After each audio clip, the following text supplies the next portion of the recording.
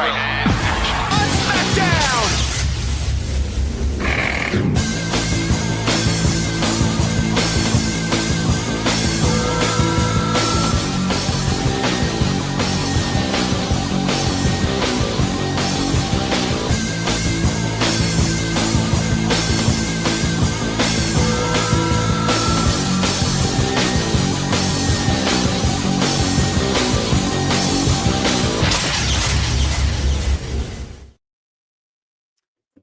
What's up, guys? Doesn't that opening bring back so many memories, right?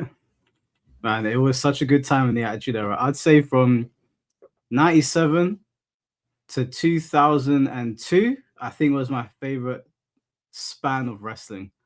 But I know Tom obviously is from a different age of wrestling.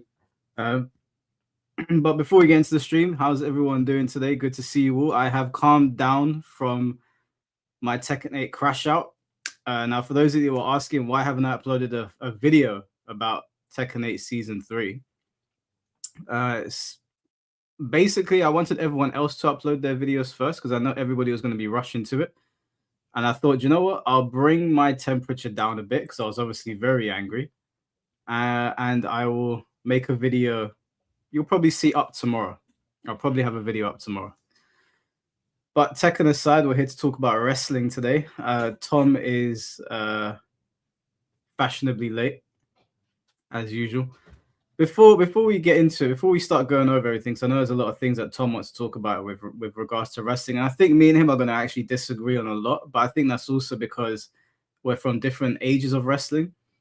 I got into wrestling during like the end of the Golden Age New Era, which obviously went into the Attitude Era. And Tom was watching wrestling in like the 80s, so at least 10 years before me. But who is everybody's favorite wrestler of all time? Don't bring up Marduk to me right now, okay? I'm in a good mood. Don't bring up Marduk to me. I'm in a good mood. We don't need to go down this road. Let's save that for tomorrow. Okay, there's no need to go there. I'd like to know who's everybody's favorite wrestler of all time.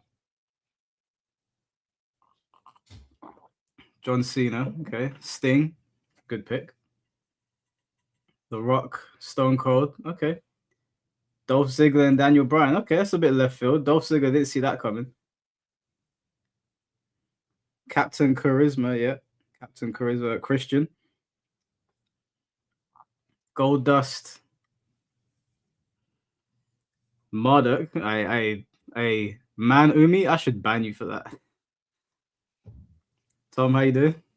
Hey, what's up, man? Yeah, all good, man. We just I was playing the old SmackDown 2 intro here just now and reminiscing on better times. Yep. How are you?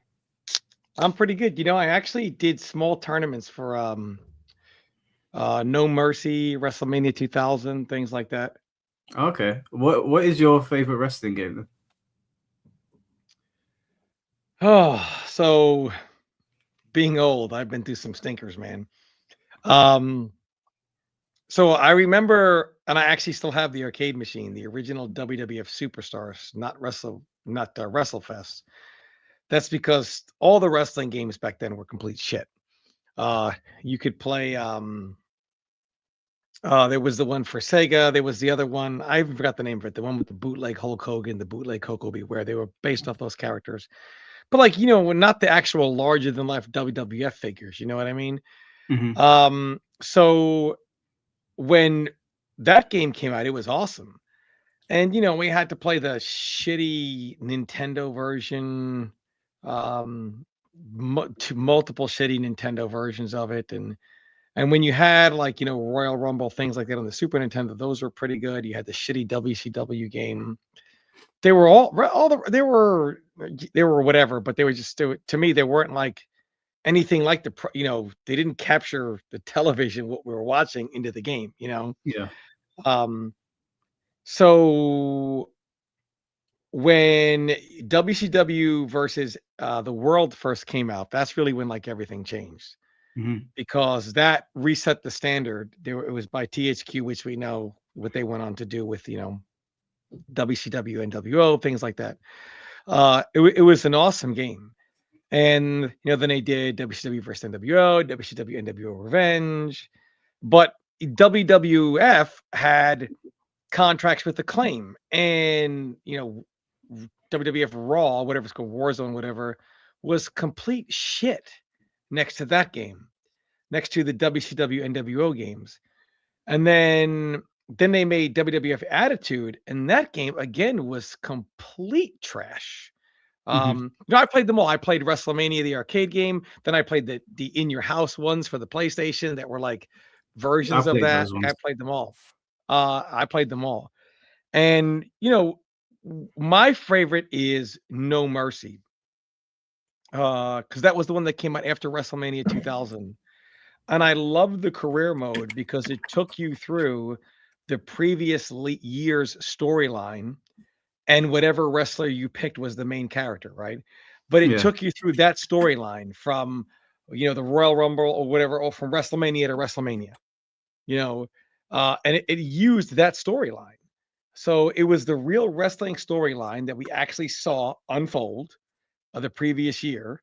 And you could pick whatever wrestling character you wanted, and that would be so to me, it is No Mercy. I believe No Mercy is the greatest wrestling game of all time. However, there is one of the might have been SmackDown too. Which one will Bring the Pain? Which one was that one? Which Know SmackDown Your was Role. it where when you beat the game, it's to the Hulk Hogan theme song? Which one Well, was that? SmackDown 2 is Know Your Role.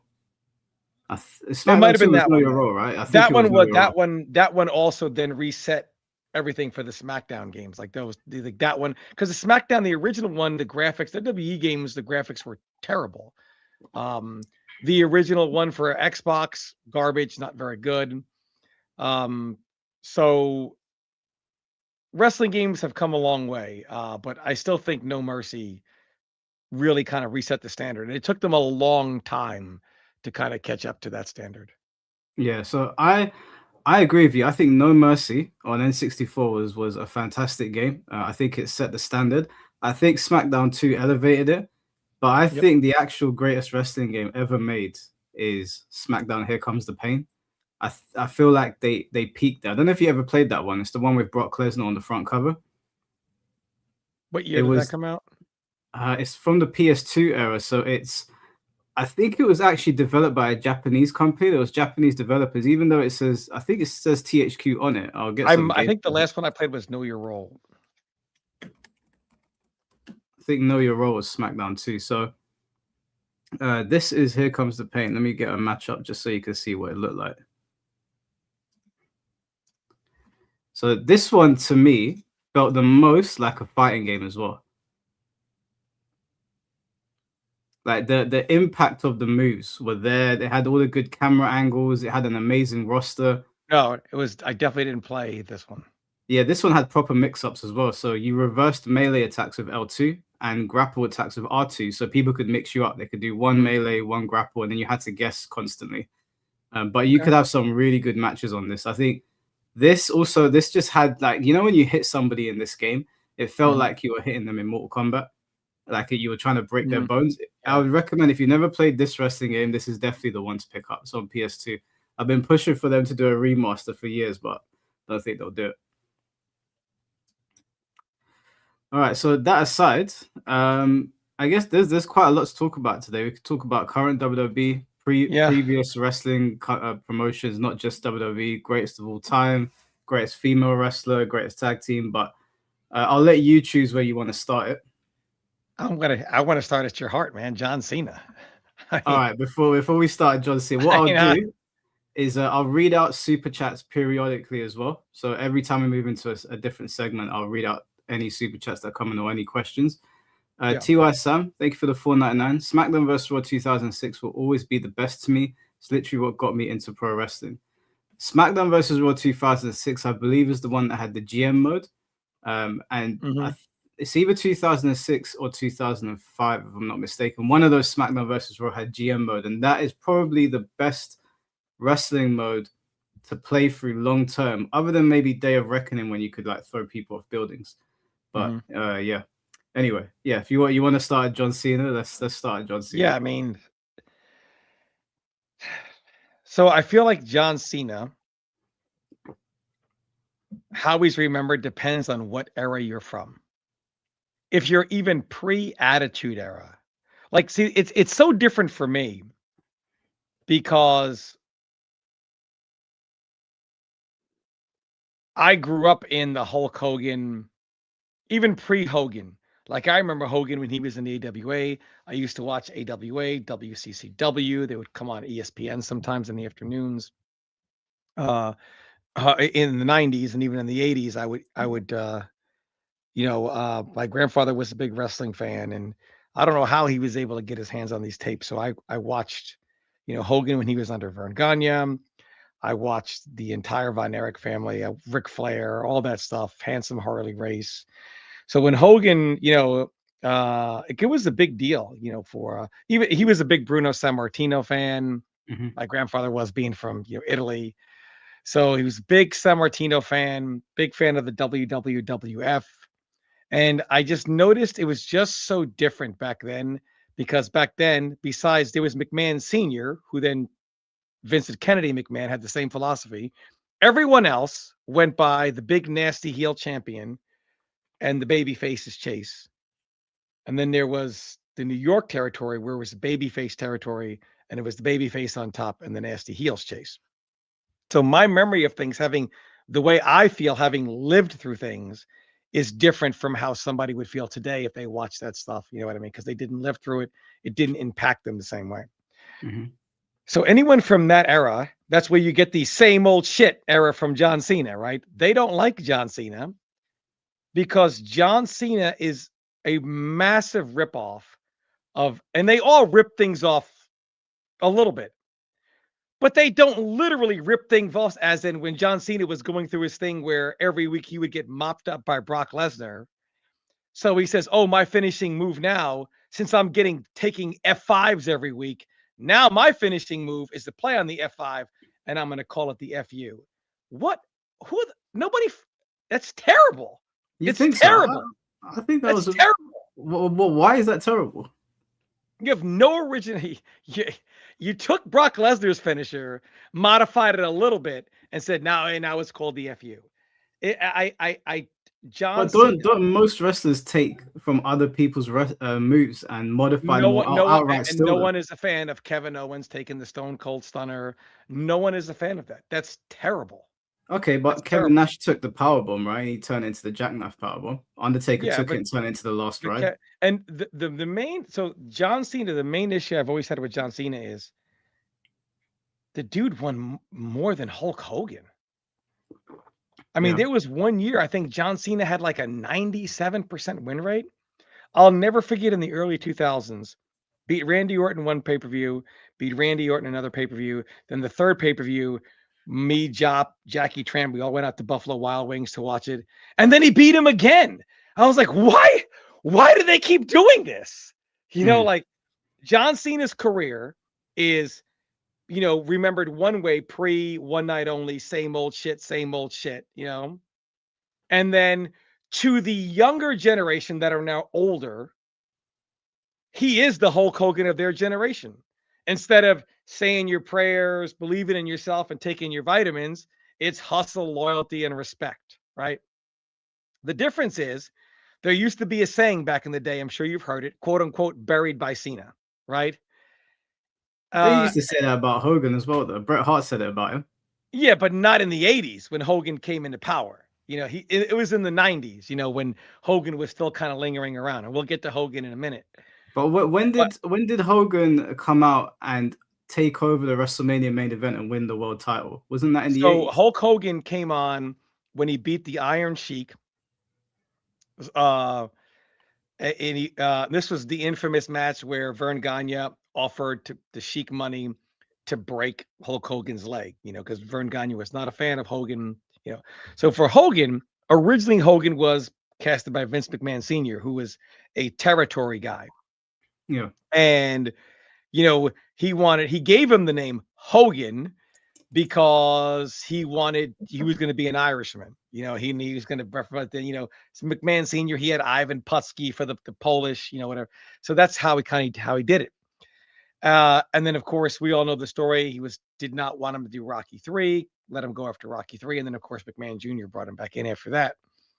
And then when he got the title match against the Iron Sheik, again, he still wasn't the Hogan that we know today. That's kind of where the gimmick came from of your finishing move was not enough for Hulk Hogan, when he got out of the camel clutch. And then, of course, he was immediately endorsed by Andre the Giant, which was huge. So Hogan was that 83, 84, 85, era for But Hogan. when we're With the talking Bret about Hart thing, you're Cena, looking at WrestleMania 9, which was yeah, the early 90s. But okay, Vince McMahon, by that time, had already stomped everything out before the early 90s hmm at that point. WWF was, WrestleMania 3 and 4 were pretty much the pinnacle of WWF. Like the 87, 88 WWF was just a machine that was just crushing everything. And at that point, you didn't have to be buried by Hogan. Piper was never buried by Hogan. Piper and Hogan coexisted.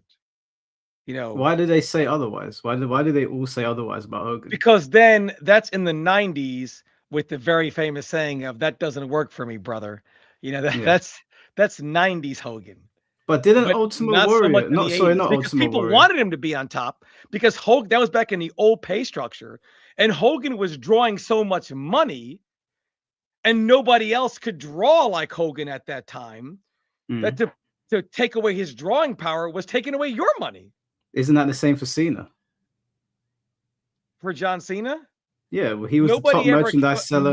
nobody ever had a hot microphone and said, I am half of these people are in these seats, but you don't have my face on cups. You got Cena's face on those cups, like CM Punk. CM Punk, and we all know with Triple H, but CM Punk was someone that at that time was becoming as big as Cena. And a lot of his gripes were like, he's not getting any money in merchandising because while he's putting butts in those seats, it ain't his face on those programs. It ain't his face on those cups. It ain't his face on those t-shirts. It's John Cena. And he wanted an equal piece of the pie. And McMahon and Triple H were like, no. Yeah, but I think that Cena. And by the way, CM they're Punk was. so dumb. Hold on. They're so dumb. They took Cena off the air for years. For Mhm. years. Made it seem like he couldn't draw money. Nobody wanted to see him. And they looked so dumb when AEW brought him back. That was probably one of the loudest pops in the history of wrestling for CM Punk when he came back in AEW in Chicago, his hometown. But WWE was like, okay, that they got pressure from their network. Like, brother, you said this guy can't draw any money. What the fuck am I watching? So they went But ahead and no, brought but Punk, Lesnar back early. So Punk walked away himself. he did walk away because they weren't putting him where he needed to be. It was like Mm. you're always going to be here under Cena, not because he was under Cena, because that's where we want to keep you. Because nobody can be bigger than John Cena. People didn't make up when RVD beat him.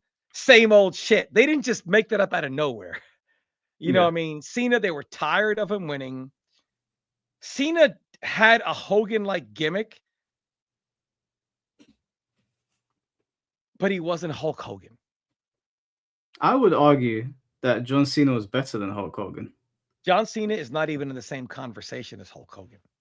Well, I would disagree, and I would disagree on the premise that I think Cena has had a plethora of better matches than Hulk Hogan.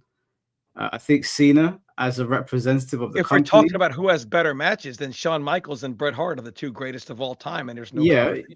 that's true. But we're talking about Cena and Hogan. Cena is 100% a better wrestler than Hulk Hogan. That doesn't matter because as we're going to talk about Hogan here in a second, if there's a term in comics called cosmic linchpin, Mm. which basically means that this person is so important to the history that literal events revolve around this person that they can never be erased from history. They are a cosmic linchpin. They must exist. That is Mhm. Hulk Hogan. In the 80s, when wrestling was all territory based, the reason why Vince McMahon was able to crush everybody is because his champion was Hulk Hogan and he had Hulk Hogan and you didn't. Mhm. While Ric Flair's job was to go from territory to territory, defending the NWA championship against everyone in that territory's best wrestler, be it Kerry Von Erich, Jerry the King Lawler, based on where the territory was, whether you were at Memphis or Tennessee, well, I mean Memphis, or if you're going down to Houston or whatever territory you were going to go to. Hulk Hogan's job was a larger than life superhero. And I don't think anybody else could have done that. And Hulk Hogan achieved what I call Michael Jackson fame. Michael Jackson was the king of kings before MTV. MTV didn't make him, he made MTV. You know, without social media, to be that famous and that well known, without any machine, no quick way for information to travel like today, to be that famous and that big was extremely difficult. And Hulk Hogan, but Tom, I'm not arguing that Hulk Hogan isn't the most important but not only wrestler did of all time. Hulk Hogan started the machine that put everybody under. Yeah.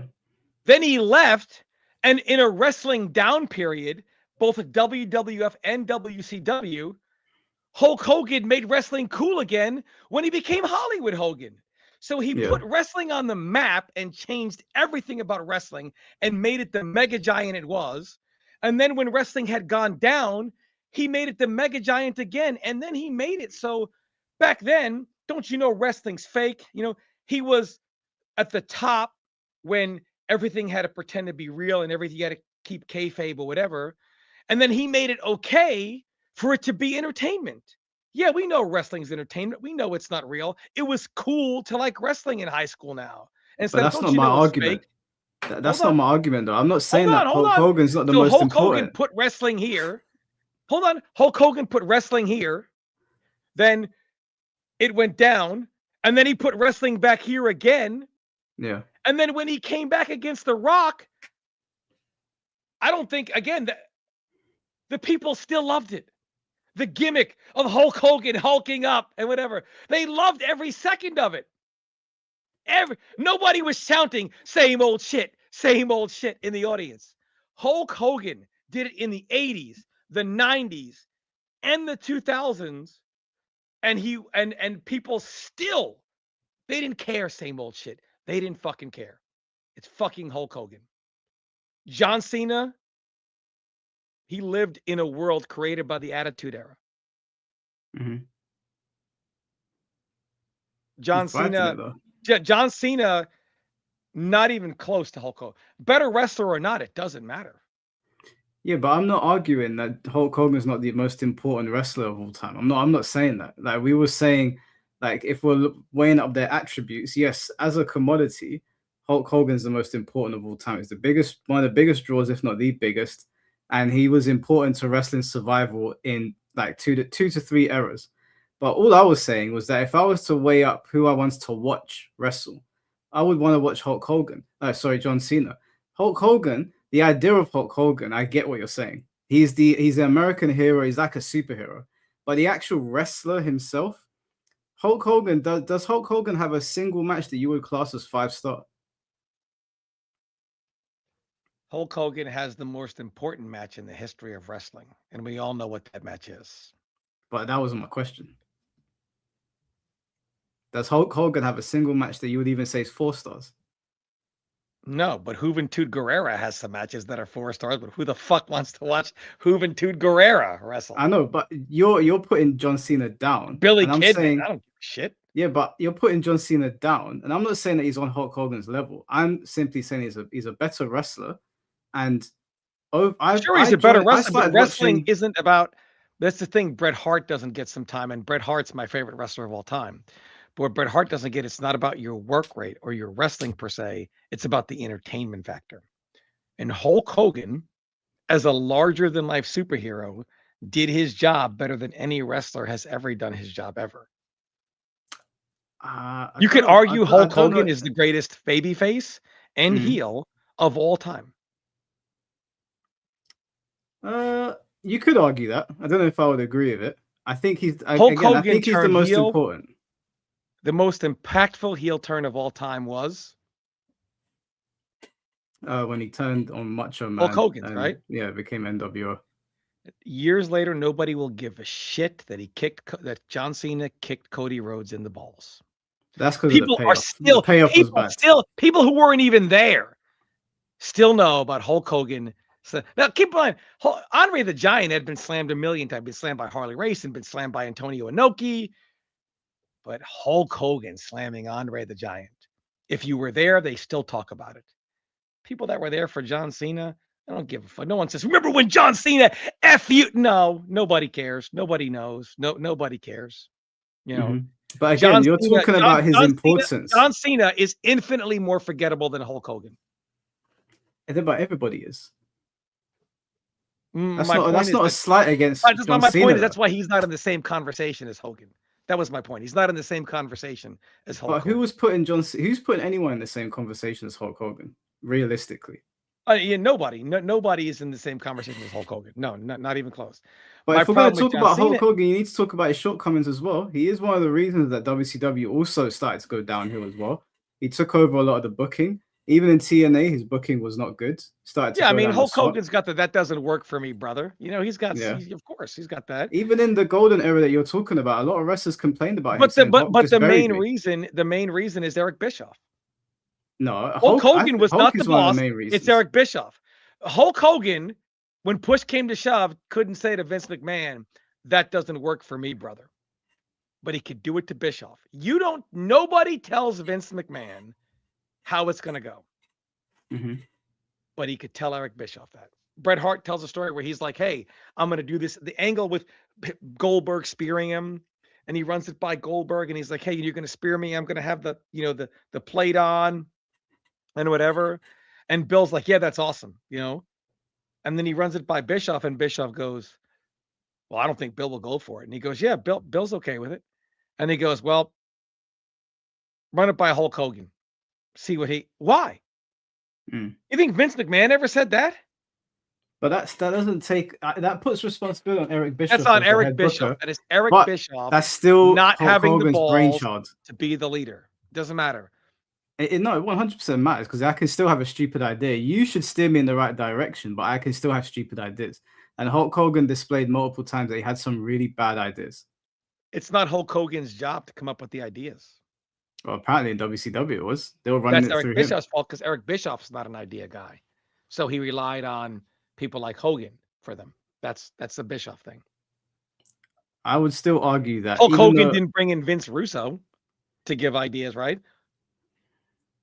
No, he didn't. But don't you think that Hulk Hogan politicked his way through a lot of things as well, especially with the Bret Hart situation with Yokozuna? How else did that happen? Vince might not have taken orders from Hulk Hogan, but you can definitely whisper in Vince's ear. The way that happened was Hulk Hogan comes back and he pitches to Vince, hey, listen, this thing with me and being Hulk Hogan and whatever, the love affair has whatever has run out here. I need to go away. And he said, why don't we do it to where I win the belt from Yokozuna, right? And the reason why that worked was a couple of things. So Vince McMahon and Bruce Pritchard, and and this is come from Bruce Pritchard himself. The thinking of it was that switching the belt to Hogan was a threefold thing. One, they wanted to book, and Hogan said, hey, I'm gonna now. The thing with Bret is that apparently Vince made it seem like Hogan was going to drop the belt to whatever. But apparently the real truth is that Hogan told Vince, and I'll drop the belt to Yokozuna later. Vince was just trying to appease everyone, keep Bret, whatever, because he knew Hogan was leaving. So the actual thing that happened was multiple things. One, Hogan was going to drop the belt to Yokozuna at a King of the Ring, I believe it was, which of course was going to give Yoko even more heat, right? Beating Hogan. And then they followed it up with Slam Yokozuna on the Intrepid. But the two main things is one, to have Hulk Hogan as the champion on the European tour, which I think Conrad was trying to tell Bruce, like he didn't even have the belt on the European tour. But the other big thing was they wanted to try something out with pay-per-view. So the Grateful Dead had a concert. Back then, pay-per-view on cable would just have all these channels with nothing, empty air. and the Grateful Dead had held a concert, and then they had you would get the event, and then you would get an encore for the people on the West Coast, and that's all you got. Well, then the Grateful Dead did a thing where it was like, hey, in case you missed it, we're going to re-air it on a different day. So the main idea was, let's try this out. So everyone knew that Hulk Hogan wasn't even in the world title picture, right? It was going to be, Hogan and Beefcake versus Money Inc. He's not even in the world title match. And then the next day, here's Hogan as the world champion. And people are like, how did that happen? Hey, guess what you missed? Hulk Hogan won the world championship from Yokozuna. You didn't even know that was going to happen, and you missed it. But we are going to offer another chance to purchase the pay-per-view so you can see it. And they wanted to try that idea as well. So it was multiple things that work for McMahon. Hey, you know what? Whether and still Bruce Pritchard swears that Hulk Hogan was, hey, we can use whether Hulk Hogan was or was not the champion on the European tour is irrelevant, because Conrad was trying to kind of pin Bruce in that, and Bruce was like, the point is, at the time, it was, we will bill him as the champion on the European tour. That was one train of thought. Two, he drops it to Yokozuna. Yoko gets the big nasty heel thing, and they follow it up with the Intrepid Slam. Three, we get to try out this thing. Because if we have a reason, hey, guess what you missed? Hulk Hogan's the champion. If everything goes by, hey, you missed Mr. Fuji throwing sand in Bret Hart's face, the powder in Bret Hart's face, and whatever. Okay, whatever. But you had something that wasn't even on the card. How did Hogan and how many, so they got to try that out.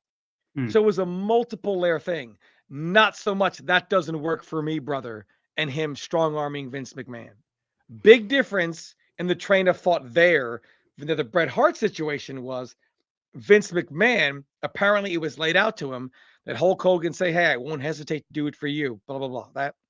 And Bret, from Vince, under the impression that Hogan was going to drop it back to Bret, and then Vince saying, hey, Hogan, he doesn't think you're big enough. He's not going to drop it to you. Hogan's claim is, I never made that agreement. It was always for me to drop the belt back to Yoko, and then I'm out.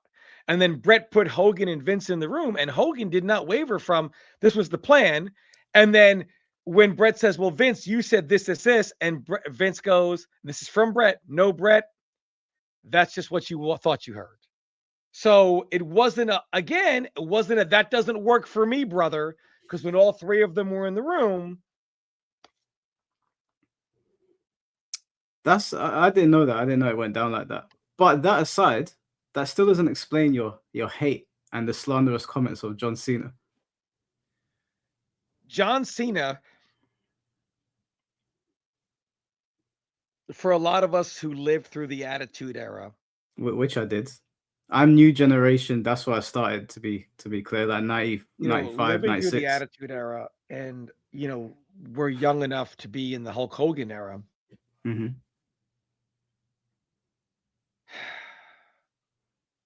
And then here comes John Cena.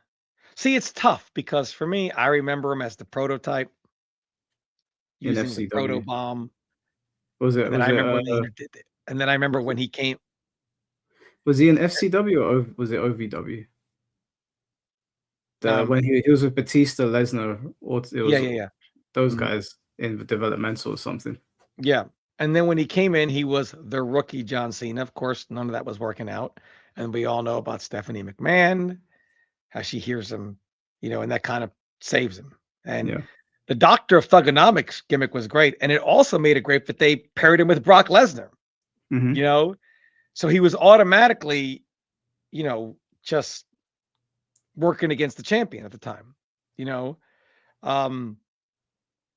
and when he transitioned from that to the almighty John Cena. Well, you have to acknowledge as well, he got over organically in the beginning. Yeah, the Doctor of Thugonomics gimmick was great gimmick. Yeah. A great gimmick. Absolutely. And there were many people that they wanted to bring in to freestyle John Cena that were rappers that didn't want to do it because they were worried, because just because you can rap doesn't mean you can battle rap, which John Cena was, so they didn't want to do it. And he had a platinum album as well. Yes, exactly. So John Cena, though, as the superhero John Cena, that's what turned a lot of us from the older generation off. Because he was pulling John Cena just didn't lose ever. I mean, ever. But how I mean, often did Hulk Hogan they used to lose? be meme videos about, and then this guy came around. Spoiler: I win, I win, I win. Like it was obnoxious. But how often did Hulk Hogan lose? Hogan was not seen every week on a weekly broadcast like John Cena was. So, and there were more pay-per-views. So keep in mind the Hogan winning, sure, on the house shows, but unless you had like MSG Network in New York, you didn't see a lot of those. And some of the other ones, you didn't get to see that. So on the pay-per-views, like there was no weekly show, like Raw. You had Superstars and Challenge. But again, I think Superstars, when they aired the DiBiase, trying to buy the belts from Hulk Hogan, you had Saturday Night's Main Event. But you didn't have John Cena, like where every month there's a pay-per-view of I win, I win, I win. There wasn't a pay-per-view every month. But that just With means 80s Cena Hulk was Hogan. working in proportion to Hulk Hogan's work rate and Cena's. Not much had changed. It's just Cena was working more, so you were seeing No, him it's win. just it was shoved down your throat significantly more than Hulk Hogan. If Hulk Hogan every month was kicking out of somebody's finishing move and hulking up, it would have got old significantly faster. So it was okay, the hold on. model at the Hold on, if Cena worked less dates but did the same thing, then you wouldn't care. Because that's essentially what it is. And don't forget, when Hulk Hogan lost, there was always shenanigans. The first time that he lost to The Undertaker, they had to have Ric Flair put the chair there so that he falls on there and does the tombstone, and Dude, then I he loses. love And when Hulk Mark Hogan he when, got up straight away, didn't even sell it. when Mark Calloway tells that story. He's like, and I tombstone when he goes, you got me, brother. Yeah. Call my wife. But even then, he can't just admit that he would lose clean. He has to blame Even Undertaker for Hogan's almost breaking his shenanigans neck. are funny. But he was doing the same thing, if not worse than Cena for a long time. He just worked less dates. When did Hogan ever lose clean? If it wasn't that, it was a double referee. Do you remember when he was fighting? I think it was Andre, and there was two. It was Earl Hebner and his brother, and he was like, "Oh, I got screwed by the referee." There was always something where Hogan didn't lose clean, and the only time he lost Hogan was clean I just can a better remember. entertainer than John Cena, and it But wasn't hold on, we're close. talking about, like, you're saying Cena wins all the time. Hogan won all the time as well, and when he lost, there was always something dubious. He did, but the difference is Hulk Hogan was so up here above everybody else at that time. But Like the really, generations had changed as well. People were less willing to give the superhero character a chance. of course, and they still shoved the superhero model down our throat with John Cena, He gave us some great and matches. it just didn't work. And then Yeah, John Cena coming out. Then there's John Cena post Marine. John Cena, are you retarded? You played a Marine. You are not a Marine, but he took on the Marine persona. The second part of John Cena's career is when he took the persona of the Marine character, and that now was John Cena. Are you retarded, John? Well, what's wrong with doing the gimmick? You're not a Marine. You played Hulk Hogan's not a superhero. No, he acted He's that not. way. But again, John Cena. John Cena, however, it was in a world where there were people far closer to John Cena than others were close to Hogan, and they just lost anyway. Lose to Did Randy Orton need to lose 100 times in a row? The part of Brock's popularity is, thank God somebody is here to smash John Cena over and over and over again. There is nothing people at a certain point loved more than watching Brock Lesnar pummel John Cena. Mhm. You know, in fact, Brock Lesnar kind of, I feel like, saved a lot of John Cena, because without Brock, you know what I mean? He didn't have his boogeyman. You know what I'm saying? It was always, if there was wrestling trivia over a span of like Cena's prime 10 years of always winning, and you answered John Cena, you would be right for 70% of the questions.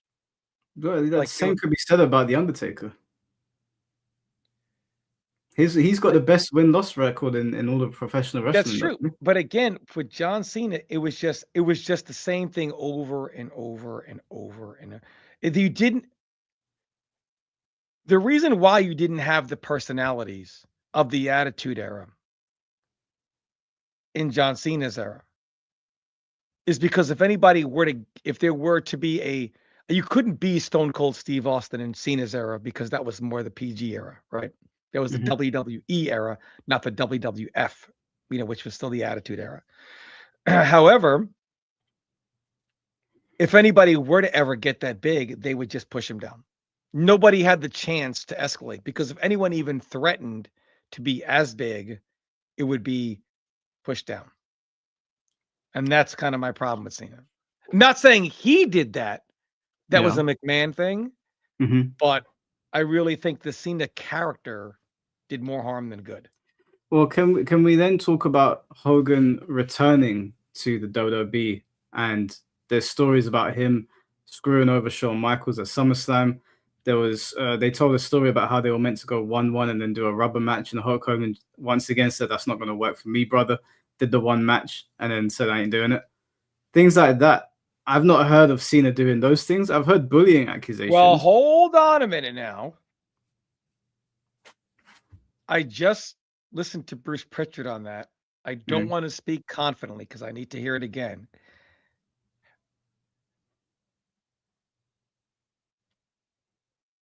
But there was going to be 3 matches. And I think it was there was something in there that it wasn't just always that doesn't work for me, brother. That Bruce Pritchard came out about. So I need to listen to it again. But I I heard know this there story. was more than that doesn't work for me, brother. That was no. I heard that the story was Hogan was meant to go over, and then Shawn Sure, that Michaels was was meant to go over after, and then he refused to do that. So Shawn Michaels said, "Okay, that's why Shawn Michaels oversold everything in that match."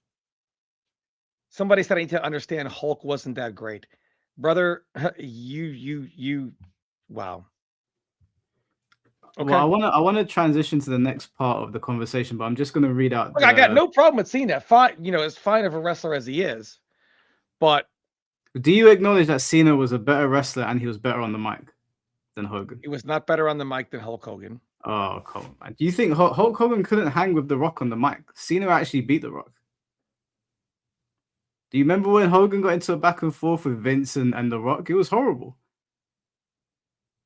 You had to shut up when Hulk Hogan was talking, because if you started going at him, he didn't have rebuttals like Cena did. Cena was 100% better on the mic. There's two different versions of mic skills.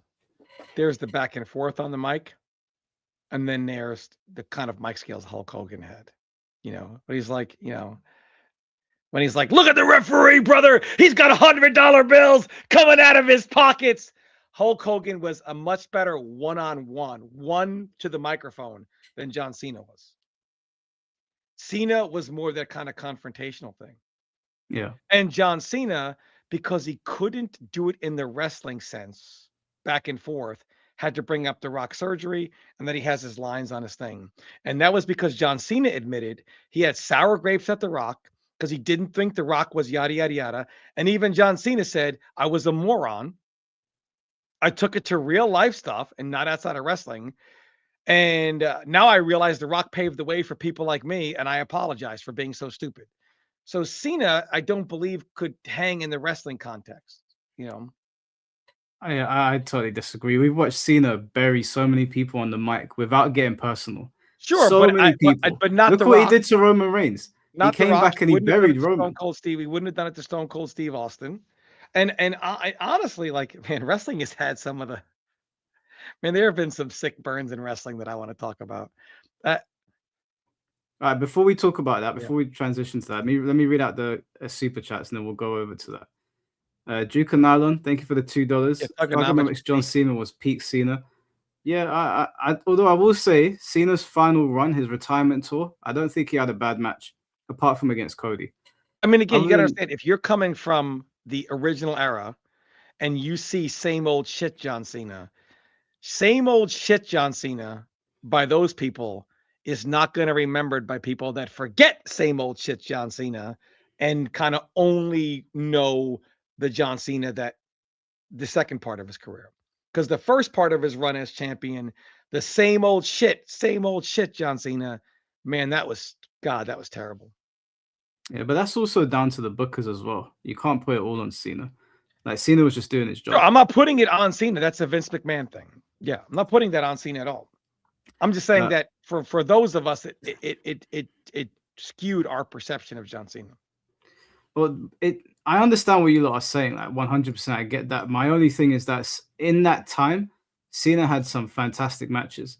His matches against JBL, his matches against Batista, his matches against Triple H, Shawn Michaels, those were Again, great matches. Again, think about this. Hey, man, you don't know about the matches between John Cena and JBL. And John Cena and JBL, Hulk Hogan and Andre the Giant. But those were special The moments. Rock versus Stone Cold Steve Austin. Mm-hmm. And all the way down here in the gutter is John Cena versus JBL. No, I disagree.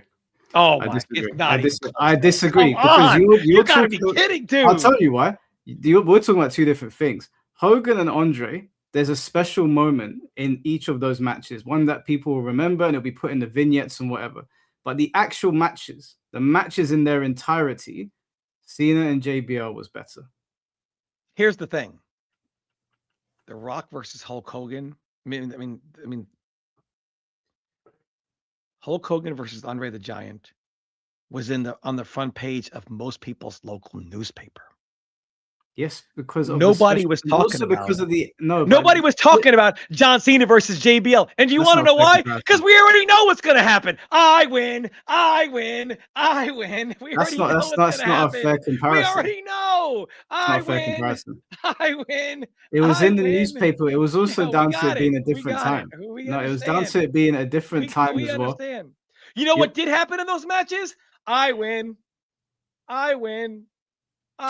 No, okay, tell me this then, Tom. What's your top 3 moments in Andre versus Hogan, other than the slam?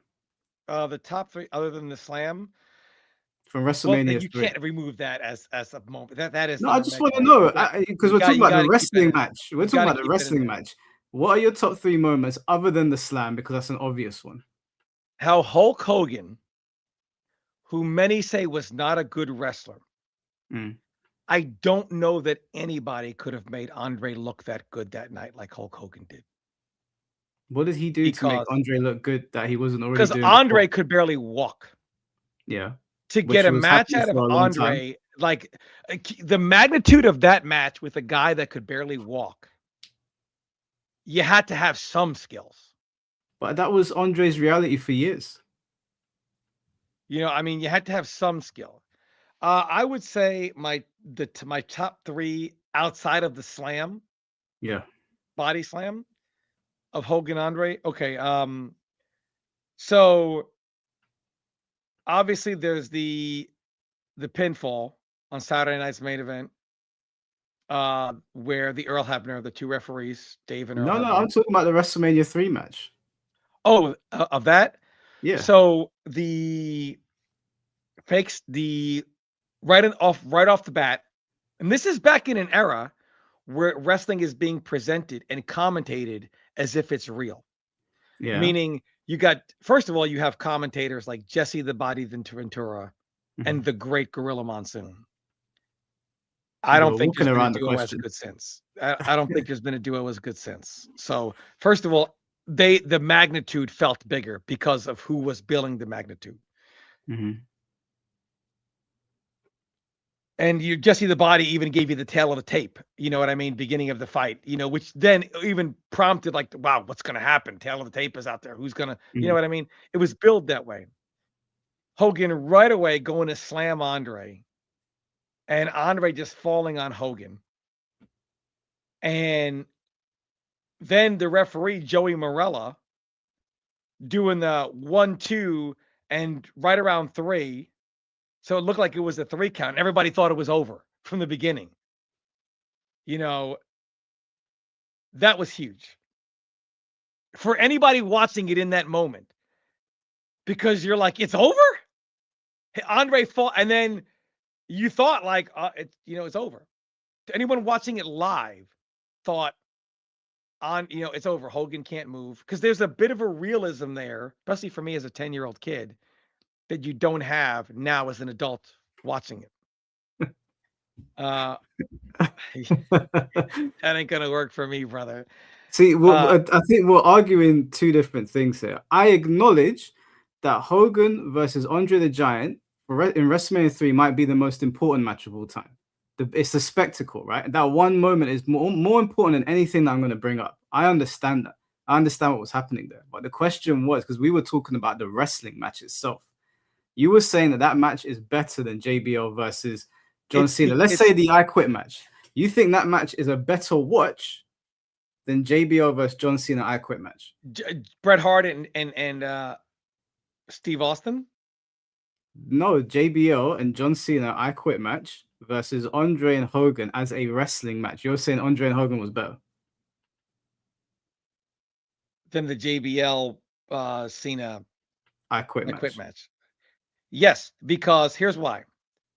On the scale of wrestling matches of all time, it is still probably the greatest wrestling match of all time. Not so much for its wrestling, but for its impact. And it drew 93,000 people.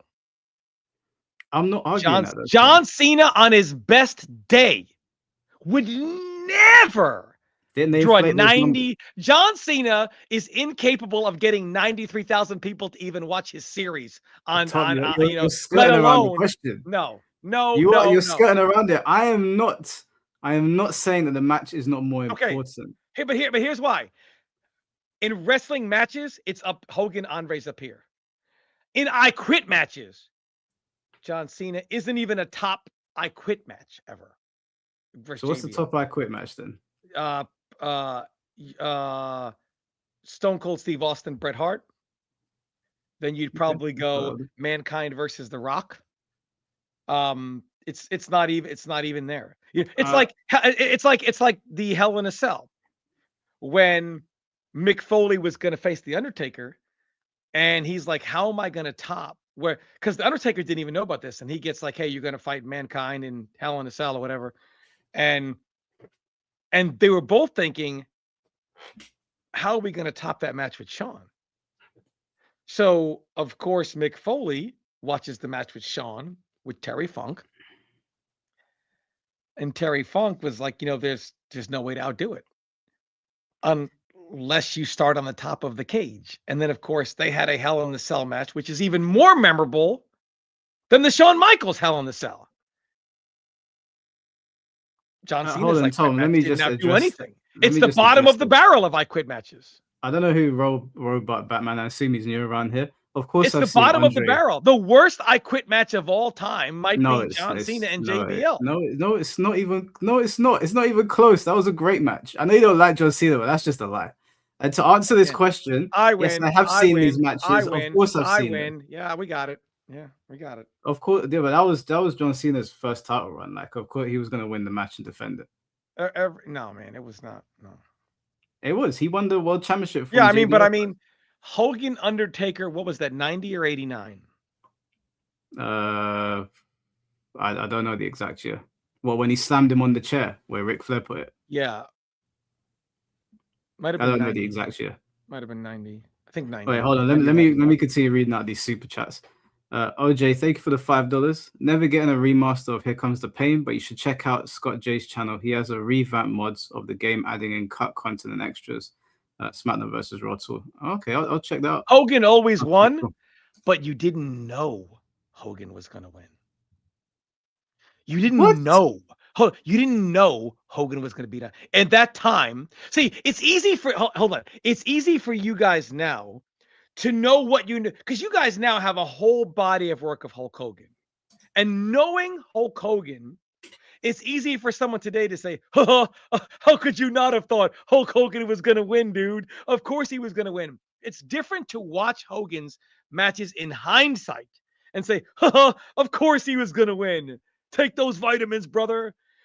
But you didn't know he was going to win. That's not because of Hogan, though. That's because of kayfabe. You didn't know. My point is, you didn't know anyone who was John Cena was going to beat Bradshaw. Of course, and everybody and their mom at that time knew John Cena was going to beat JBL. That's not a fair comparison. Every single time. Everybody and their mom knew it. And I mean, everybody knew it. That's not a fair comparison. Because when Hogan was wrestling Andre, people were still under the illusion it was real. When Cena was wrestling, people knew it was fake. There was no denying it. I'm saying the eras played a part of it. Hulk Hogan, that's my whole. So when someone says you knew Hogan was going to win too, dude, no, you didn't know Hogan was going to win. Because it not at least not then. That's my point. You didn't know who was going to win then. But that's nothing to do with Hogan. That's because of the era. That's not because of Hogan. If Hogan existed in the John Cena era, everybody would think Hogan's going to win. If Hogan was alive now and he went to wrestle, I would put my money on Hogan. If we look at Hogan's win-to-loss ratio, it's heavily, heavily in the W. As a matter of fact, let's take a look at Hogan and Cena's win-to-loss ratio. This guy said I talk about wrestling the same way Dave does MK. Brother, you want to get on here and debate me about wrestling? I will take you to school on wrestling knowledge. I will school you on wrestling knowledge. Okay, can I just read this out? You want to come on here? I will school you on wrestling. Tom, hold on. We're going to bring people on, but after we get through everything, people can definitely come on and we'll debate. I'm not putting you on now until we get through all the points, but I will invite people on after. Listen, Hulk Hogan maintained a highly dominant win-loss record throughout his career, particularly during his peak in WWE, WWF, where he achieved over 1,000 victories. Hogan had an overall winning percentage of approximately 83.8%, with 1,042 wins and 177 losses. That is an insane win-to-loss ratio. Again, let's check out John Cena's. But he didn't have that from 1984 to 1988. John Cena has a lower win-to-loss ratio. Again, I'm not talking about their whole careers. I'm talking just in the aspect of you're like JBL versus John Cena, matches that bring memories to you. And when I think about Hulk Hogan versus Andre the Giant, let's just say, hypothetically speaking, Hulk Hogan versus like the Ultimate Warrior, things like that. First of all, for anyone to have a good match with Ultimate Warrior, you had skill, because the Warrior was terrible. Terrible. Hulk Hogan and Rowdy Piper, great matches. Hogan and Piper, great matches. Hogan and Andre, great matches, impactful matches. There was the Cena JBL matches had neither impact, and you already know who was going to win anyway. Oh, well, that's Hulk Hogan's era, the era of professional wrestling at the time. Hulk Hogan's matches were not only more impactful, you actually didn't know who was going to win. Yeah, but that's not because of Hulk Hogan. That's because of the case. And I'm not saying it's because of John Cena. I'm just saying because of everything with John Cena and his time, that's why some of us that came from that era, all the way through the Attitude Era, John Cena's original run, the same old shit run, it just really soured us on Cena. What's your favorite John Cena match? When he got squashed by Brock Lesnar. You're a John Cena hater. You don't have. It was a good match, it was smart of John Cena. It was, and this is the reason why I respect Cena, is because John Cena knew how to do business. Hey, you just beat the Undertaker. If we go out and have a 20-minute back and forth match. It kills all that momentum. Yeah. John Cena is a model wrestler as far as like he does business. And John Cena, you got to give him all the respect in the world Would Hogan have because done that? there's an old saying, Mike, He that would have said, "It many ain't a gonna work for wrestler me, brother." and that many a wrestler, including Hulk Hogan, didn't like to observe. And that's when you go out and leave, you go out on your back. And I think people like Undertaker losing at WrestleMania to Brock Lesnar, John Cena losing his last several matches, plus his last one, is a great example to any wrestler today who thinks their brand or whatever is too big. Brother, if Undertaker went out and lost at WrestleMania on his back, and John Cena went out on his back, where in the fuck do you think you are going out on top? But that's actually not true. There's loads of wrestlers that went out on top. Sting. I know, but my point is, it's not a tradition that should be on. The tradition has always been, the other way around. And I would you have could preferred it if Cena. I don't mind Cena losing, but the way Cena lost to Gunther, I don't think that was cool. love it. He gave up. Good. You just hate Cena. That's all. Tap out, brother. You just hate Cena. Mr. JB, thank you for the $4.99. Damn, I wish I was off today to call you up because I have a very funny wrestling story back in 2005 involving Randy Orton and The Undertaker. Oh, is that a personal story? That'd be interesting to listen to. I mean, we're going to be here for a while because I don't think me and Tom. I mean, okay. John Cena hate aside, I think John Cena is great, all time great. But I am jaded on the way they booked him. Just his original few years as champion, they just didn't recognize that formula doesn't work anymore, which is what led to same old shit. And John Cena has talked about hearing that said, okay, things have to change. He himself saying, I have to change things have to change, because he's hearing the same old shit. And he brought that up in multiple interviews, and he realized things have to change, so on and so forth. So even Cena acknowledged that was things had to change how they were going. And John Cena going out, there's a certain person, my favorite wrestler of all time, that takes a lot of shit for the shit he talks, Bret Hart. But Bret Hart has always said Triple H is a terrible booker. He doesn't know what the fuck he's doing. He's never really had any good original ideas that can last. And I think we're seeing Bret Hart was right. I can't argue with that. We're going to get to current wrestling in a minute.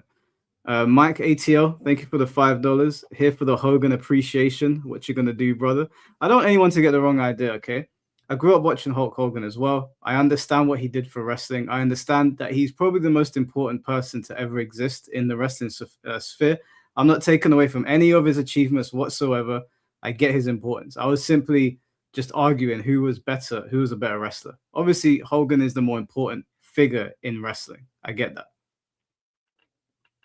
I mean, just can you please do me a favor? Can you bring up right now the moment where Hulk Hogan got hit with the rock bottom, kicked out? They'll take down the live. We tried it once before. They shut my shit down immediately. Really? Yeah, they're very, very militant. I wanted to bring up clips to reference what we're talking about, but last time we did it, the video got shut down immediately. They don't fuck about that stuff. The only reason I could play the SmackDown 2 intro was because that's from the PS1 game. But yeah, I can't put. I mean, honestly, when Hogan, you have never heard a crowd so loud. That's probably the loudest I've ever heard a crowd. Yeah, I agree. Even when Hulk Hogan dropped the leg, and Jim Ross, God bless him, knowing how to sell anything, going, he beat Andre the Giant with that move. Nobody has ever said, and John Cena beat JBL with that move. Nobody cares. Nobody's ever said, the FU, my God, he beat Randy Orton with that move. Nobody cares. Nobody cares. No, people do care. They just don't care about as much as Hulk Hogan. Can you play the sound clip of Jim Ross saying that then? It's too risky, dude. It's not a good idea. Jim Ross says he beat Andre the Giant with that move. And as he's delivering the leg, the crowd goes, that moment. Nobody will ever say that about John Cena. That's just Ever. not. Yeah, but nobody will say that about anybody. That's not fair on Cena. Nobody will ever say, "Oh my God, he's got him in the STFU. He put JBL away with that." Nobody is gonna say that. Nobody is going to say that. Ever, ever, This is ever, unfair. ever, Tom, you are literally hating because ever. it wouldn't count for anybody. Who's gonna talk on Hulk Hogan's level? Why is that exclusive to Cena? What Just about my Stone point is, Cold? What yeah, about of The course, Rock? and you can say that about everybody except for Hulk Hogan.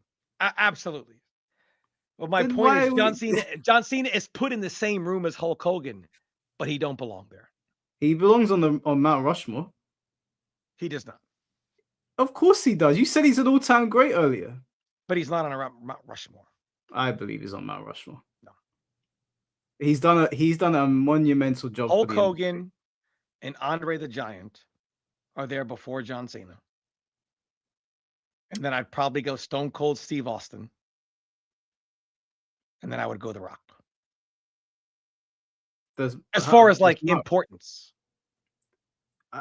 John Cena's pretty important. Are you saying that John Cena was not the most important person of his era? The foremost were the two that really powered the Attitude Era. The Attitude Era and the pre-Attitude Era and the NWO era are the most important things.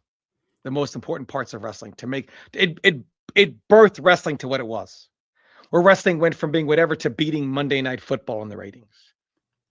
And you have Hulk Hogan, Andre the Giant, The Rock, Stone Cold Steve Austin responsible for that. Now, if you wanted to take off The Rock, which I have no problem with someone taking off The Rock, you'd probably look for someone like Ric Flair, maybe Bret Hart or Shawn Michaels. But it ain't John Cena. I know Ric Flair's not as big a name as Hulk Hogan, but I always thought Ric Flair was a better talker and a better wrestler. I think Ric Flair's one of the best talkers ever. He is, but yeah, I don't know. I think you just hate Cena. And it's hard to keep Flair off, but how do you keep Andre off? My Mount Rushmore would be Cena, Austin, Taker, Hogan, and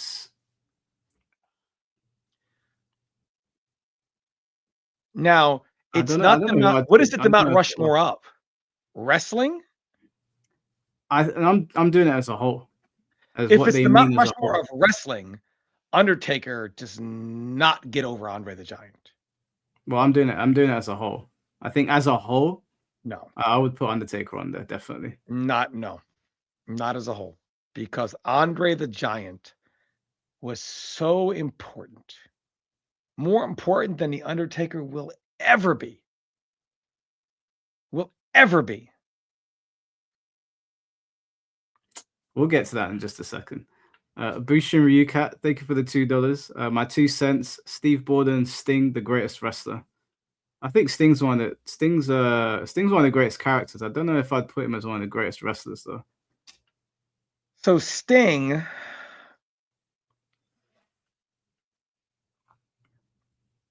one of the main reasons why Ric Flair held that belt for so long in WCW or NWA says was because he had it in his mind that he was going to only drop it to Sting. So Sting gets hurt, which is why you have a series of matches where he loses, where he either gets disqualified or whatever, or he's beating Lex Luger, or the title's not changing hands. He had like a whole year of that because Sting had to rehab his injury, which was just agonizing to watch that booking. Mr. Jamie, thank you for the $4.99. Mike, most 5-star matches are the lowest drawing ever. Don't listen to Dave Meltzer. I don't listen to Dave Meltzer. I don't think any of us here do.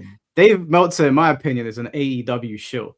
He just spins the books for AEW. Listen to Dave Meltzer. Yep. That's the Undertaker's the face of WrestleMania, brother. He's the face of WrestleMania. Who, the Undertaker? Hulk Hogan headlined WrestleMania 1, 2, and 3.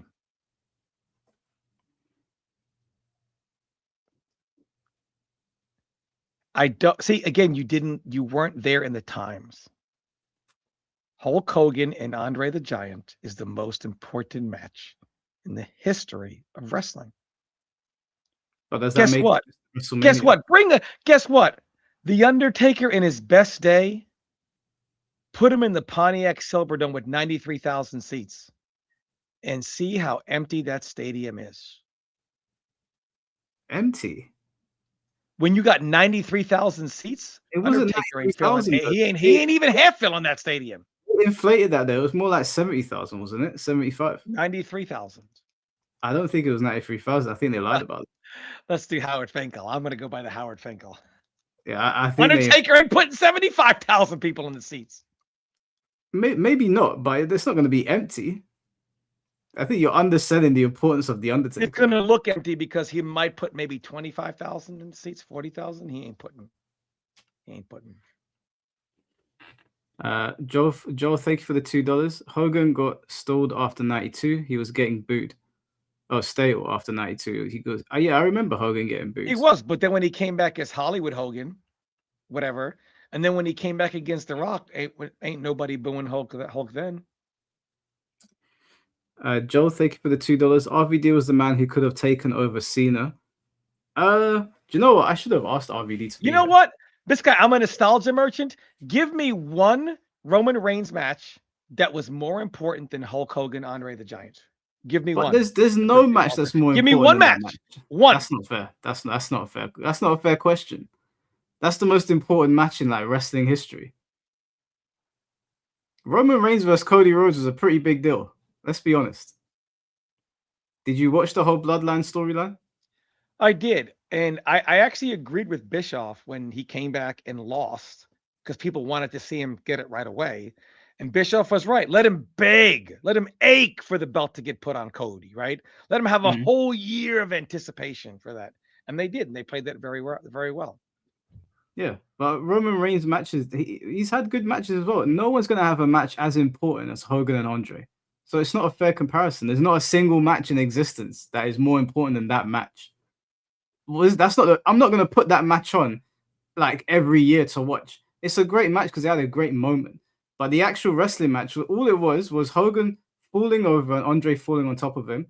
Hogan getting hit by clubbing blows and get thrown in the corner, hulking up, hulking down, and then slamming him. And then the match was over. Like it was not a great wrestling match. It was a great moment. It was a spectacle. If you were, it's tough for you because you weren't even alive then, right? It's not though. I watched it. I've seen the match. I've seen that whole WrestleMania card. But it's different. I'm going to remember it differently because I watched it live in that moment. You're not going to take what I'm saying not true. Let me give you an example. Who in this chat is 25 years old and from the United States? Somebody in chat, just say me if you're from the USA and you're 25 years old. Someone in the chat say me. Is what I'm saying. Let me give you an example. Let me give you an example. Someone say me. 22. No, this guy's 26 years old. Okay, this guy, Rissy Mouse 9000. 26. Do you think he realizes how important it was for the USA to beat Russia in the Olympics? No. Probably not. He'll hear about it. He'll watch the movie about it, but he doesn't feel that. He doesn't feel it. Do you think a modern 25, 27 NBA fan really understands how important Magic versus Bird was? The NBA was on fucking tape delay. The finals was over, and the people who played in the finals are watching the game broadcasted for the first time on the airport while they're traveling back.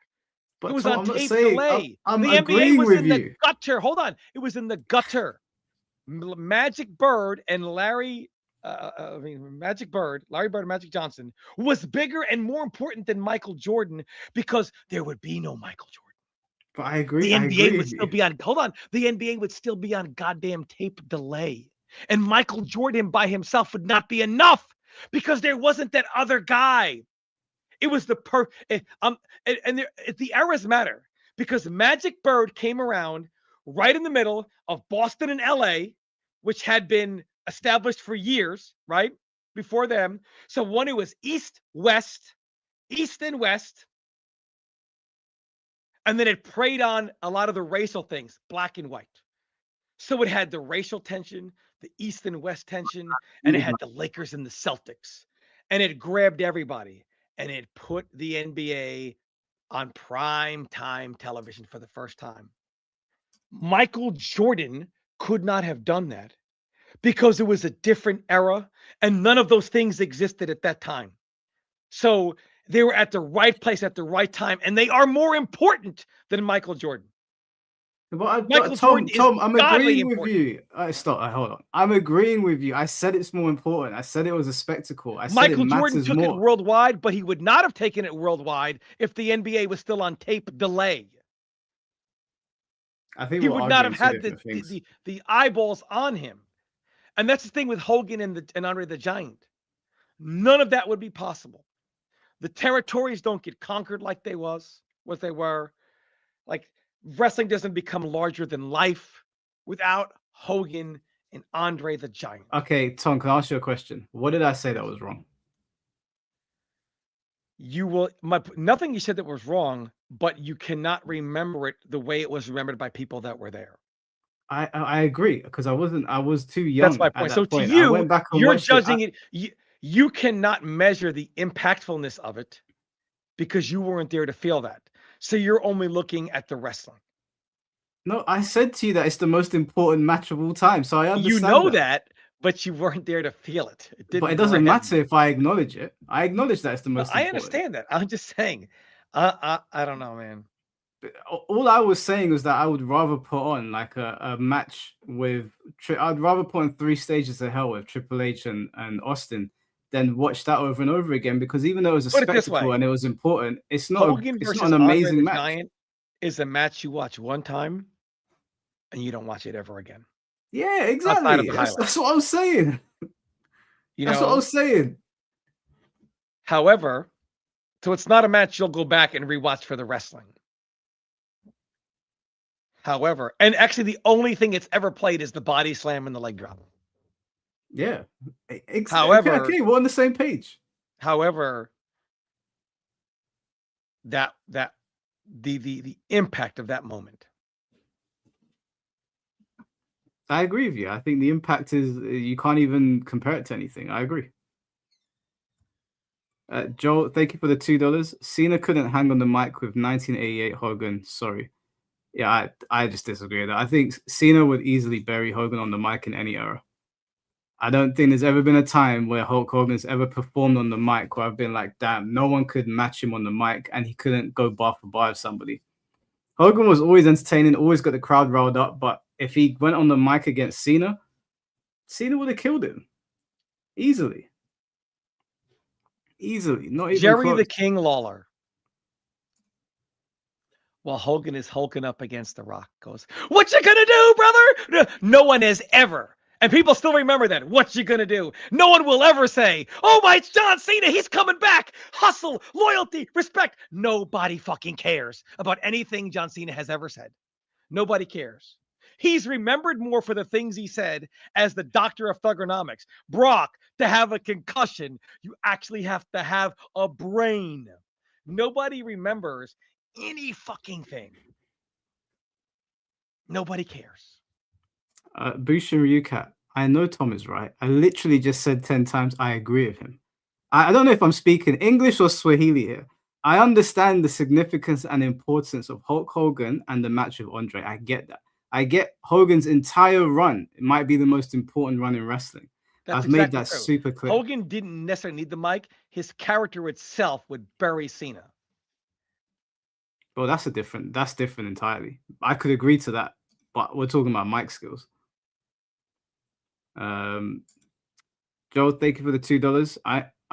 Aren't we talking about Austin? Yeah, we're gonna get to that. Yeah, we're gonna get there. I'm just gonna get through these super chats, so we'll get to. I've got a question for Tom actually. Joel, thank you for the $5. Hogan versus Macho Man was Hogan's best in-ring match in WWE. That mops any JBL versus Cena match. I actually think Hogan's best work, wasn't it? He wrestled in Japan for a while. I watched some matches with him, and they were really impressive. But he never brought that style back to America. It seemed like he just kept it in Japan. Yeah. I thought those were some great matches, but yeah. Silver, thank you for the $2. Shout out to Kurt Angle. Now, Kurt Angle, in my opinion, might be the greatest in-ring competitor. Like next is Bret Hart, Shawn Michaels, Eddie Guerrero, Kurt Angle. Mr. Perfect. Yeah, I was gonna say Kurt Hennig, but it's I either mean, the thing is, Kurt Angle has one of the sickest burns I've ever heard in my entire life. When what was he, the European champion or whatever it was, and he hit China the week before, and he comes back and he goes, "I know everybody." The next week, you want to know why your Olympic hero would hit China, a woman, with the title, and I'll tell you why. I thought she was going to steal it and hawk it for more money for plastic surgery. I mean, dude, yeah, Kurt you Angle was can't great on the say that mic. today, but man. But He was that's good on the topped by mic. the. We just recently heard the sickest burn in wrestling history when Becky Lynch annihilated Nikki Bella, annihilated her, Mm. annihilated her. The only problem with that burn though is that it's against Nikki Bella. Like Nikki Bella is one of the Yeah, worst. I mean, but Everything. dude, Nikki Bella should have just never come back after that day. They should have just. Yeah, she That shouldn't have was come back after that match. yeah. And it wasn't all her Terrible. fault either, but that was a pretty bad match. Mr. Jamie, thank you for the 499. Hulk Hogan is the most legendary wrestler ever, but Stone Cold could always be considered the most important wrestler too. I don't think he was more important than Hulk Hogan, but he would probably be right next to him. I think Stone Cold would be right next to him, but we're also forgetting Mankind as well. So you got to understand. I look at Bret Hart. Before I get to Bret Hart, you know what I think it is about John Cena? Mm. It's his era that I have a problem with, and John Cena was just ahead of that era. Yeah, So that's fair. I grew up with some real legends. Let's take Mr. Perfect, a godlike figure, a true Actually, legend. yeah, this is a good transition. I'll read out the other super chats in a moment, but this is a good transition. I want to know what you think is the greatest era and the worst era.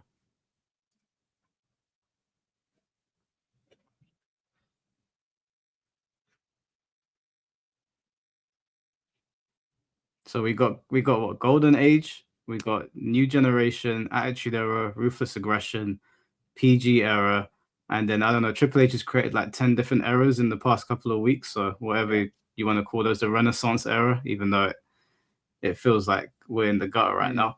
Mm-hmm. I personally think obviously 97 to 2002 is the best. That was the best time to be watching wrestling. Attitude Era going into Ruthless Aggression, I think. Attitude Era. Yeah, Attitude Era was must-watch TV. But the way I look at the Attitude Era, you know, Stone Cold Steve Austin, Triple H, Mankind, The Undertaker, Kane. These are the champions of that era, pretty much, that were wearing the belt.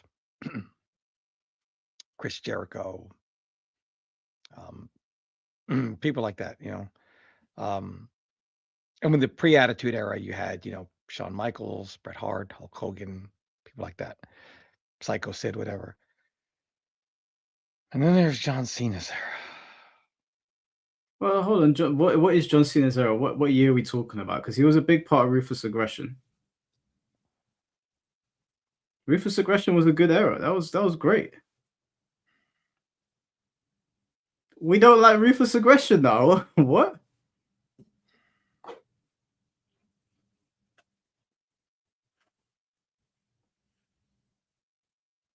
Are you talking about the PG era?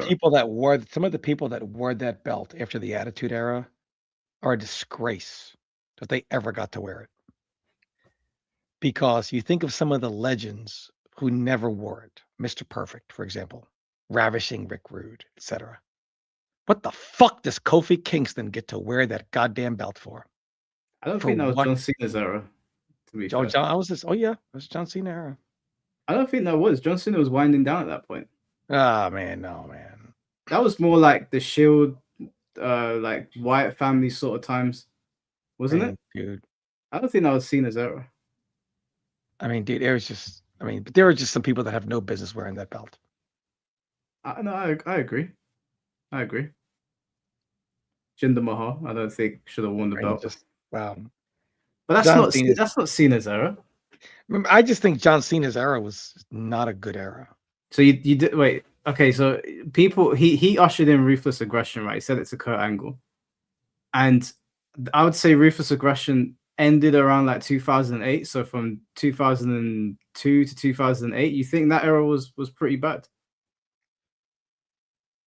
That was the era where Brock Lesnar went to the UFC, right? Yeah, he left in 2004, When did he come back? What year?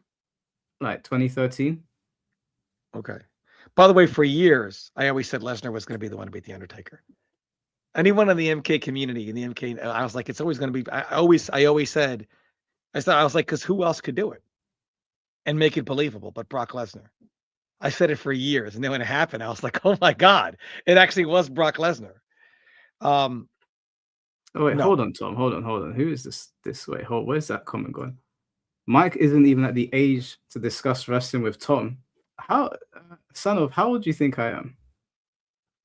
Just don't tell him. How old do you think I am, since you seem to know me so well? I'm curious. Don't tell him in chat.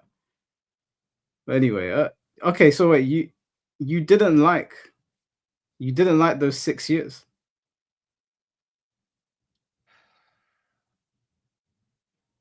it's one of my least favorite times in wrestling. So wait, but didn't that era like have didn't it have like Shawn Michaels and Kurt Angle? It didn't have it had Shawn Michaels and Vince McMahon as well. I'm not saying it didn't have its moments, but too much. I win. I just can't do it. Same old shit. Can't do it. I think you're thinking of Cena from like okay, no, so it started to happen, I think, around like 2008. But there was a period of time where, like, obviously he was coming into his own, but there were plenty of good matches, and like Eddie Guerrero was having good matches. You're taking a handful of matches. There were a and lot of making matches. the whole era about that.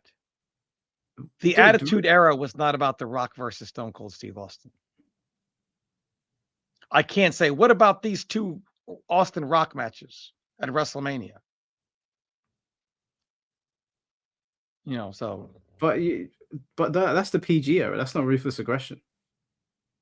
Those are two different eras.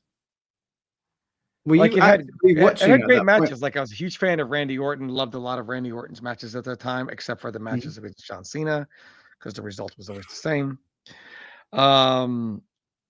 No, and then I think eventually, the fourth time Randy did get him. Why? Dude, why did it take so many times? Like, why did they keep putting that match over and over and over and over? My God. I know you're saying that, Tom, but Hogan only lost less than 150 times in his career. I guess I'm not. The mistake is making it about Cena. But yeah, it's the Cena wins era. Ruthless Aggression is the Cena wins era. Oh man. Okay, I disagree, but all right. Let me ask you another question then. Who do you think is the greatest promo of all time? Greatest on the mic?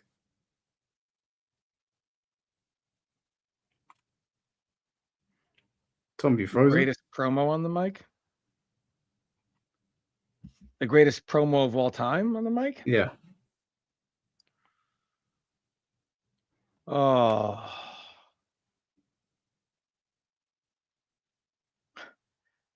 Or at least top three. Bret Hart going, and if they were to give the country an enema, they would stick it right here. That was probably Bret Hart. That was a great one. That was a great one, dude. That's a good one. Austin 316, impactful. Well, Austin 316, that's probably, as far as impact, probably number one. Well, after he beat Jake. Yeah. As far as impact and its effect on wrestling history.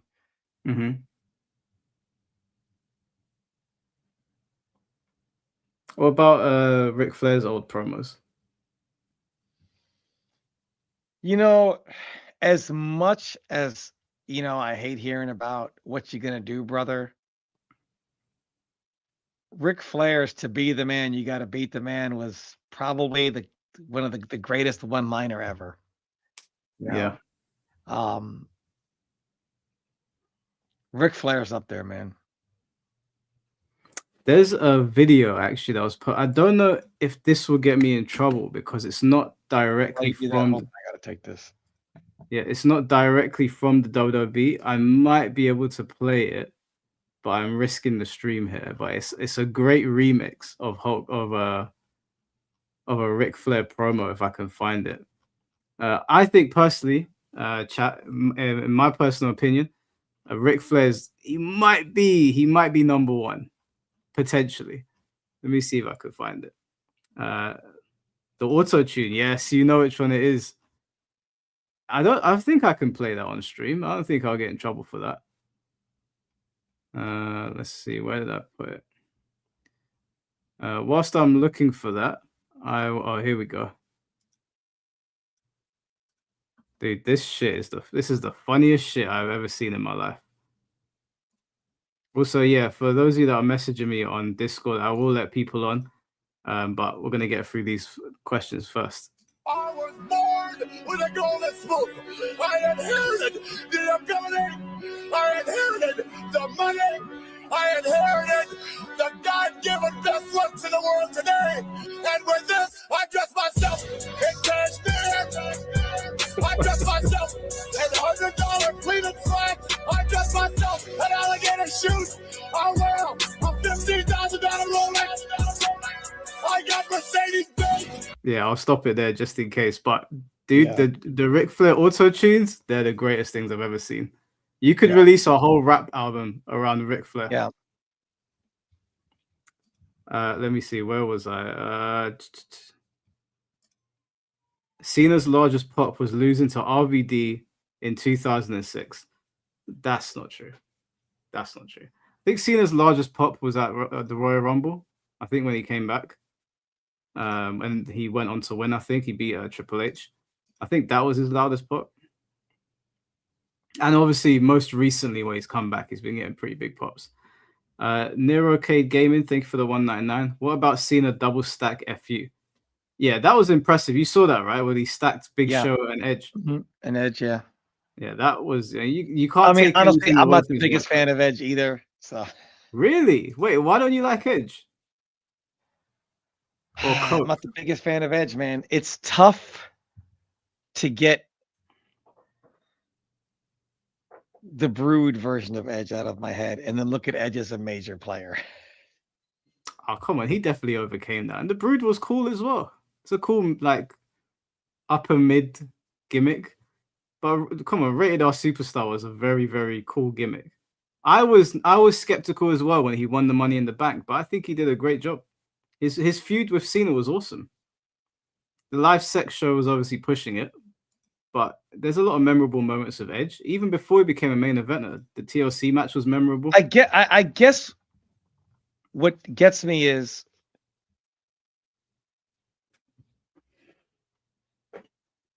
the eras before Edge, Cena, whatever, The Rock, larger than life.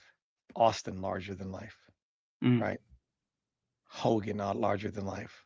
Andre, larger than life. These people are legendary figures. Edge. Yeah, but I don't think there were people in the Attitude Era that weren't larger than life, but they were great for wrestling. They were, but they had that large. There was no ruthless aggression was missing that larger. You had the Undertaker, but you had Brock he didn't really have another larger than life. He didn't. There was a lack of larger than life figures. Wrestling went through a period of that. True, and it was, you know. But Brock Lesnar was in that era. I would say Brock Lesnar was larger than life. Brock Lesnar was huge in that era. Yeah, exactly. It just, for whatever the reason is, it was talent was either older or fading out or gone, and they were going through a period where they were trying to replace it. You know what I mean? It was a transition. Ruthless aggression and whatever afterwards was a transitional period where they were kind of like, they needed to bring that larger than life talent and build that talent up again because they were losing a lot of the talent that had been built up previously. The Rock, Austin, so on and so forth. Now, before I get to the other super chats, I want to ask you, because at some point we're going to bring people on, because I know people are very opinionated when it comes to wrestling. Sure. We also haven't spoken about like New Japan or TNA or any of that. But And we'll again, get the beauty of this is it's not a right and wrong. I'm not right at all by saying people. Yeah, there is no right or wrong because it ultimately is what it meant for you, to you. To some people in the era you grew up in, Cena can be a big deal, one of the greatest ever. But this is the thing where eras are going to clash. What era you grew up in or like the most is going to, and what you live through is going to influence how you feel also. And there's no right or wrong answer, although people look at it as if there is. what do you think is the greatest story ever told in wrestling? Ooh. I'll just tell you my one for free. It's Ahead. Kane and The Undertaker. I think that is the best story, long-term story that they've ever told in wrestling. From its original inception with Undertaker supposedly killing his family and his little brother dying in the fire and then him coming back, and then all of the transitions the story went through up until like the modern era where they both went out against DX. There were so many twists and turns of that story. And most of the matches were exciting as well, and the promos, they were all great. That's my favorite story, closely followed by Austin and McMahon. I think that was also very entertaining. I will give props to the Bloodline story though. That was I liked really, the really good one. Shockmaster story. No, I'm joking. No, that was terrible. Oh my gosh. I will give props to the Bloodline. That story was great, and they really did carry WWE through the COVID era, specifically Roman and Jay. I think they did a really good job. And to be fair, of all the stories of modern wrestling, I think people were very locked in for Cody and Roman, given The Rock coming back and getting involved. That was pretty good. So my favorite story, ironically, is probably Do-rag Cody Vince. Rhodes against Roman Reigns, the Bloodline. I like Yeah. that story a lot. So I'm a big Dusty Rhodes guy. I remember. So the original American Nightmare was Dustin Rhodes. That didn't go over well. And Dustin didn't have the Dusty Rhodes story behind him like Cody did. Meaning, it was very impactful to me, the Cody Rhodes story in general, to watch Cody Rhodes win the NWA world title, the same belt that his father had held. And you can't fake that emotion. You know what I mean? Mm-hmm.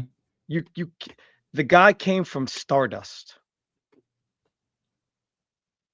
to the American Nightmare, the now NWA, holding up the very belt his father won. His dad never won the belt, did he? Huh? His father never became WWE champion.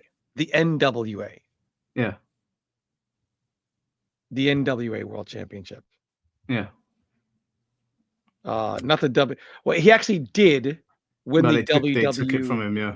They took it from him, and Cody did show up with that belt. You can't fake this. You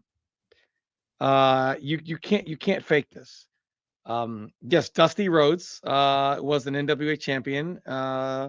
Yes, I thought I remembered it right. Yeah, he was, but I thought you were saying WWF. No. So the Cody Rhodes story starts well before the Bloodline. Well before that. It is Cody Rhodes is the people always make fun of Bruce Pritchard or the old wrestling saying, why don't you go away and learn a new hold, son? That saying. Mm. Cody Rhodes shows, regardless of how bad your booking is, if you've got it, you can go somewhere and still prove it. Right? Because without the major media machine of the old WCW days or WWF, Vince McMahon, without Triple H, whatever, he became a huge name as the American Nightmare. AEW didn't make him. He gave credibility to AEW. He was already that guy. to watch the Cody Rhodes story from where it went so the whole Cody Rhodes story is just to me the best story I've ever seen. My favorite, I should say, because again, to watch him win the belts his dad won, you see that emotion on him, what it means to him, and then he returns to WWE to win that title, the whole bloodline story. It was such a big deal because of everything behind it. You know what I mean? It was a very Anakin Skywalker to Luke Skywalker kind of thing. You know what I mean? Not that his dad was dad, but just what it means, the tradition you're following, and you know what I mean? That follow, he was a Jedi, you're a Jedi kind of thing. It had that kind of a feel. And because I remember watching Dusty Rhodes, I remember watching those feuds with Ric Flair, and to watch Cody hold up that belt was such a moment for me, like seeing it. And to see what it meant to him on his face, it was art imitating life, right? There was a realism to it, and the most impactful stories have that level of realism, and that's why I love that story so much. Oh, that's fair. I wanted to also ask you. Actually, no, I'll read out the super chat and I'll ask you the next question. Joel, thank you for the $2. Rushmore, Austin, Flair, Hogan, Taker. It's a good. I can get down with that. Red Hero, thank you for the $2. Bret Hart or Scott Hall? Not even close. Yeah, quite. It's definitely Bret. I love Scott Hall. I thought he was a great character. Razor Ramon is one of my favorite characters, but yeah, Bret, definitely Bret. Definitely Bret. T-Word, thank you for the $1.99. Hogan stole his whole identity. Watch McMahon doc. You're talking about the superstar. He stole the superstar, Billy Graham. Yeah, I saw that. What do you think about that? Because you did say Cena stole, so technically he's not wrong. Nobody could have done that like Hulk Hogan. Somebody can remake The Matrix 1, 2, and 3 and steal the Neo role from Keanu Reeves, but it'll be shit. Couldn't you say the same for Cena? I mean, it is his own thing. He stole the larger-than-life Hogan role, and he just ain't larger-than-life like Hogan is. I think Cena's a pretty larger-than-life personality. He might not be on the same level as Hogan, but he's still a pretty larger-than-life personality. And Cena could sell out an arena as well. Respect. Terrence, thank you for the $10. What do you guys think of Booker T Attitude Era? I think when Booker T came in initially, it was a bit, they booked him poorly initially. It was a bit. So what happened was originally they were going to. It was either going to be in North Carolina or Atlanta. I believe Atlanta. They were going to do a show the following week after Booker T did his run-in with the thing with The Rock. They were going to do because they were planning a whole WCW thing. But yet they I believe it was in Anaheim. They brought Booker T out, and of course, The Rock made a complete mockery of him. And they had some WCW matches, I believe, and just the crowd wasn't into it. And that, I believe, jaded Vince McMahon on a lot of the WCW stuff. Had they waited a week and done it in Atlanta, I think it would have been received far better, as that was a more WCW friendly crowd, and we could have got a lot more out of the WCW stuff. Yeah, no, I agree. In WWE, WCW, Booker T was like top dog. He was awesome. Was it GI Bro? Was that him and his brother? What were they called again? Who was it? Booker T and his brother. There was GI Bro, but was that Booker T's gimmick or that was his original gimmick, right? GI Bro. Yeah, and King Book. Yeah. So the guy asked about theme music. Oh, King Booker. First of all, I just gotta talk about tag teams really quick before we get into that, because again, my memory of things is far different. Harlem Heat. That's it. Yeah.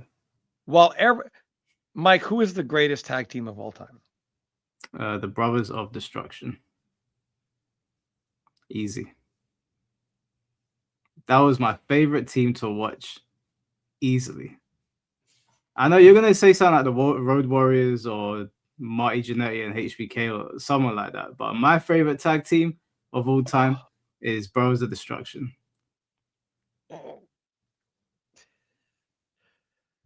Brothers of Destruction. If you're gonna talk Impact, then you're gonna choose Road Warriors, Dudleys, Hardys, stuff like that. So I got But some. I love the Midnight Express. They're one of my favorite tag teams of all time. Bobby Eaton, Stan Lane, absolutely love them. That version, not the original Midnight Express. Them. I remember watching Michaels and Jannetty as the Midnight Rockers in the AWA. I remember watching Paul Diamond, Pat Tanaka as Bad Company, managed by DDP, then also accompanied by Medusa back in the AWA. wait, you didn't like Before Brothers? you come on and debate me, brother, you guys, I got a long knowledge, and Mike will tell you I don't forget shit. So I know everything about wrestling. You know. Okay, wait, hold on. Go. Before you give your favorite tag team or your best tag team, why'd you shake your head at Undertaker and Kane? That was great TV.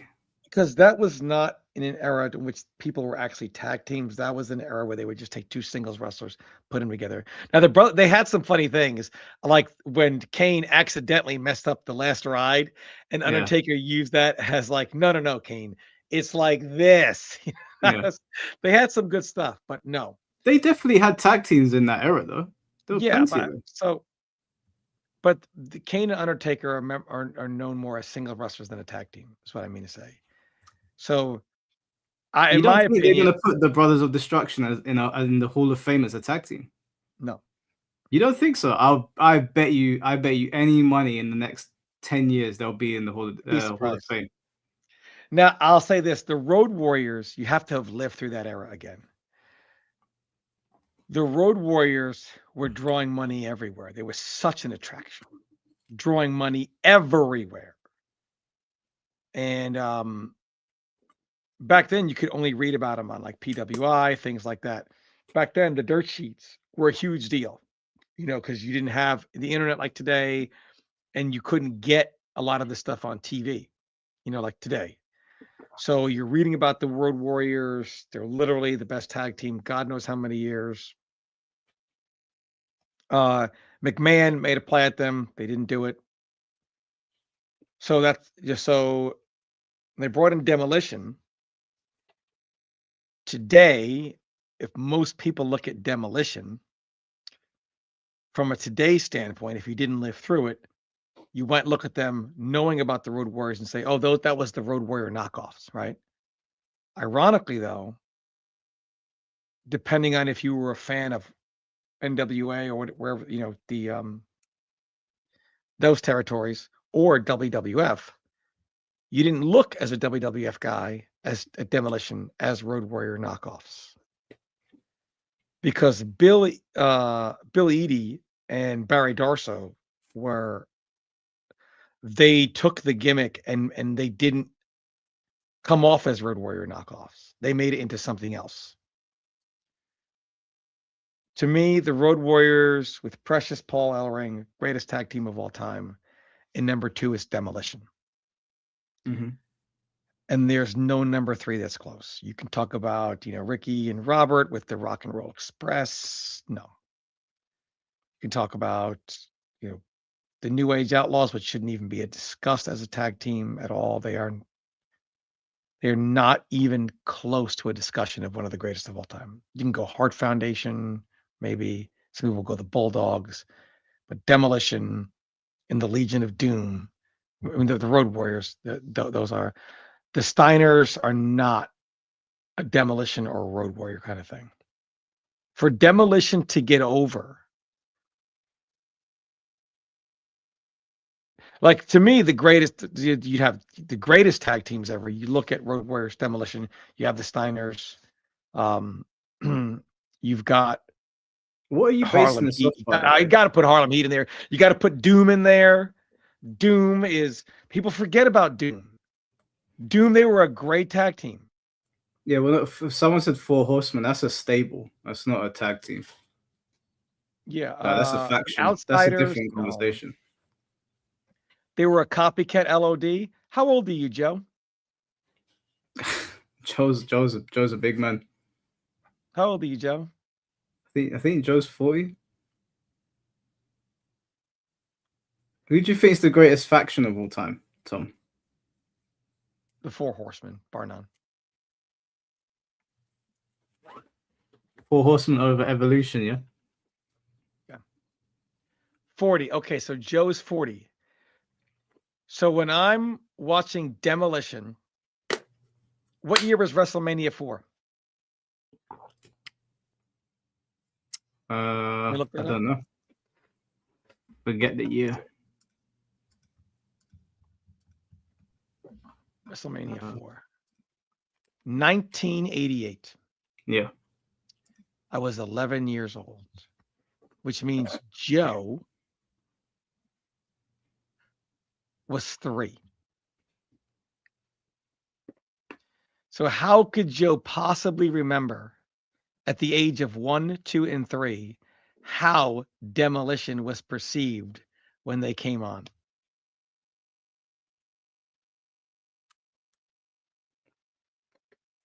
It's not really. What if you go back and watch stuff? Does it not count? It's confirmation bias. Mm. You're looking at them as a Legion of Doom knockoff. So you're watching them to see if that changes your mind, but they're still going to come off like a Legion of Doom knockoff.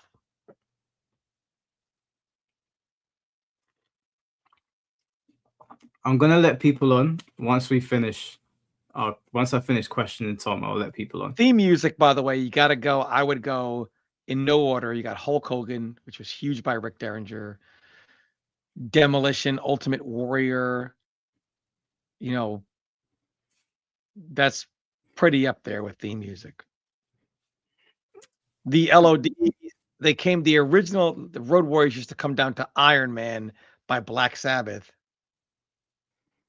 And I know it's not an original theme song, but man, when they came down to that, man, that was so iconic.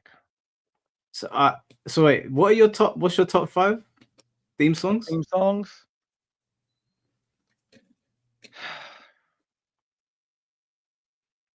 Hogan Warrior, Demolition. I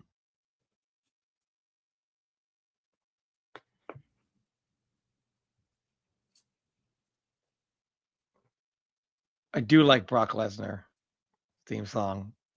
All right, I disagree. In no particular order, top 5. Triple H is up there. Yeah, Triple H, Time to Play the Game. Batista. DX is up there. Generation X. The Undertaker. Specifically, Ministry of Darkness Undertaker. Both Triple H's theme songs are all 3 of them. The King of Kings, the Game, and the My Time one was pretty good as well. They're all really good. Triple H has got 3 really good ones. Bret Hart's Heart Attack theme, yeah. Cody Rhodes' theme is pretty sick as well. They gotta give it. Cody's got love Cody Rhodes' theme, yeah. Who else was there? There was HBK, the great theme song. Yes, he did.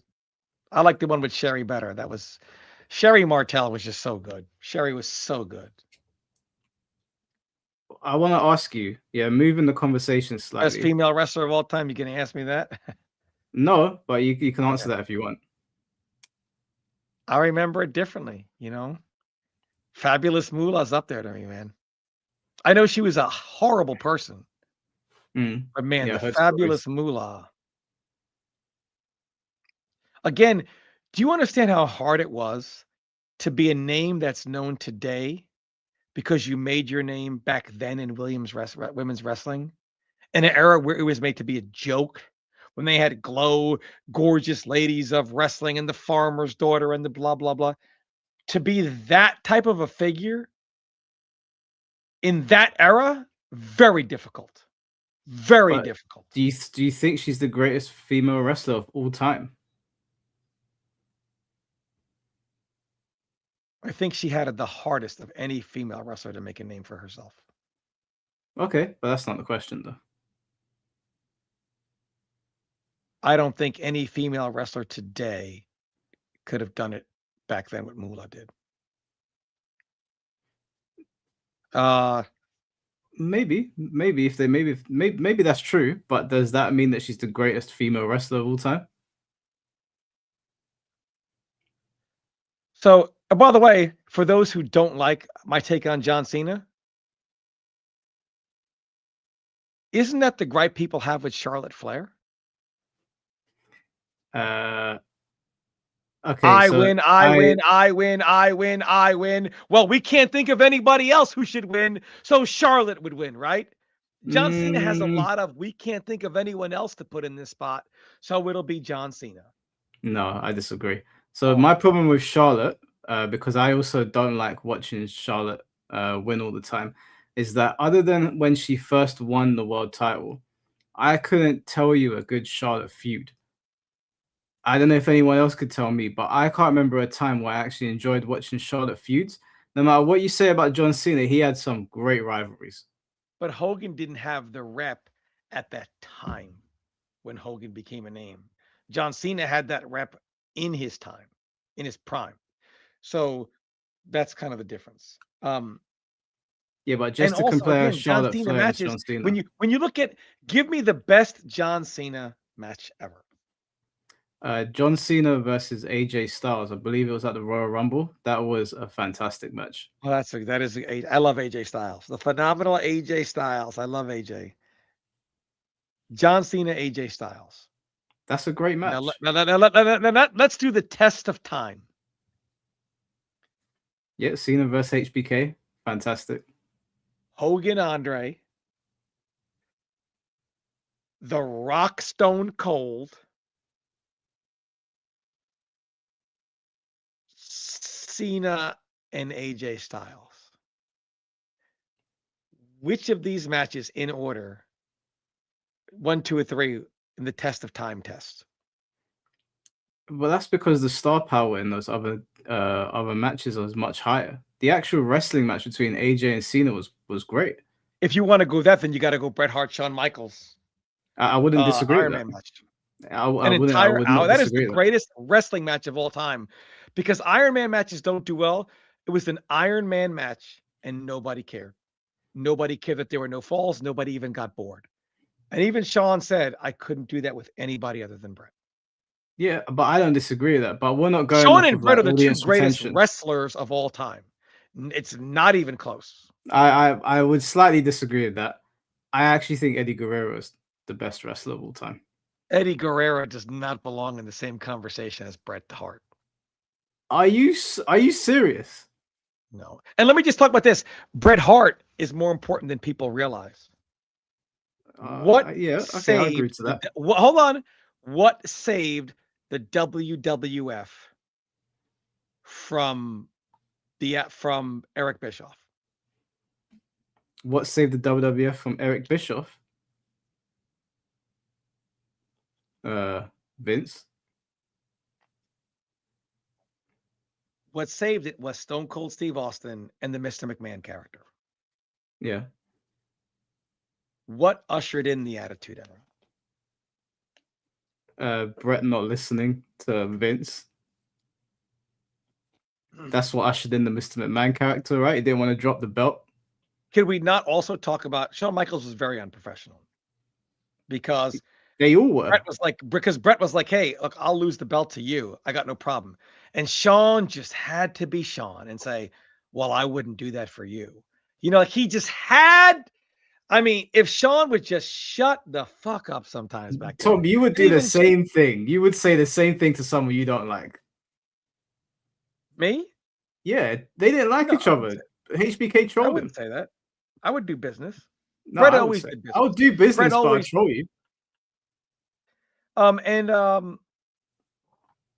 Bret, you can't say Bret always did business though, because he didn't. Bret made Austin. Bret, you couldn't have the Austin character without Bret Hart.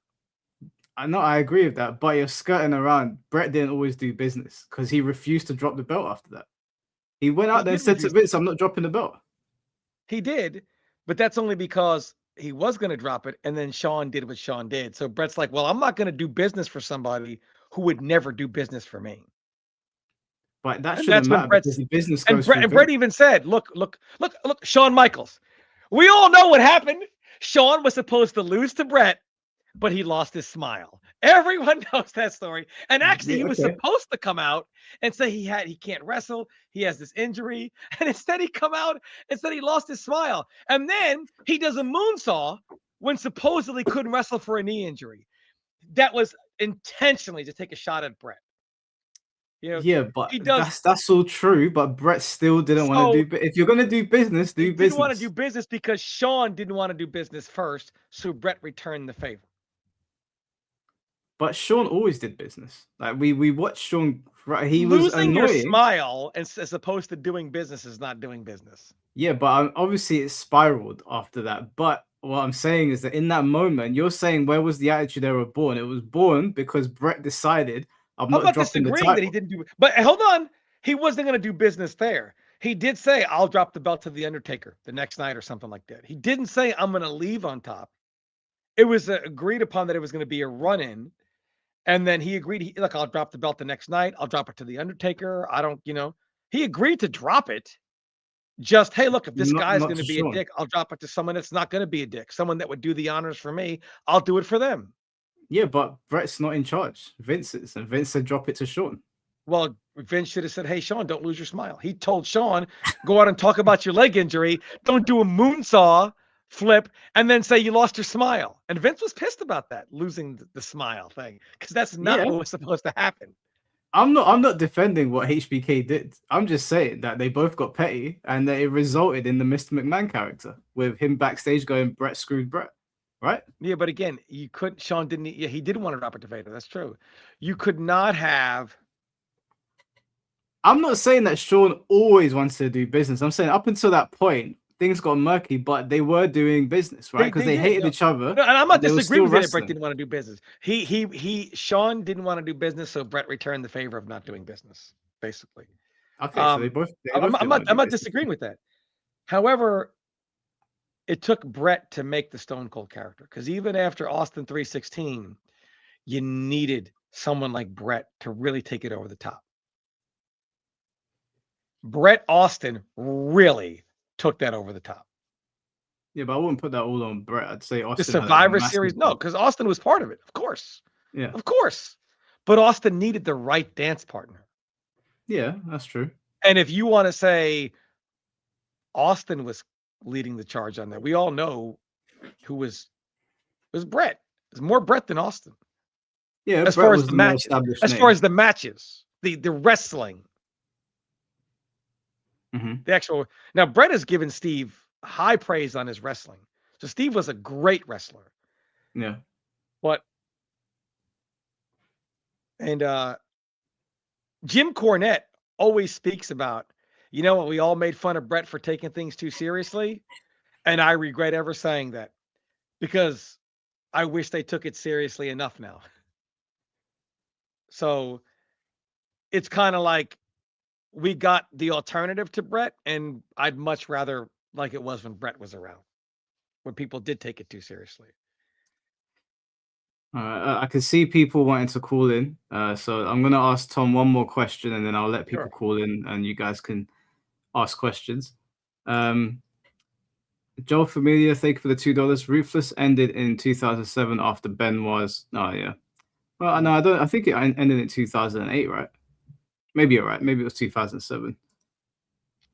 Thank you for the $5. Greatest promo, Macho Man Randy Savage after beating Flair in WrestleMania 8. When did he do the cream of the crop promo? Because I think that's probably my second favorite Macho Man promo. I love Flair when he lost that match and he's going to Elizabeth. What about me? Or the best is, what gimmick I really loved? I loved the Warrior versus Savage. And Ric Flair and Mr. Perfect are saying, you know what? Because this match is so impactful, we're not volunteer. Our services will come at a cost, and we will put our services for whoever is willing to pay us to come and be in their corner. And then it come down in the middle of the match, and it was who paid Mr. Perfect and Ric Flair to whatever. And then they do it for both Warrior and Savage. It was such a great angle, such a great. Yeah. And Mean Gene Oakland was like, there was no deal. And Mr. Perfect was like, there was a deal between Ric Flair and Mr. Perfect. It was such a great man, such I a used to great. love watching Kurt Henning's vignettes when he would like throw the basketball backwards, or Oh he'd yeah. Oh, throw it by in the the way, let air me and give a catch shout it. out in tag teams really quick to the man, Wayne the Train Bloom and Mean Mike Enos. You guys know them as the Beverly Brothers, but long before they were the Beverly Brothers, man, I hated the Beverly gimmick. Those guys were trucking through people. Man, the Also, record. yeah, shout outs to Jay Lethal and Ric Flair on TNA. That's one of the greatest back and forths I've ever watched. That was so hilarious. Have you seen that, Tom? When Which Jay one? Lethal's impersonating Ric Flair and Ric Flair gets Who really hasn't angry? seen that? That was great. That's probably the best back and forth I've seen in TNA. Although my favorite time in TNA was Main Event Mafia. When Booker T was beating people up and doing commentary at the same time. That shit was hilarious. Yeah, I mean, Zach, thank you for the £5. When I was a kid, I used to pray that Edge would unalive Wallahi. You used to pray that Edge would What's wrong with you, bro? Why would you? I get he was a prick, but it's a bit much. But that's a sign of a great heel, right? That is a sign of a great heel. yes, it is. Bushin Ryu Cat, thank you for the $2. Pro wrestling and fighting games share a lot of themes. Yeah, I agree. I think a lot of people that play fighting games watch pro wrestling as well. I would Terrence, agree. yeah. And last one, Terrence, thank you for the $10. Who had more charisma and who had more skill out of Scott Hall and Kevin Nash?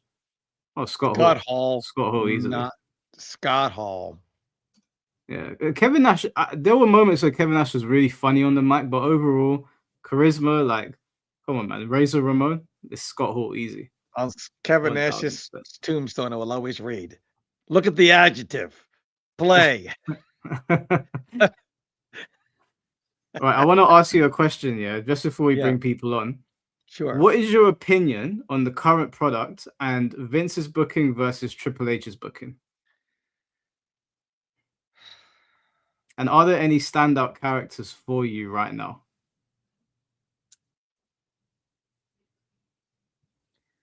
So Triple H has a lot of bosses, whereas Vince was the boss.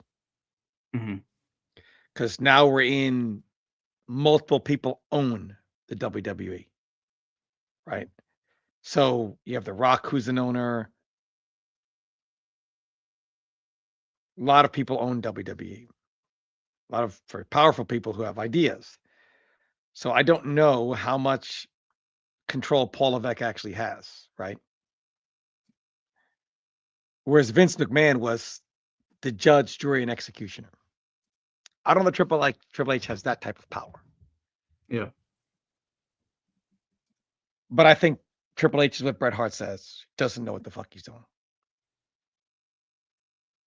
I think an idiot could have done the Cody Rhodes booking right.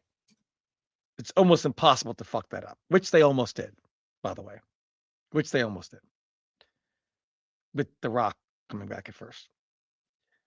But after that, he horrible. Absolutely horrible. So do you think the product is in a bad place right now? It's in a bad place right now, yeah. Who do you think is the standout star? Obviously, I think it's Roman Reigns followed by Cody. But do you think there's anyone else there?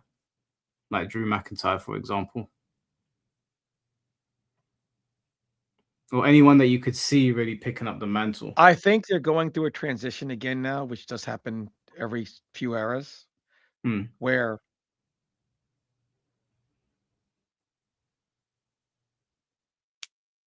sometimes when these guys have been around for so long, to then take them from here, like they were here and now they're here, and say, well, now we got to make them here. That's tough to do. When people have seen them kind of, you know what I mean? Drew McIntyre, for example, love Drew McIntyre. But it's tough when you fluctuate people from bottom to top to mid so much and then try to put them up here and keep them there. And I think Drew should have always been at the top. Like I agree. So the problem is they're going through that now where they want you to buy people where they've kind of fluctuated. Like AJ Styles, anyone who knows AJ Styles knows AJ Styles is great. But he's not always been billed as the phenomenal AJ Styles, right? He's kind of, you know what I mean? So to then bill somebody as this guy's on the level of like a Triple H or like The Rock or Austin Stardom, they never billed him that way. So it's tough to buy him that way.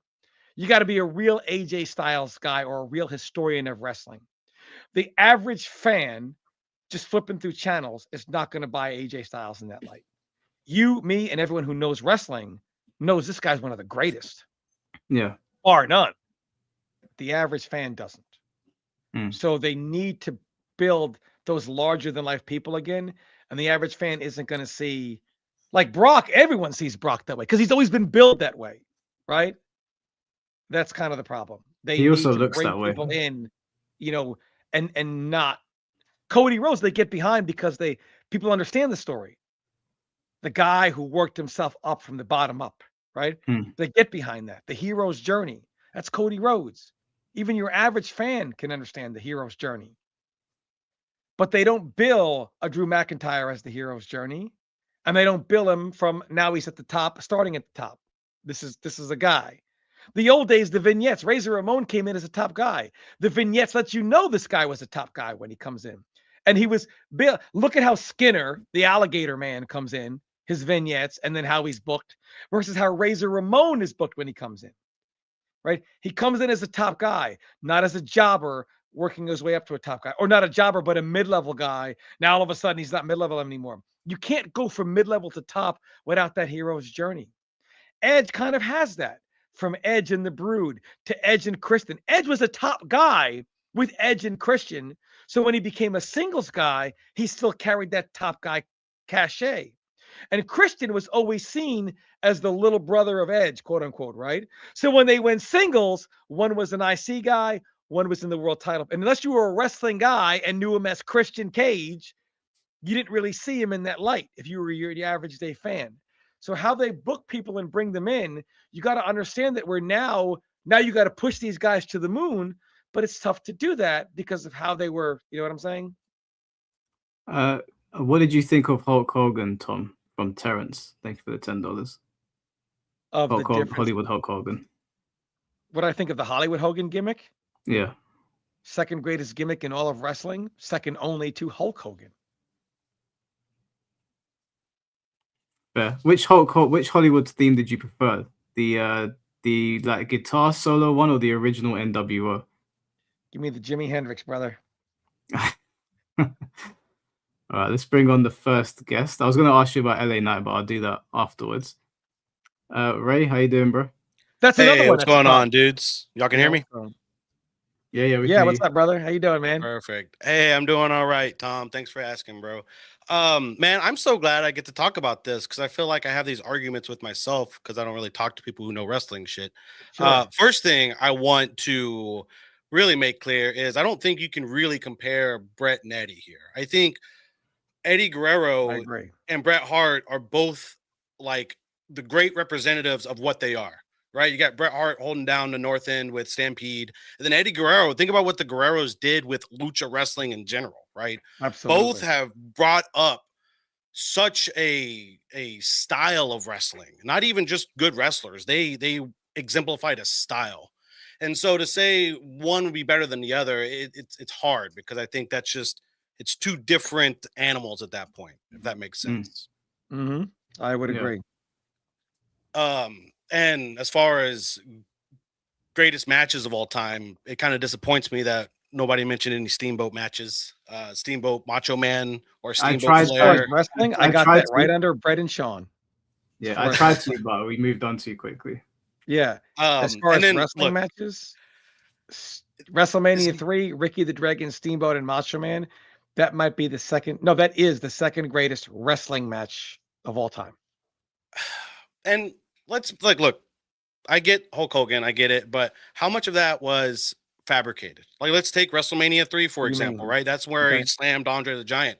They've been practicing that move for so long, and it's a wide known fact that had Andre not wanted Hulk to be that guy, he wouldn't have taken it. He would have. And to me, when you're factoring like greatest of all time, it's hard to put somebody in who has so clearly been pushed by the company, right? And then you got somebody like a Daniel Bryan, who I wouldn't say is the greatest of all time, but you have a more organic rise to fame. How much of that do you guys think plays a part in all this?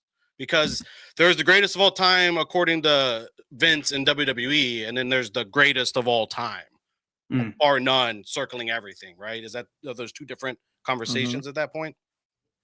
Well, I mean, when you're talking about artificial and organic, yeah, I would 100% agree that the Hulk Hogan is. It feels disrespectful to say, but it does feel like it was an artificial thing, up to a point anyway. That it's hard to also argue that he's not the greatest of all time because of his importance to wrestling in general. So if it's a personal thing, he's not my GOAT. But if someone, it's hard to argue that Hulk Hogan isn't the guy, because without Hulk Hogan, a lot of this probably wouldn't be in the manner that it is right now.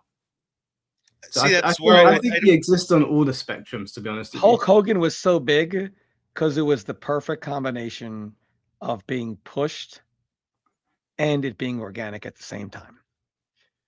It was the perfect combination at the right time, where Hogan organically got over and then Vince pushed him to the moon.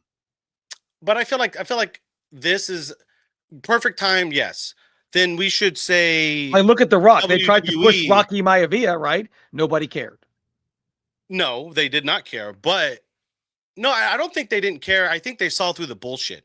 I think they really did. Push Rockabilly. Nobody cared. They tried to push a pro thing. I'm not saying they're above failure, right? We got the Gobbledygooker and Shockmaster, right? Obviously, they're capable of bad ideas, but at the same time, I feel like you could have taken anybody that, like, what's his name? Billy Graham, superstar Billy Graham. I felt like if Billy Graham was just a few years younger, that could have been him. And then we would be talking about Billy Graham being the greatest of all time. But in that same conversation, we might have still already had the conversation about Daniel Bryan doing what he did, winning the fans over, right? It's hard for me to just accept. I don't know. It's weird because it's like the Rock and Roll Hall of Fame, right? Everybody thinks Metallica is the greatest metal band of all time, but then you got so many other great metal bands out there. Hulk Hogan's kind of like the Metallica of wrestling at this point, which is tough, man. That's a tough discussion. You got some good ones, brother. And then I'm sorry, one last one. Match of the year, bro. And this may be partial because I got a ticket there. Was Undertaker, Shawn Michaels, WrestleMania 25. I've never seen so many pops for false finishes before in any other event. I really haven't. Like, that was the first one, right? I'm gonna after you. The second one, that was the first one. That was the first one. I know the first one is considered by most to be one of the best wrestling matches ever as well. So again, maybe I'm too much of an old school wrestling purist, which I'm sure there's some of there's some get off my lawn in my views on wrestling. Some Cornette, from a little bit of corny. Age. I got a lot of Jim Cornette in me. Hell yeah! Double cheese, double burger. I love Jim Cornette. Love corny, man. Hell yeah! Motherfucker. No, so the false finishes. I liked the idea of. So for a while, it was pretty much just Hogan kicking out of whatever. Everything. And then the finishing moves leaving as finishers, that really started becoming common at WrestleMania. And I loved it when they did that because it just showed, you know what? It brought the importance of WrestleMania. This finisher is putting you down every night, but not at WrestleMania, right? They started doing that. And then they went too far with it. Now, the fact that Shawn and Undertaker made it work, not everybody is Shawn Michaels and The Undertaker. No. That's kind of the problem there, right? Yeah. I don't think we're going to get another Shawn Michaels or another person like that. I think honestly, real talk, I think the environment is too soft to create long-lasting individuals.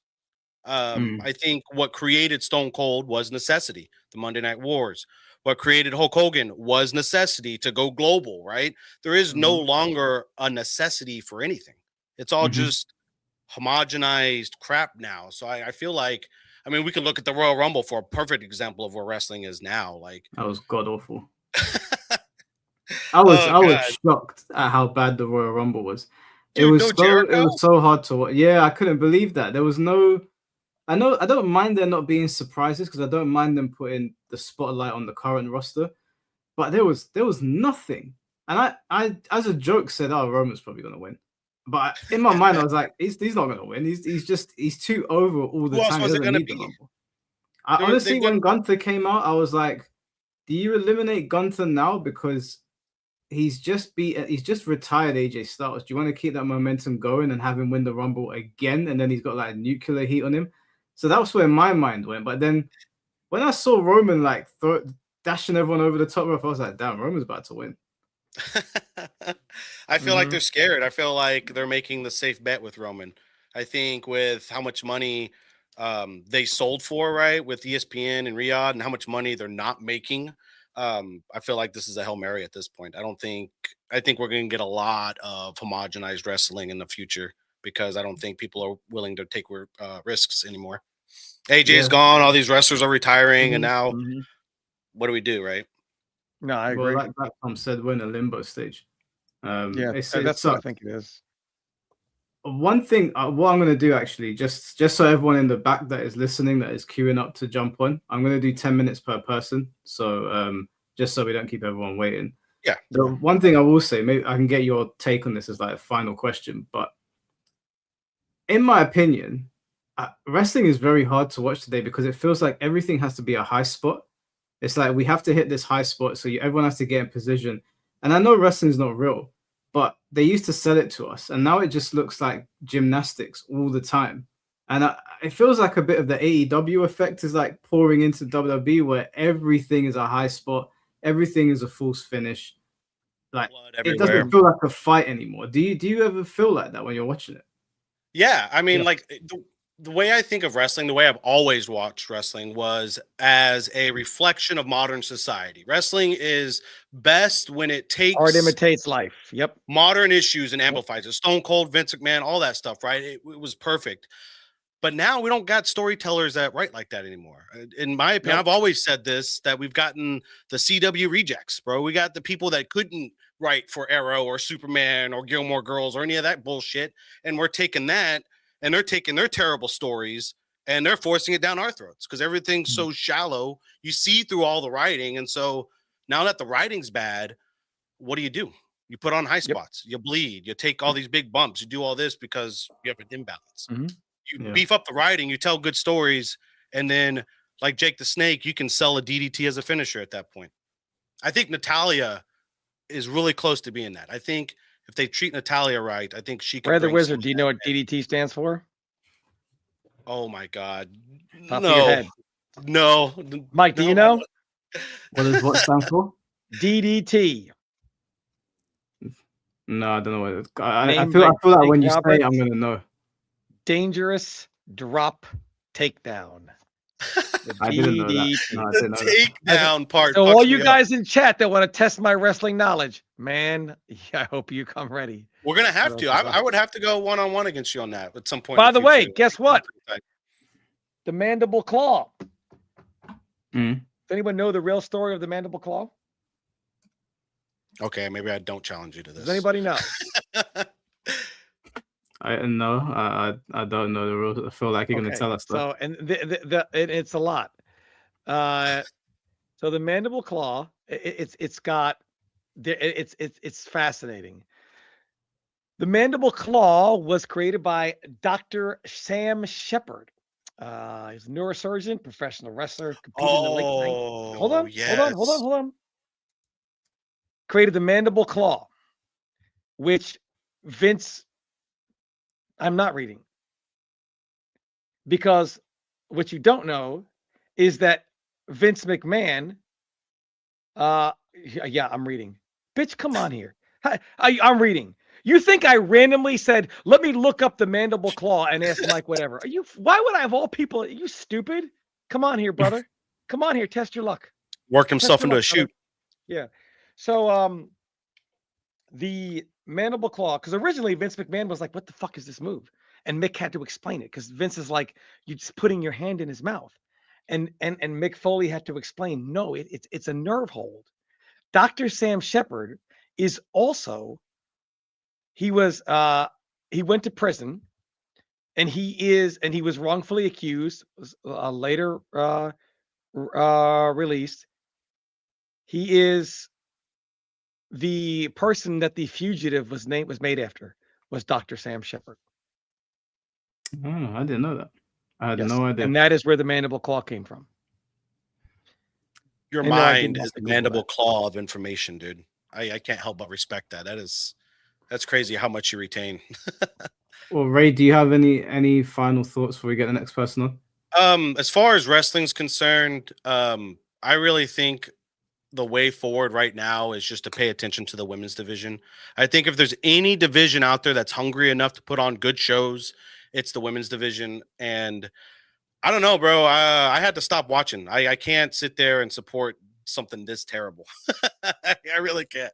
But it's been awesome talking with you guys. I hope you guys talk more about wrestling. I think this is something that's a lot of fun to talk about. So hopefully you guys do this in the future, and have a good day. All right, bro. Take care, awesome, man. Take it easy, brother. See y'all later, man. All right. Just before we bring in Flaming Dragon, Terrence, thanks for the $10. Tom, would you love to see Eric fight Vince on WCW with all the training he did? Oh yeah, I remember when he challenged him, didn't he? Yeah. I'd be honest with you, I think Vince would have fucked him up. Yeah, I think Vince was too big and strong. Vince was on something back in the day, man. What was his nickname? Like the genetic jackhammer or some shit. Mm-hmm. Yeah, I think he would have killed him. Vince was a little bit crazy. Raymond Dragon, can you hear us? Yeah, can you hear me? Yeah, are you? It sounds like you're in a train station, bro. Sorry, you're like cutting in and out. Yeah, you sound very, very distant. Hold on 1 second.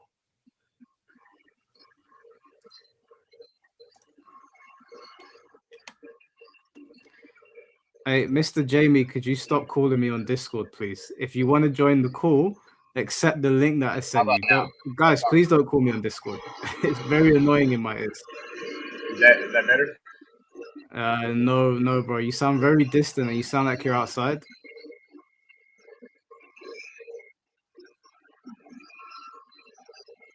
What we'll do is we'll leave. No, it hasn't changed. It's still bad. Yeah, what we'll do, bro, is I'll leave you in the backstage. If you join when you come back in, just let the next get person. home. It's fine. I wasn't coming in here to argue with Tom or anything. I just wanted to say I think he's underestimating how popular John Cena was, and I'm not a John Cena fan whatsoever at all. But I think I agree. John Cena was very popular. Absolutely. John Cena was like 04 to 08, 09. I think you're underestimating. And I'm not a John Cena fan at all. I don't like John Cena whatsoever. I'm a rocker. But I agree. John Cena was very popular. I'm sorry to waste your guys' I time. agree. John Cena was very popular. I agree with you. Agree with you, brother. He was very popular. But call me next time John Cena hits a finisher and someone goes, "He beat JBL with that move." Give me a call when that happens, man. It's not John Cena's matches are not. They don't have the historic value as the ones I'm talking about, and they won't be remembered as such. Yeah, but you're comparing it to Hulk Hogan, dude. No one has the historic value that Hulk Hogan does. Austin Rock, it's not. It's not on the same level as Hogan and Andre. That one is no. Austin Rock certainly isn't. No, that's not either. No. Yeah, but that's an unfair comparison. Like John Cena is very important. He's not as important as Hogan and Andre. The AB Extreme, can you hear us? Yep, can you hear me? Yeah, we can hear you. Mm-hmm. Sound. First off, thanks for letting me on, having this chat about wrestling. It's been really nice. I think, Tom, after hearing everything that you said, I kind of want to reverse back to what the original question was. and that was being who was better, Hulk Hogan or John Cena. Now, personally, I can understand your point because of the fact that Hulk Hogan single-handedly was one of the key factors that brought the wrestling boom in the 80s. No one can deny that. No one can argue with that.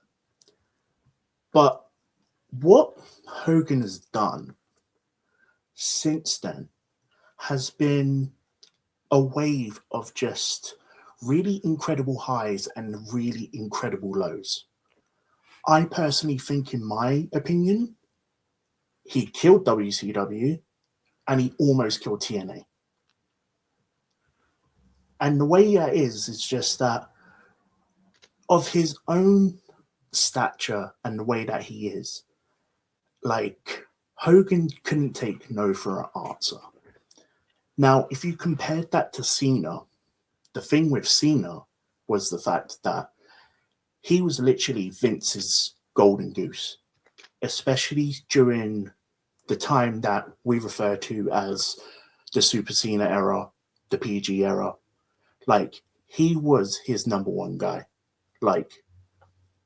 The thing about that was that, and I think a lot of people can agree with me on this, is that due to Cena being that guy, a lot of people tuned out from wrestling, me included. I almost quit when, for example, he went against the Nexus, where they're developing brand new stars in that era, only for Cena to just turn around and say, you know what, fuck this. Here's Wade, here's Justin Gabriel, beat him easy, 1, 2, 3, Super Cena wins. If Cena wins, rewrite all that stuff. But the thing is, with Cena, he's justified himself to not only giving back to the fans, but also creating a legacy that no one can forget. And that's kind of why I'm etching towards Cena, being more greater than Hogan in the overall stretch.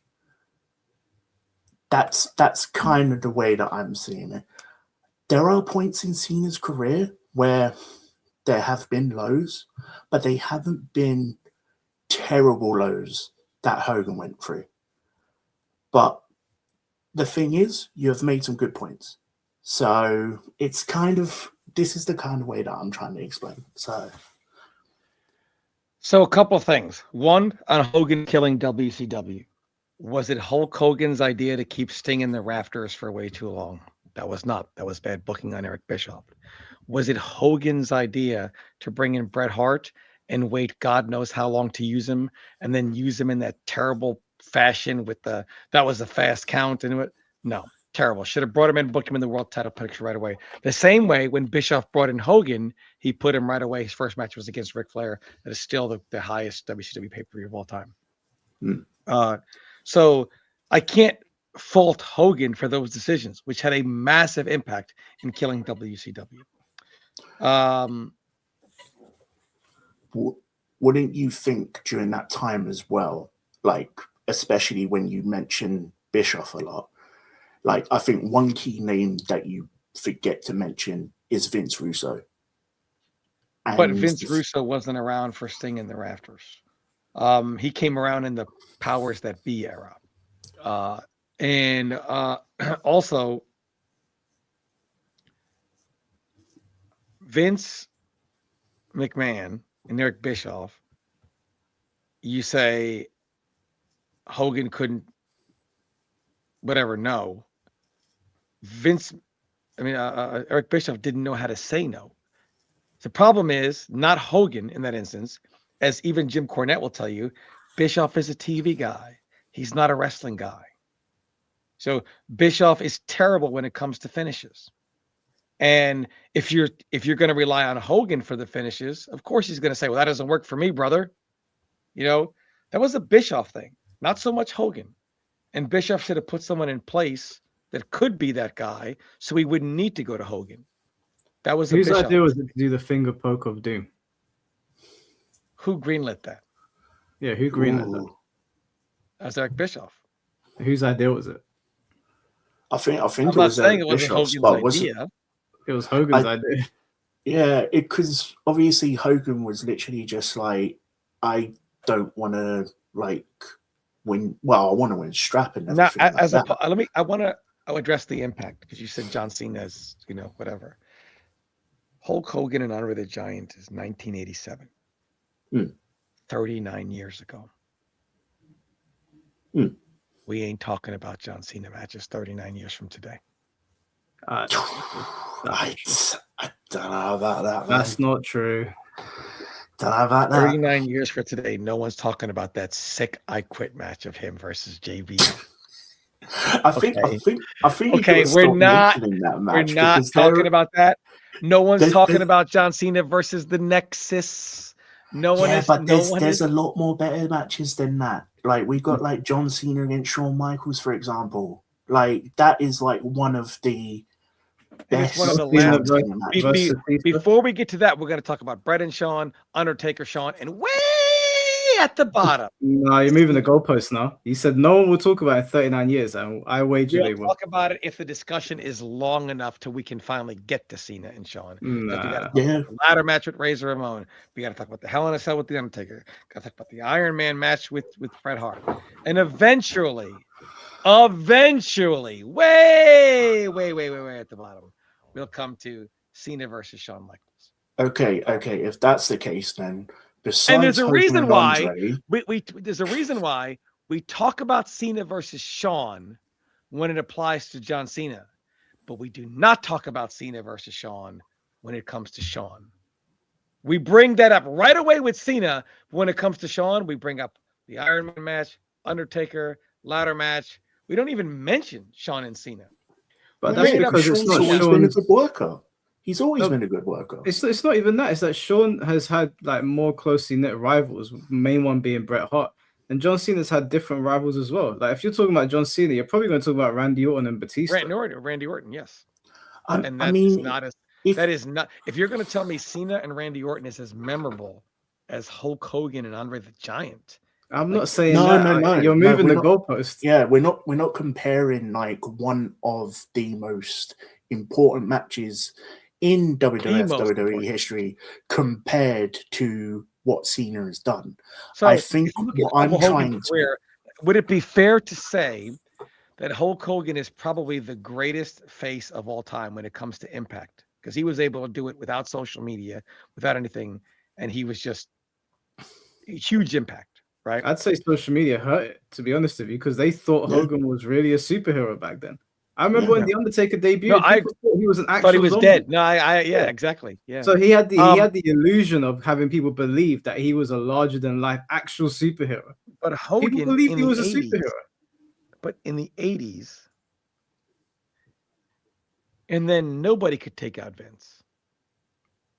Yeah, that's true. Hogan. But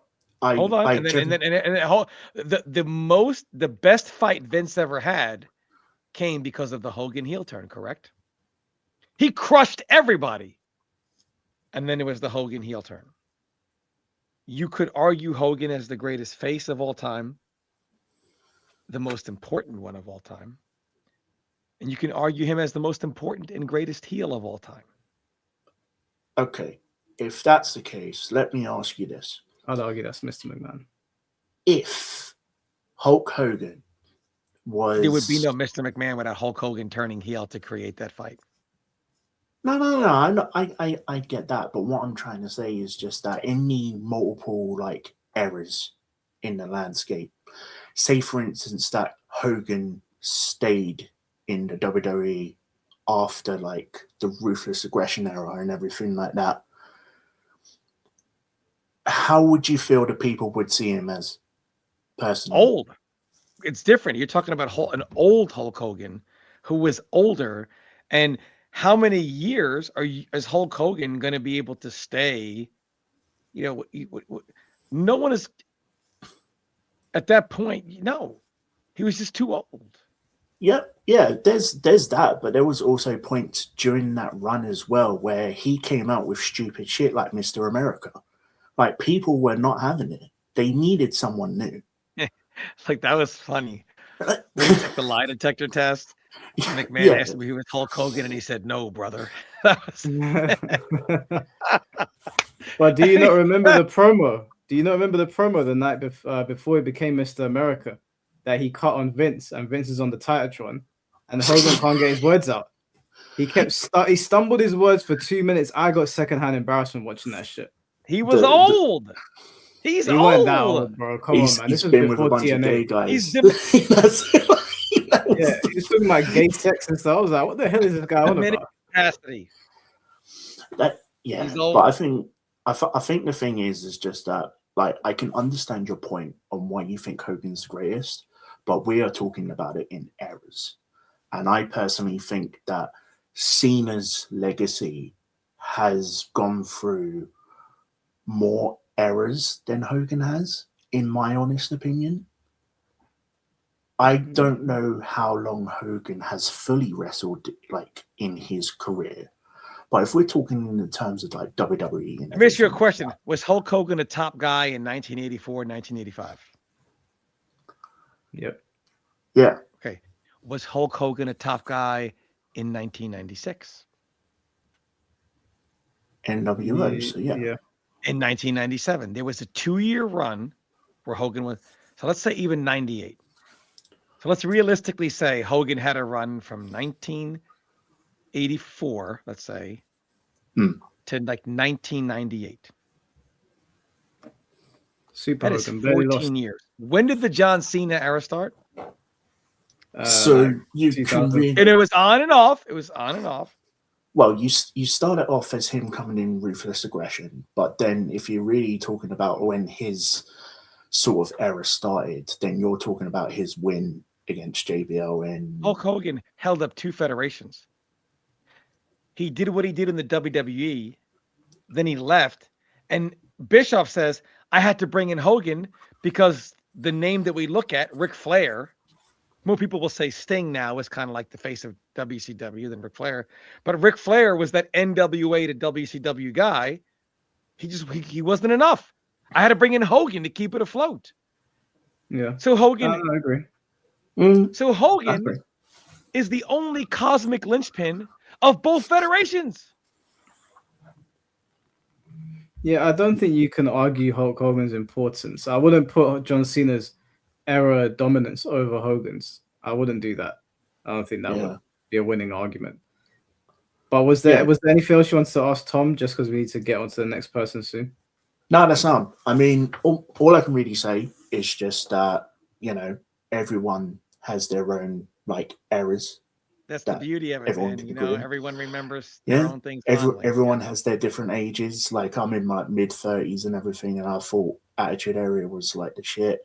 I mean, just like as Ray said as well, it's just like, I still watch wrestling from time to time, but like what Ray said, it's becoming to that point where everything is just so social media coded that it's just like you can't get that same magic as you did when Hulk was in that era. But all I really say is just that, to me personally, when it comes to like Cena's legacy from what he's done to what he's become and further for, I just feel that's been much more of a bigger, like, you know, a way better thing than like Hogan personally. But then again, it's all just opinion. No one's right, no one's wrong. That's exactly right. Fair enough, man. Well, I appreciate you being there, man. Take it easy. Take it easy, bro.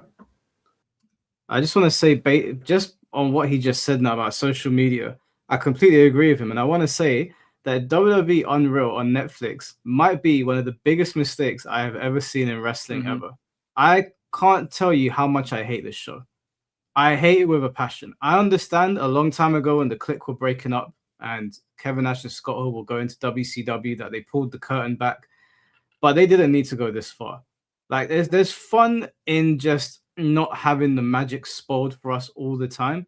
And when I'm sitting there watching Triple H yelling at LA Knight, you need to climb the ladder now and meet Seth, I'm like, man, I don't even want to watch it now. Like WWE Unreal is all WWE Unreal is to me is an opportunity for Triple H to put himself in the spotlight and stroke his ego. And I mean that with no disrespect whatsoever, but I can't fathom why they would put that shit on Netflix. No, It's I hard agree. to watch. I hate And it. by I the can't way, stand it. let me just say this. As far as Hogan's time period, Hogan Rock got a bigger fan reaction than any single Austin Rock ever did. Yeah, that's true. And that Hogan, if that people say particular crowd, who though, was was bigger than crazy. Austin, there's only one name you can go to: Hulk Hogan. Only one bigger than Austin. Even in merchandising, Hulk Hogan. Adjust Hulk Hogan's merchandising for inflation. He'll bury Austin. Are you sure about that? I don't know about that. For adjusted for inflation? Yeah. Brother. I don't think he would. For inflation. All right, Austin was around in the Bill Clinton times, brother. Everything was cheap. True. I'll do the legwork whilst you're talking to the next person. Is Adjusted for inflation. Hey guys, can you hear me? Yeah, man, we can. And there was a lot more merchandising with Austin too. Keep in mind, a lot more of it than with Hogan. Hey guys, how's it going? Yeah, not bad. You got to count the NWO shirts too, brother.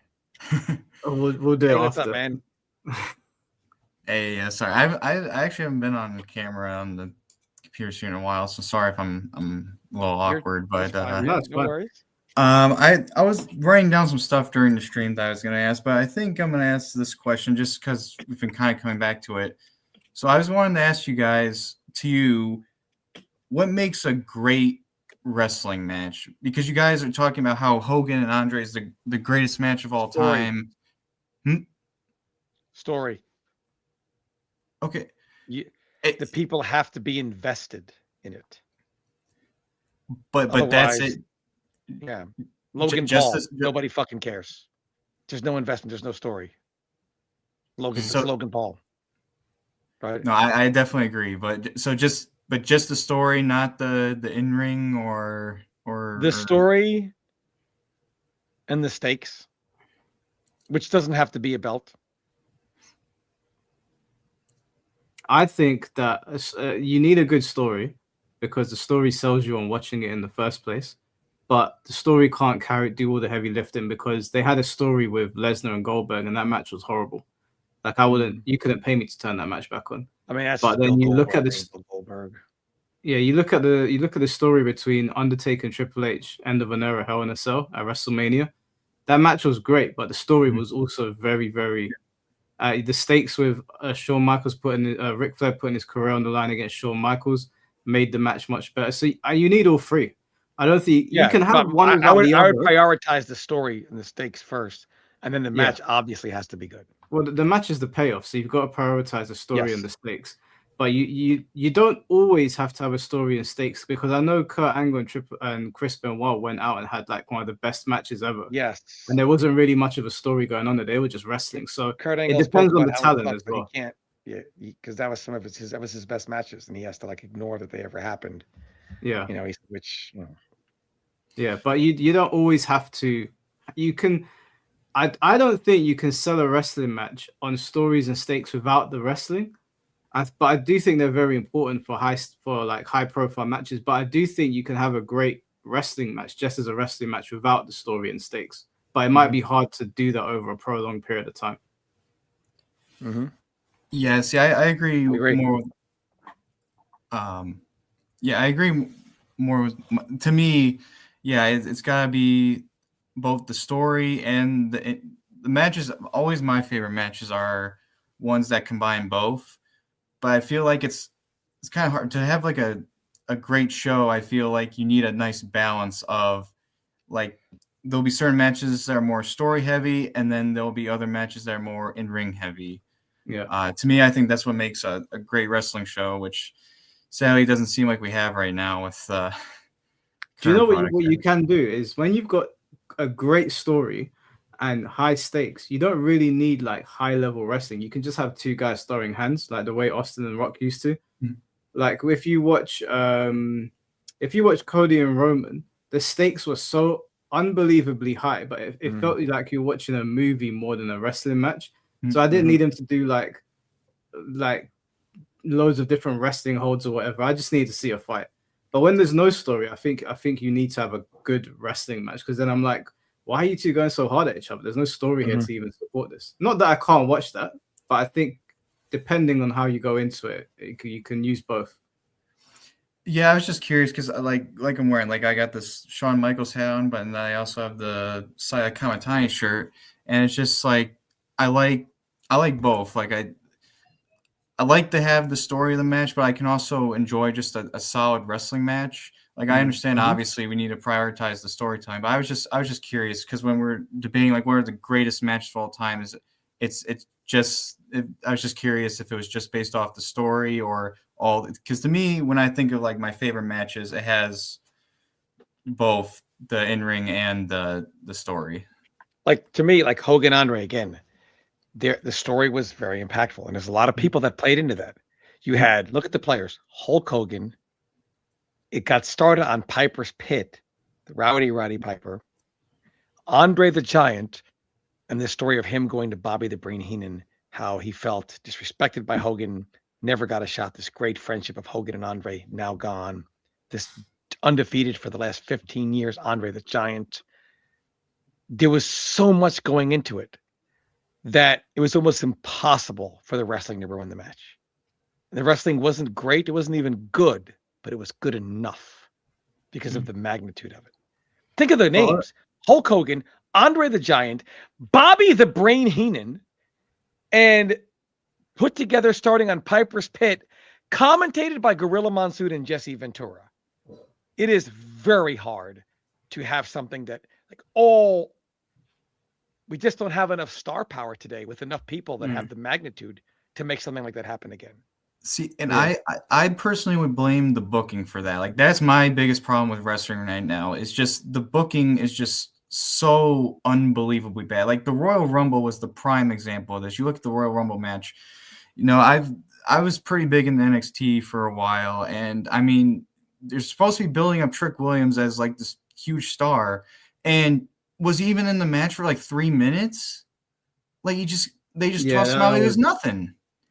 Yeah. How are we going to make you? I'm sorry. Go ahead. No, it's all right. I think that story matters too, though. Like, look at the Royal Rumble Hogan one, the second one. It's god awful. It might be the worst Royal Rumble ever, right? But at the time, nobody said.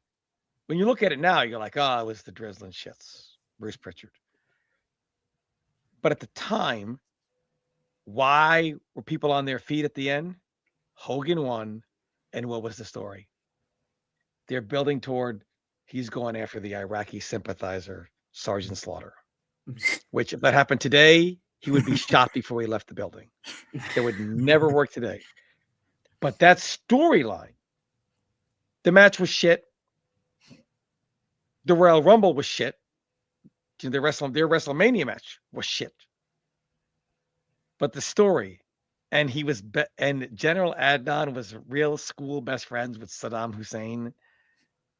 The story got people so angry and were so into it that how shit the Royal Rumble is and how shit the match was, they didn't give a fuck. And the match, all they remember was Hogan stuffing the flag, the Iraqi, the flag in Slaughter's face and in his mouth. They loved every second of it because you had Hogan who knew how to play to the crowd. The story was there, and he used people's anger to really play off of that. And how shit it wasn't really remembered.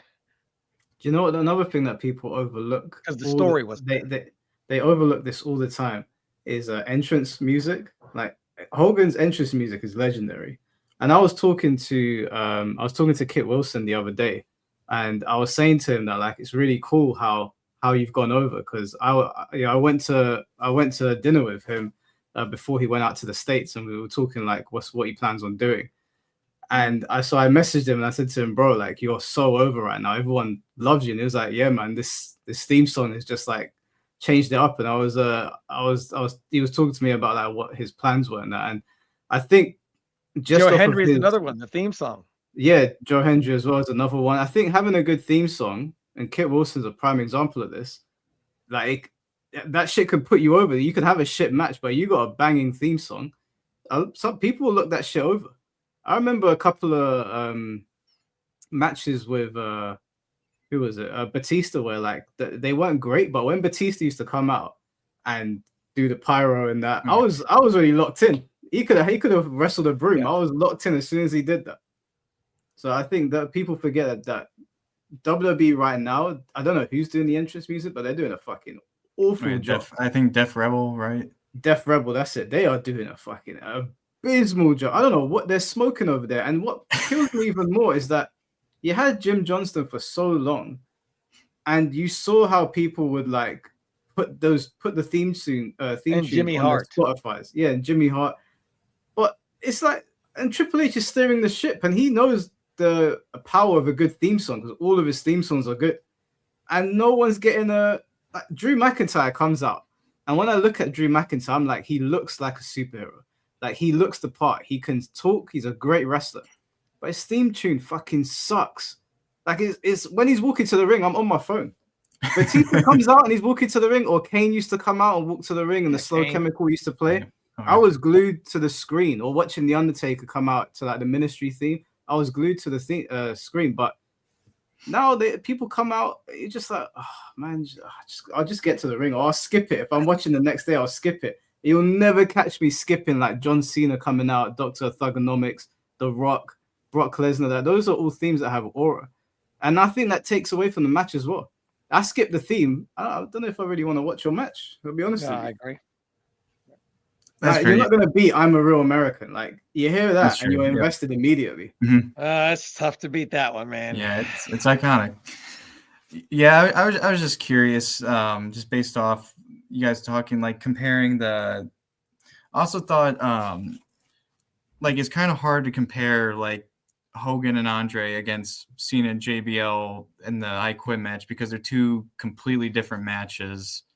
Like, one was obviously a spectacle and had the story, and the other was a brawl where they were just beating the hell out of each other. Both are great, but it's kind of hard to compare. Like, I love, like, my favorite match of all time is the first Kenny Okada match, but it's like, it's hard to compare that to, again, that's like what Hogan I was Rock. say.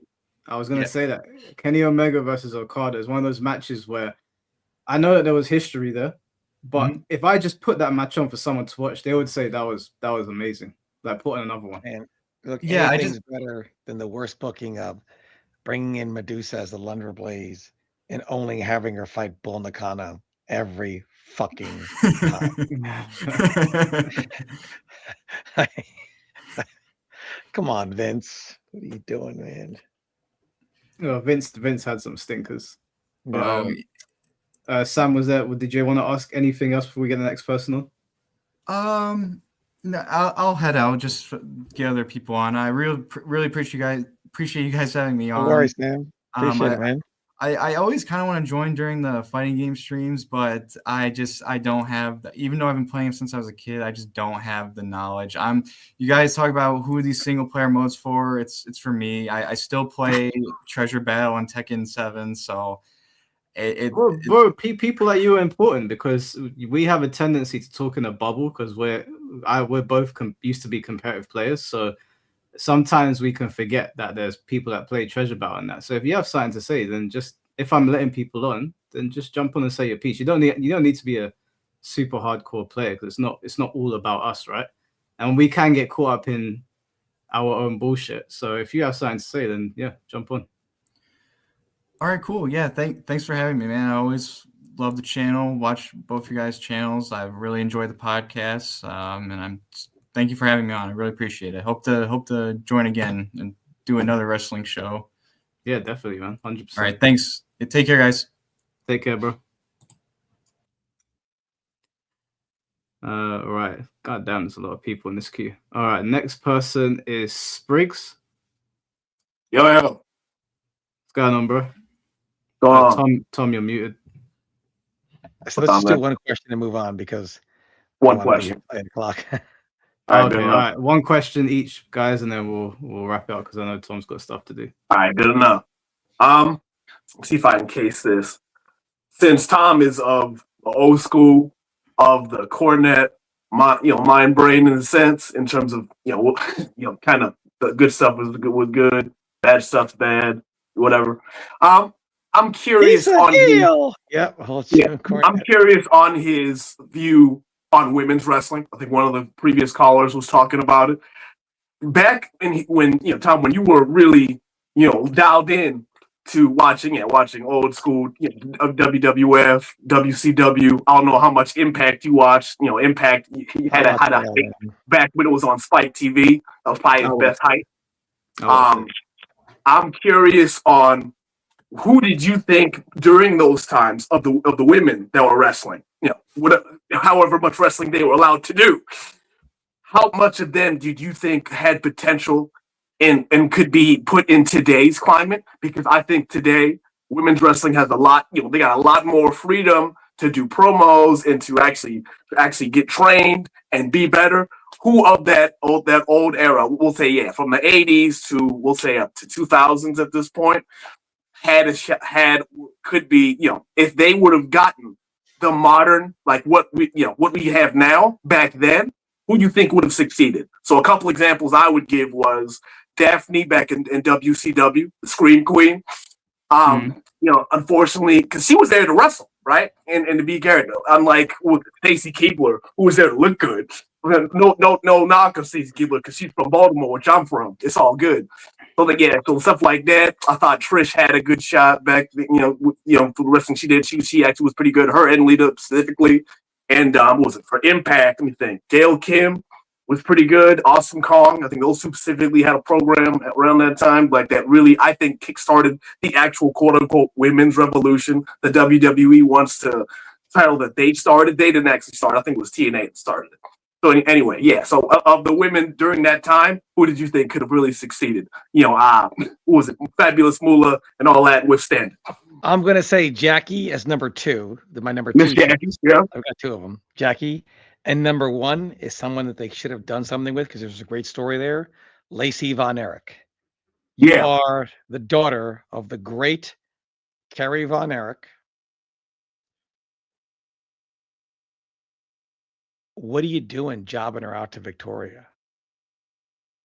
Victoria was great, but yeah, I get what you're saying. Yeah. Your last name, it's like, look, man, I got it.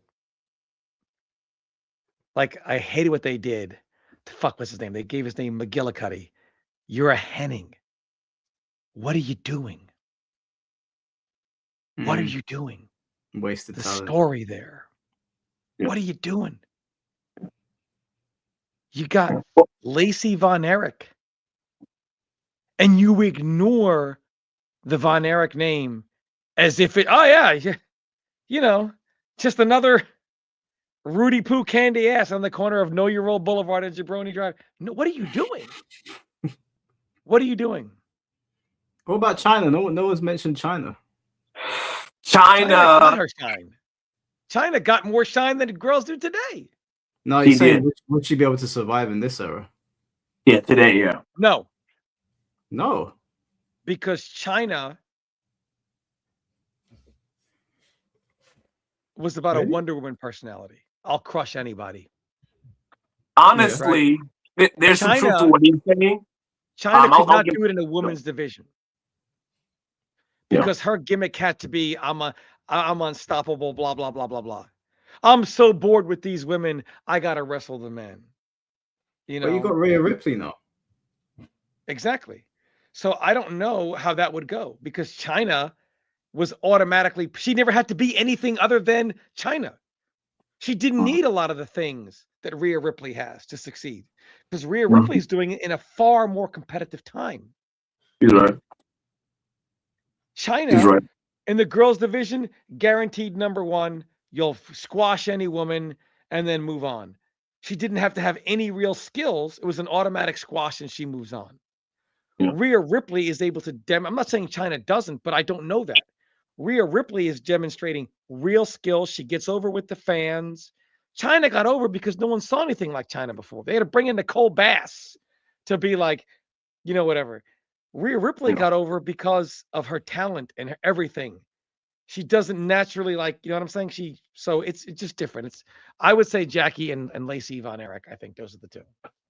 Yeah, that makes sense. Another one I'd throw in was I don't know which territory she came from. Baby Doll. I thought she had good promo potential. I remember I was watching a clip of an old press conference, like, to hype up a match, and Baby Doll was, she was who's Baby Doll linked with? Who's she the ballet of? You know? Baby Doll? Yeah. I have no idea. It's like old school, right? I'm thinking maybe you know. Trying to remember. I do remember Baby Doll. There's so many Baby Doll. I remember Major Guns. Yeah, I mean, she was running with Dusty at a certain point. On WCW. Yeah, Baby Doll was running with Dusty at a certain point. But I think so Baby Doll. She wasn't a Four Horsemen. I'm thinking of the Four Horsemen for some reason. Yeah, I can't answer that question. Oh, well, what's his name? I'm drawing a blank. He wasn't an original Horseman. The guy that's a minister now, Tully Blanchard. Tully Blanchard. Yeah, I think so. But yeah, she did a press conference, because like, what was it? One of the valets, pretty much turned on her for another woman. And like, she was pretty much hyping up a match, and she showed some real good promo work. You can YouTube it if you find like Baby Doll promo, you probably find it.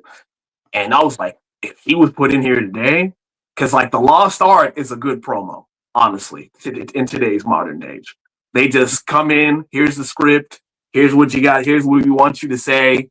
Mm-hmm. Like no real work, right? Outside of when Punk and Roman, they were talking last night, the hype of the WrestleMania match. That was one of the best the promos Roman Reigns has ever cut. Easy. But yeah, that's Lost Art. Did you see that, Tom? Roman's promo on CM Punk last night. Yep. Mm-hmm.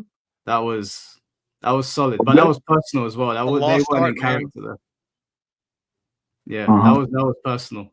But Spriggs, you gotta get the next person on, bro, because I think Tom's got very limited time. Oh, you only have much time? All right, though. I appreciate it. Tom, been a big fan. I've watched you since you got introduced. Since what was it? It was avoidingthepuddle.com. You came in for the Tag 2 podcast with Job. And that's how I got introduced to you. So I've been following your stuff since then. But when you've had different channels on and off, back when you talked about DOA, your little situation with Master and her girlfriend. That video is. I hope you bring that video back.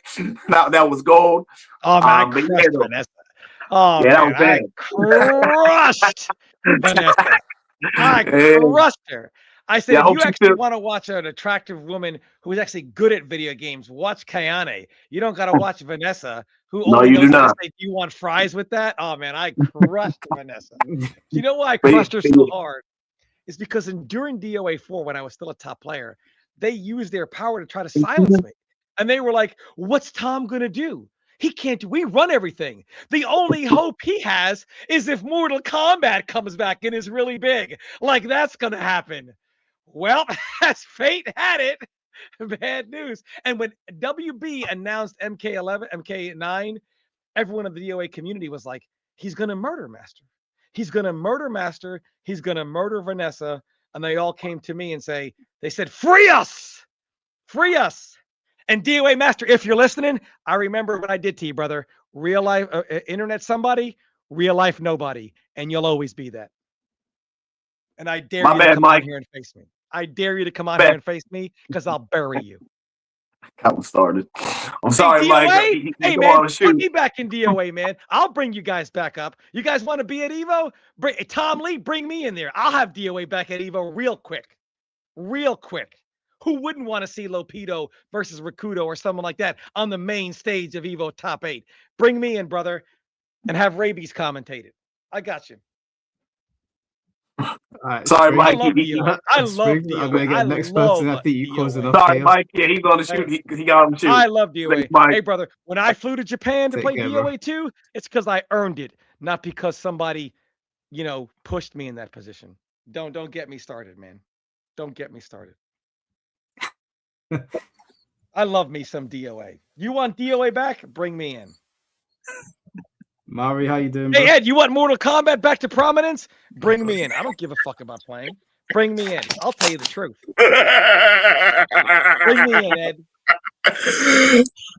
Welcome to Mike Hollow Stream, everybody, where we are now talking about Dead or Alive. Because, yeah, that's neat. What's up, brother? Man, kia ora, Tom. Good to see Man, you for you the got first time. some. Mike, I know we're talking about wrestling. I know you got a wrestler in mind right now. Right? This guy, you are the twin from Asbury Park, New Jersey. Bam, Bam, Bigelow.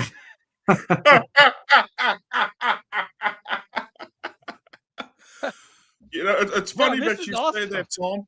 It's funny that you say that because last week when I was on Mike's stream talking about Tekken 8, when I watched that again, I saw that some of the people were saying that in the highlights. He kind of looks like Bam Bam Bigelow and all that stuff. And I was like, wow, okie dokie, that's neat. Love Bam Bam. But anyway, we're not here to talk about this and the resemblance.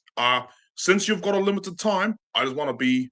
Oh, actually, no, before I get to the question, sure. I just want to say very quickly, walking back to what you said about China. First off, loved her matches, and I always loved what she was because, back then, Trailblazer. The way women were seen then as to how we see them now, because the way we look at women today, we love our muscle mommies. We love our women with multiple tires. Mamacita. Yeah. I love yes. Love and here's the thing. There is no denying that Rhea Ripley, really damn good wrestler. And the way she performs. But yeah, again, the fact that in today's era, where we've embraced a lot of the thickness, China, unfortunately, never had that luxury. And it saddens me to say that because because she even had facial reconstruction surgery to make herself more feminine because people outside and people in the locker room took the piss out of her for looking too manly, even though that's what we actually did. The people who really appreciated her liked that about her. And it really did sadden me to hear that, what she ended up doing to herself after the fact. I will appreciate that they finally did give her an honorary placement in the Hall of Fame, and they named an award after her. Mm-hmm. But yeah, I just wish that, to quote the fourth snake, a lot of China was wasted potential. Yeah. The women's division also wasn't where it is now, so she couldn't have that potential, unfortunately. Wrong time. Yeah. Wrong time. Trailblazer for sure, though. Perfect wrestler, wrong era. And that's what I hate about that. Wrong era. So now for the actual question, because I know that you're on the clock. Mm-hmm. And I got to watch. Going to Cena, because I can think of a few matches where I'm like, fuck yeah, these are some awesome Cena matches. There are two that come to mind. The Fatal 4-Way Backlash with him, HBK, Randy Orton, and Shawn Michaels. And there was also his first ever Money in the Bank match. The one where the Big Show pulls out a giant ladder and Michael Cole says, they actually look like railroad tracks. That one. Now, love those. So my question to you, what's the first Cena match that comes into your mind when you think that was a great John Cena match? The first ever Elimination Chamber where he won. Because, again, Vince McMahon was getting stale. Cena booking was getting stale. And as soon as TNA, they brought in Hogan, they brought in Ric Flair, there was this talk that TNA could be putting the heat on WWE. So Vince McMahon sparked. This is why no WCW hurt wrestling, because there was no competition. So Vince didn't have to be at his best because you had no alternative and no other. As soon as TNA started putting some heat on, what does he do? Back comes Mr. McMahon. John Cena wins the first ever Elimination Chamber. He comes out. Congratulations, John Cena. You're going to WrestleMania as long as you defend your title against this man. Mr. McMahon is back. He screws John Cena. People fucking loved it. Down goes TNA in one shot. That moment I remember because it had all the elements that made wrestling so good. And Indeed. I guess a lot of Cena not being that memorable is because it didn't have to be, at least for me, because there was no competition. Even Cena admitted the same old shit era. John Cena wins, buried by Cena. All that was just people were fatigued because the ideas weren't good anymore. You know, it was, and I think a lot of that is Vince McMahon because he was the master of all he surveyed. There was no competition. Credit where credit is due. Despite all of that, if there's one thing that you can't deny is that no matter how it was written or where it was taken, Cena's personality, it definitely helped to keep everyone invested. For as much as people didn't like the NXT storyline with Heath Slater and all them, I mean, heck, if there's one thing people definitely do remember, it's Cena roasting the hell out of those cunts. It is. The Nexus gimmick, it was really bad. Wade Barrett wins or John Cena's fired because John Cena has to be in the Nexus. I mean, like some of that was awful. And I just think it just really was a product of there's no competition. It started off well. It started off well, but It much did. like a good actor working with a bad script, you can only hold it up for so much before it falls apart. And if there's one thing I can definitely credit Cena for, is the fact that he was able to hold up so much with what he did. I mean, heck, he was so good at what he did that there was a reason that for a long time, these two were seen in the same spotlight together. Like, there's a reason why it's like he really was thought to be the next Hogan. And if you ask me, despite Hogan's impact, despite the groundwork he laid down, despite the foundation he was able to hold, it was Cena that was able to keep it held together, and he was able to make it even more solid. And I know what you're going to say. Okay? No, because I can see that look on your face. I can see the look on your face. No idea where I'm going. I can see it. I can see. So I just want to say, the problem with Hogan, for as great as he was, for as influential as he was, for as much as he was, for a time, that one wrestler everybody wanted to be, when the actual person was shown behind the wrestler, that's where everything went to shit. And I know that we should be able to separate the character from the person, but when the person is such a complete wank stain that it tarnishes the character, that's kind of where it's like, no you one knew got that to about Hogan acknowledge in that. the 80s and even early 90s. No one knew. So I'm glad you said that about you. Hold that box up again. One more time.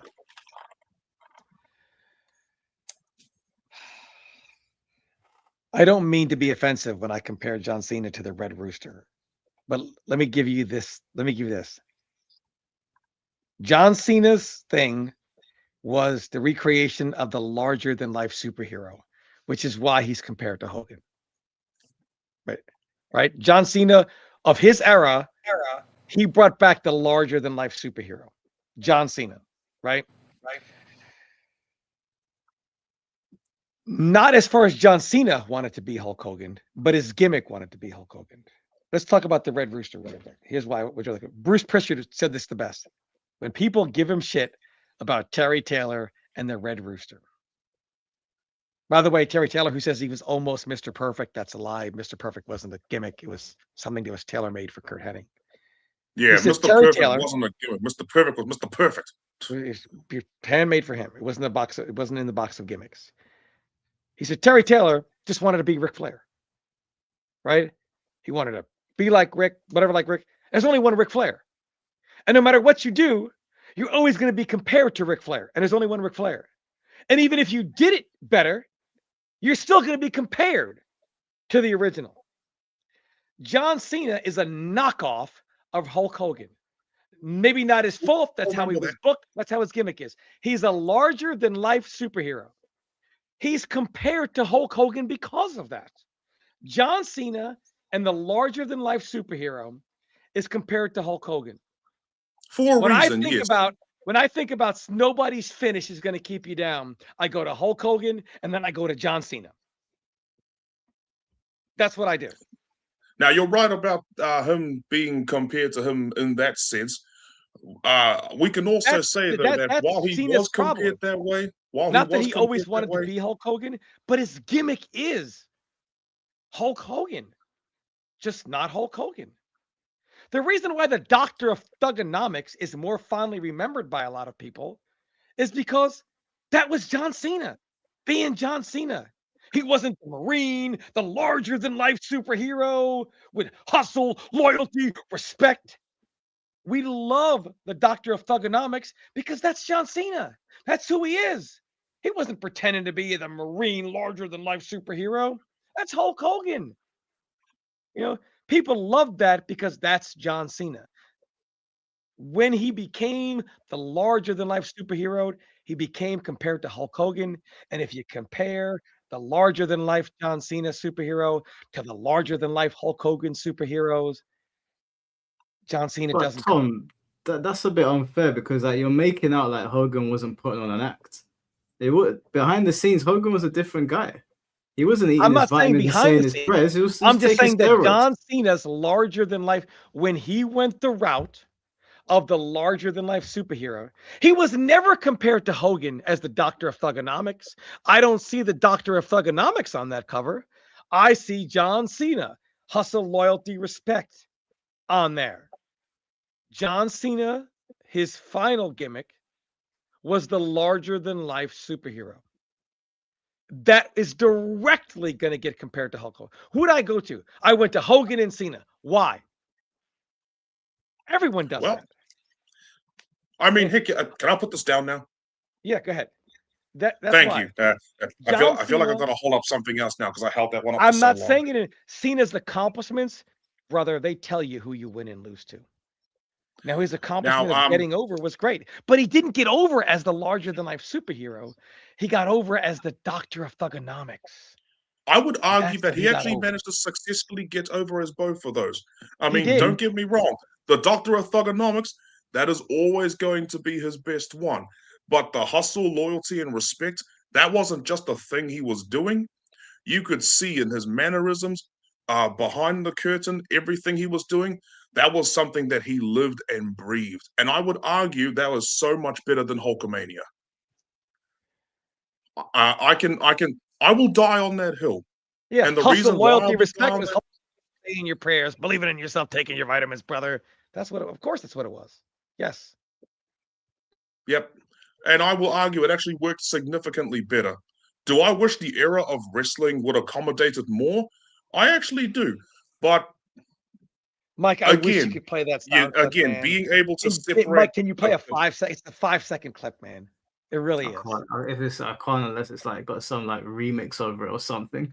If it's from WWE, if it's a WWE clip and it's not been heavily Really? edited, Of just literally bro, 2 seconds yes. of a sound clip? bro, WWE are worse than Nintendo. They will take your shit down like 2 that. seconds, my bro. 2 bloody seconds. And I Well, should yeah, know. I mean, I did a look, Rikishi man. dance video a few years back, and man, I using just a sliver of It is footage or audio, they will okay. outright It is no coincidence that when he dropped the leg on the Rock, Jim Ross goes, he beat Andre the Giant with that move because of just, he didn't say he beat Sting. He beat Ric Flair with that move. He beat Andre the Giant. And that let the crowd know how impactful that leg really was. He beat Andre the Giant with that move. Nobody ever says, the FU, he beat Brock Lesnar with that move. Nobody cares. Not because it's not as impactful, but because John Cena, the superhero, is always compared to Hulk Hogan, the superhero. And Hogan was just a better superhero. But Because that's Hulk, not fair. Oh no, actually no, Mike. Actually no. Hold on. Is this thing reversed? Does it look like I'm pointing the mic if I do this? Yeah. Hulk Hogan was a good. better So, Mike, superhero, brother. He now- really was. I mean, now, Mike, you did say that's not fair, but then again, he's just saying that he's a better superhero persona than Cena was, and that's fine. He's just giving me his opinion. That's perfectly fair to do. The same way we compare one fighting game to another fighting game, saying this one that's not why I'm saying it's not fair. He's saying that no one cared, and that's couldn't be further from the truth. When it's not as impactful. It doesn't resonate. It doesn't resonate like that.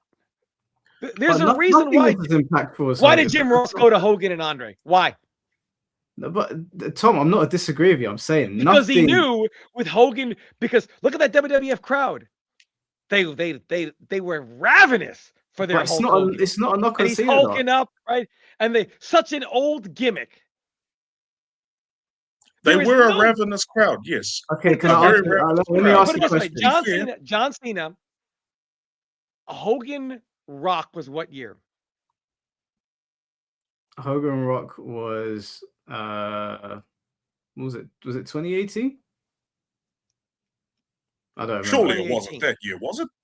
2018. Was it 2018? It was. Yeah. Fuck. Yeah. So let's say it was 24 years after Hulk Hogan was Iron Sheik 84, 85. Right? 24 years later. 24 years later. Wait, did you say Rock and Cena or Rock and Hogan? Rock Cena. Yeah, Rock Hogan. Cena. I mean, it's Cena Hogan. I mean, Rock Hogan. Rock Hogan was that was like 2000. That was early 2000s or mid early 2000s. Exactly. 2007. 2006. No, it wasn't 2007. It was around 2 or 3. My point is, again, look at the pop that they got. And Hulk Hogan's theme song, iconic. But Tom, you're being unfair. But not iconic. But not. It wasn't iconic like the Warrior, where the song made the Warrior. Hogan made the song. Yeah, but John Cena. Hold on. No, wait, no, you're being unfair to Cena. Cena made 2 songs. Hold on. Let's take John Cena. Right? You could have da da da da. Nobody gives a fuck. But guess what? John Cena would get a bigger pop if he came down 10 years from now as the Doctor of Thugonomics than he would as John Cena. No, he wouldn't.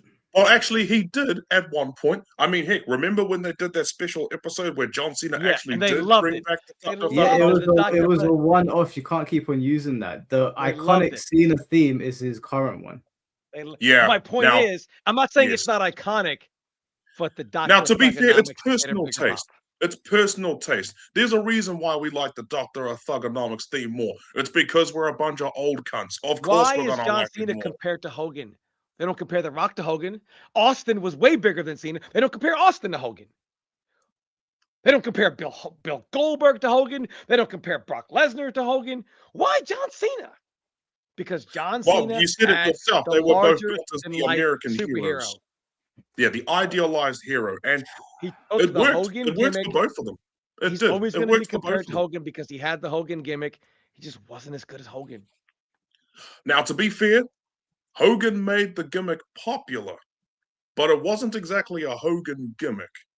No, this guy brought on this guy. See, and this is another issue of a dumb FGC player. I fell asleep for an hour, made dinner, and Tom still fighting his life by Hulk Hogan. Oh, I missed the part about the tag teams and the women's wrestling or whatever. You're an idiot. You're an idiot. This guy might have spiked the water at Frosty Frosties for all I know. Idiot.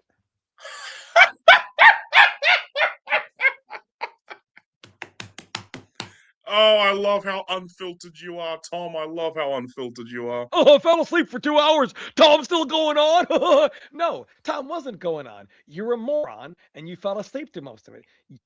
This is not a fighting game stream. So keep your garbage FGC talk in the garbage FGC. Mario, you need to get the next person on, bro. Is there anything else you wanted to say to Tom?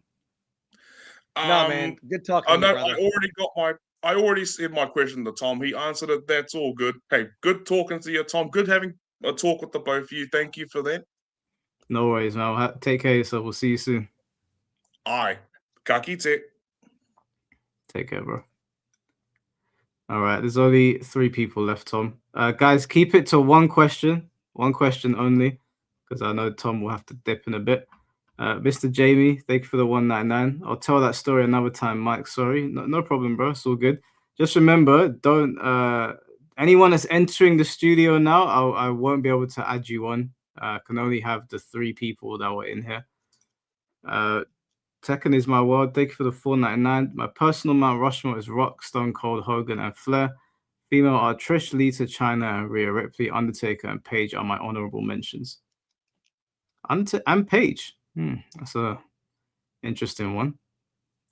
Fair enough. I don't think I could agree. I don't mind this Mount Rushmore. I mean, wrestling needs multiple podcasts. We didn't even talk about Lex Luger. Like, there's just so much. Yeah, there's so much to go over.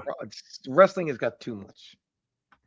Tekken is my world. Thank you for the 499. The Hardys are my favorite tag team of all time, and not gonna lie, they also have been the gateway for me really liking rock music. What wrestling game was it? I don't know what it was that the Hardys did everything for all the moves, because they said the studio said that the Hardys were the only ones they could find that could do all the moves. Oh, I didn't know Great that. tag team. No idea, but yeah, no, Hardy's definitely legendary. Dudley Boys, Edge and Christian. I'm obviously impartial. I'm partial to Kane and Undertaker, because those are my 2 favorite wrestlers. And then you guys know where the 3D came from, where the evolution of that finishing move. Is it from the Death Valley Driver? No, so I'm from up north, so we had ECW. I went to many ECW shows. Bubba originally did the Bubba Cutter, and then they teamed him with Devon, and the 3D is just a play on the Bubba Cutter, which is just a diamond cutter, right? Yeah, and they had some of the teams, the ECW, the Eliminators, Cronus and John Cronus, Perry Saturn, Total Elimination, great finishing move. I mean, there was some just so much, the ECW. Or Sabu, when they tried to bring Sabu in the Royal Rumble. Yeah. Sabu had a nasty elimination against Kane. Remember when so Kane they were going to bring Sabu table? originally the first time into the Royal Rumble, and they had this spot where Sabu was going to come in, and he was going to eliminate himself by doing like an ECW from the table, right? Like he's from ECW, he's extreme, so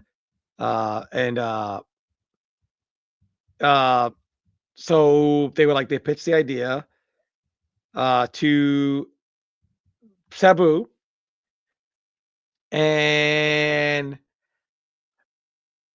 Sabu goes, talk to my uncle, let's see if it's good for my career. So Bruce Pritchard, okay. So he's like, you talk to my uncle, the Sheik, Ed Farhat.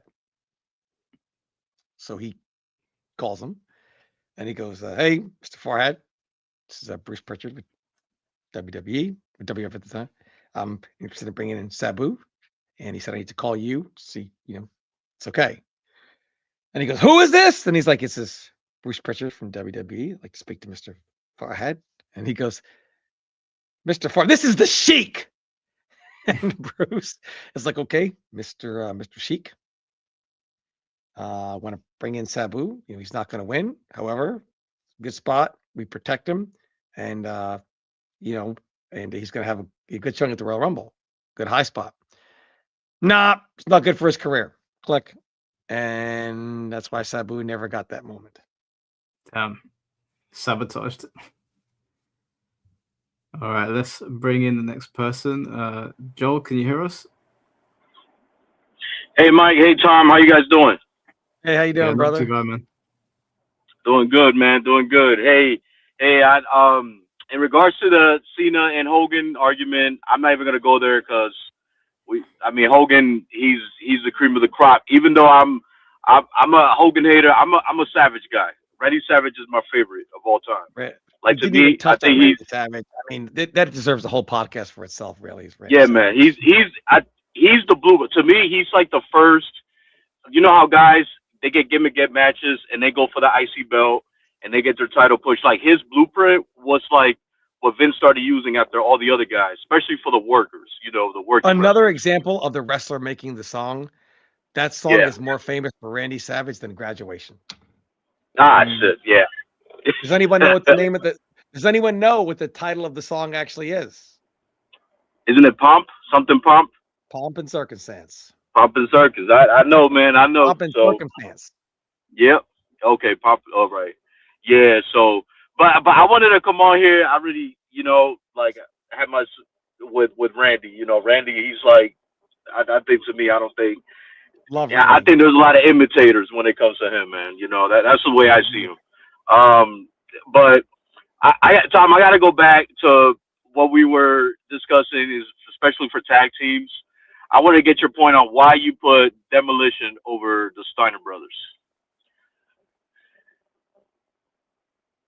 Because the Steiner brothers never carried a tag team division. Okay. So Demolition came around at the time when the Road Warriors were the biggest draw in professional wrestling. Right. Right, and I think that's why during their time, their peak, because Demolition came in what, 87? I think that was their first so the title. original Demolition. Run? Yeah. The original Demolition. Does anyone know the original Demolition? No one look Isn't it it up. Nikolai Chat, Koloff? you're all gonna Google it. Who? Nikolai Koloff? No. So the original Okay. Demolition was Bill Eadie and one of the Moondogs. Moondog Rex. Okay. And of course, people recognized him when they were like Moondog in the crowd. So then they subbed out Moondog for Barry Darso. So Demolition was not pushed to the moon. So first of all, Demolition was made to combat the Road Warriors when they were at the peak of their powers. So but I don't think they wrestled each other. Hold on. Can you imagine? Yeah. You're Bill Eadie. You're teamed with one of the Moondogs. And you're told, basically, well, we know what it is. Your job as Demolition is to compete with the Road Warriors. Yeah, that's wild. At the peak of the Road Warriors' powers. And your first matches, the crowd chanting Moondog, Moondog.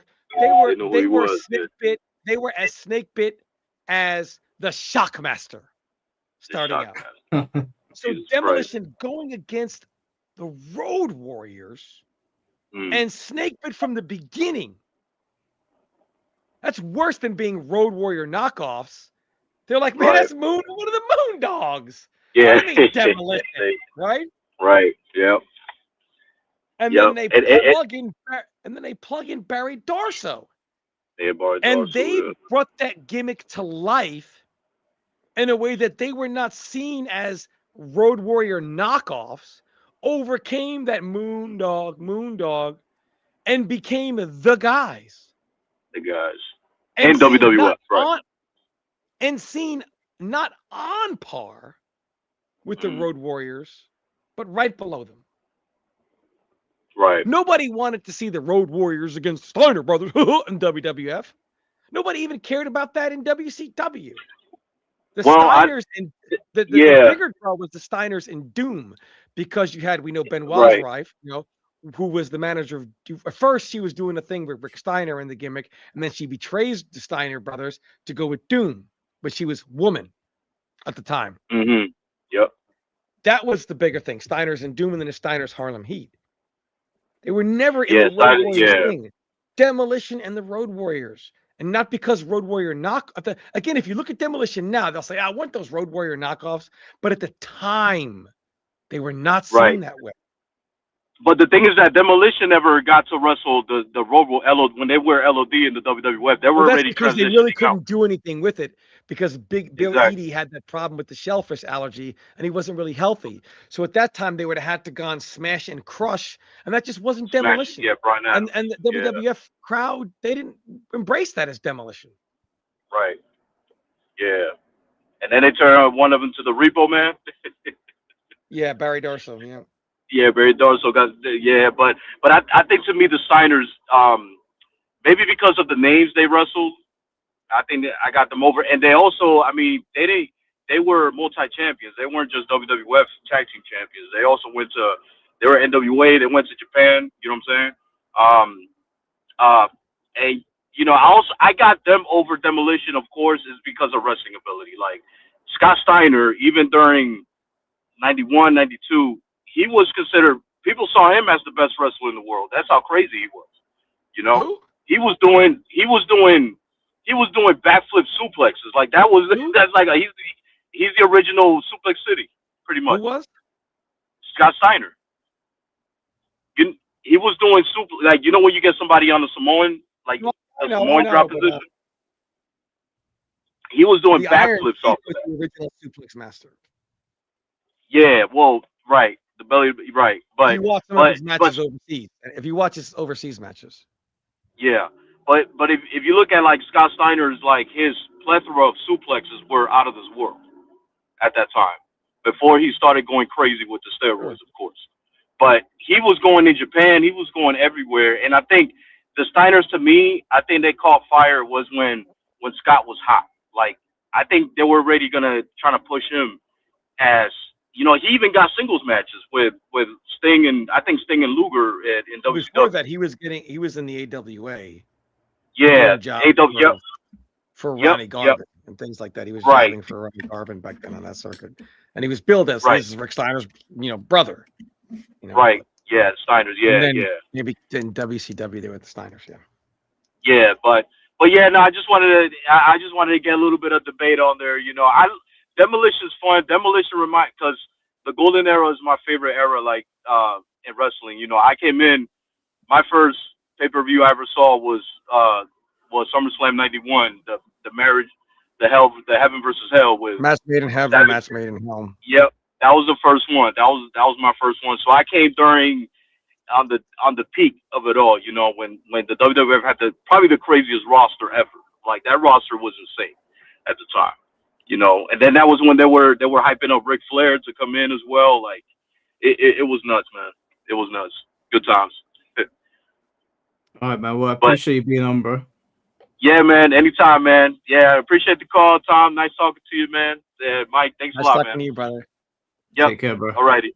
Yeah. And Mike, you know, I love that gimmick when Ric Flair came in with Bobby Heenan on behalf of the real World Championship. It was Bobby Heenan was brilliant. It was a shame what happened to him. Bobby Heenan, man. Ric Flair always said, man, if Heenan was built differently and he could be a wrestler, man, Heenan would be the best. Yeah. I can't accept any more people on here, just the people that are already remaining. So there's just a couple of people left. Remember, just ask Tom one question, and then we'll let Tom go. Just before they come on, what was the first wrestling match you ever saw?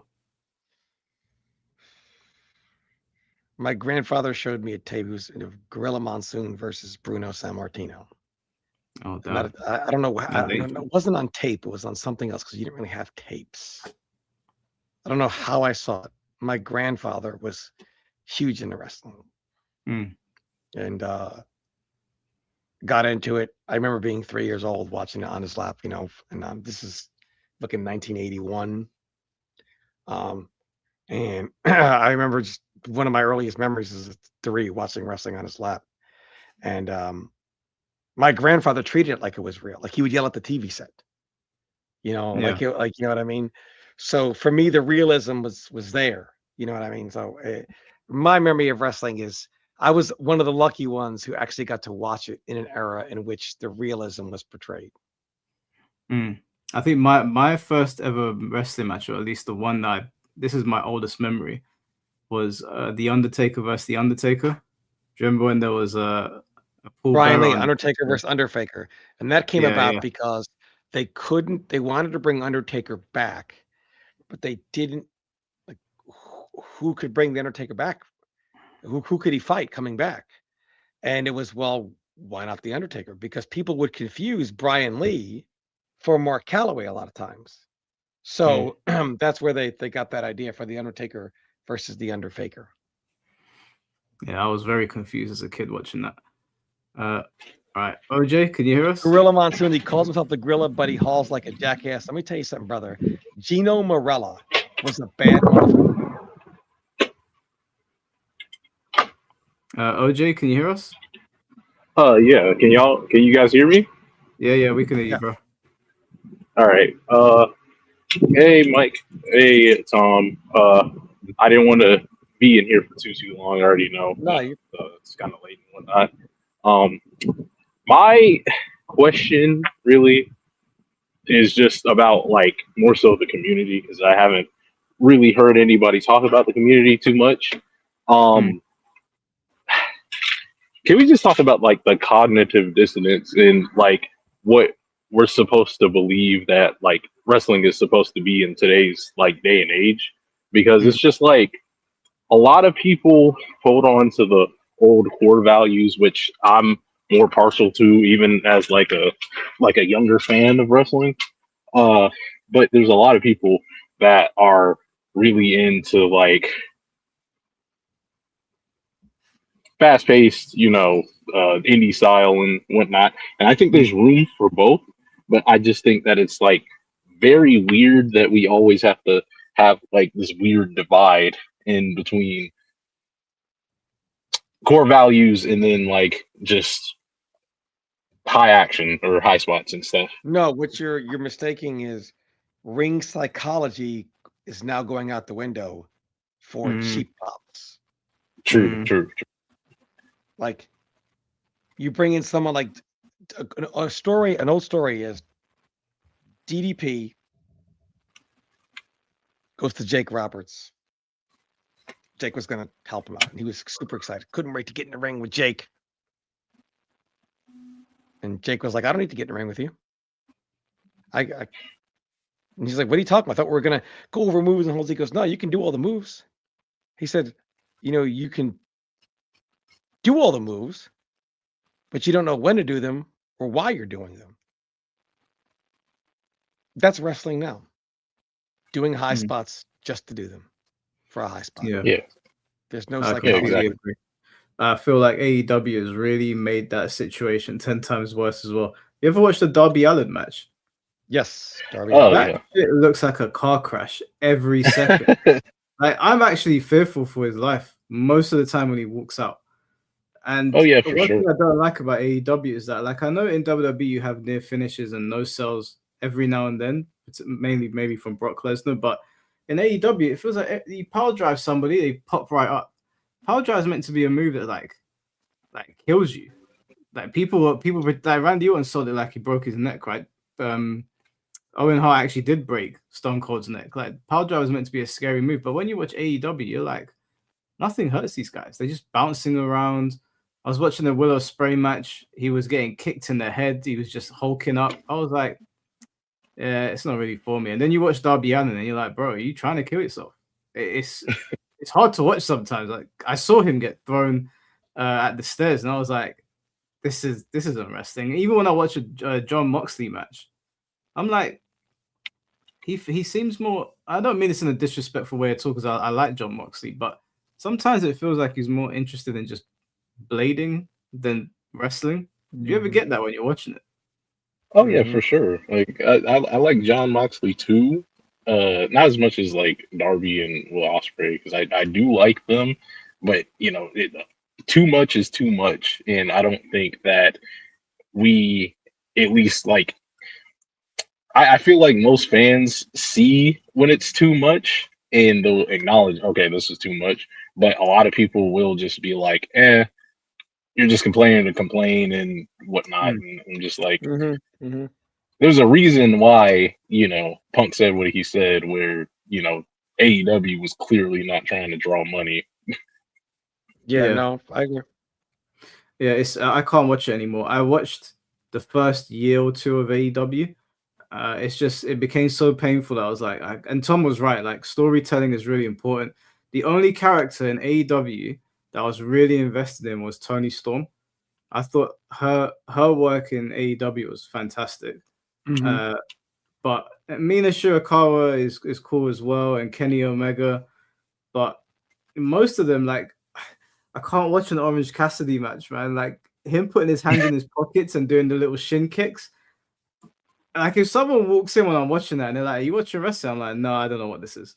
It's like secondhand embarrassment. I I can't get into it. Oh yeah, MJF obviously. MJF is standout. Yeah, of standout. course. In my opinion, MJF should have gone to WWE. He should have gone a long time ago. Yeah, I don't think he should be in AEW. That being said, though, Powerhouse Hobbs came over to the WWE, and that was a horrible introduction. I hope they don't fumble him, but it really feels like it's going to go that way. Yeah. I kind of feel like they are, just because, like, look at Rusev. He just got rehired last year, and he just got thrown out of the Royal Rumble in, like, what, 30 seconds? Yeah, that was a hard watch.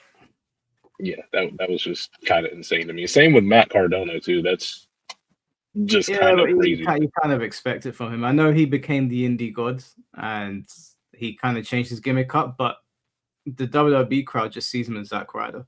Like, I can't look past Zack Ryder. I'm trying. I really am, because I know he's good, but I don't know. I think his wife is more interesting, Chelsea Green. I think she's more interesting to watch than Matt Cardona. I don't mean that as a put down either, because he had some cool rivalries back in the day. I especially liked the whole thing with Eve and Kane. I thought that was pretty funny, but yeah, I don't know, man. The recent signings, they haven't been doing it for me. Yeah. Was there anything else you wanted to ask Tom, OJ? Not really. I think we should definitely have like another podcast like this for sure. Geared more towards like the current product, just because there is a lot to say about the current product. There is. Do you know what? Me and Tom could probably do like a podcast in the lead up to WrestleMania and then a post WrestleMania podcast. Yeah. Because the WrestleMania build up's always entertaining to pay attention to. And they kicked it off right. Roman Reigns and CM Punk's promo was really good. And Cody, Jacob, and Drew look like they've got something going on. So we'll see in it. We'll definitely try to get some more in. Yeah, I'm not gonna lie to you. I don't know if I'm actually gonna.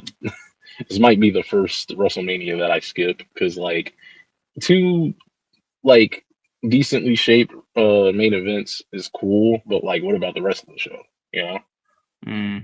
I can't miss WrestleMania. I don't think I've ever missed. I've seen every WrestleMania at this point. So I can't miss it. But I understand having trouble tuning in. Triple H, in my opinion, is doing an awful job right now.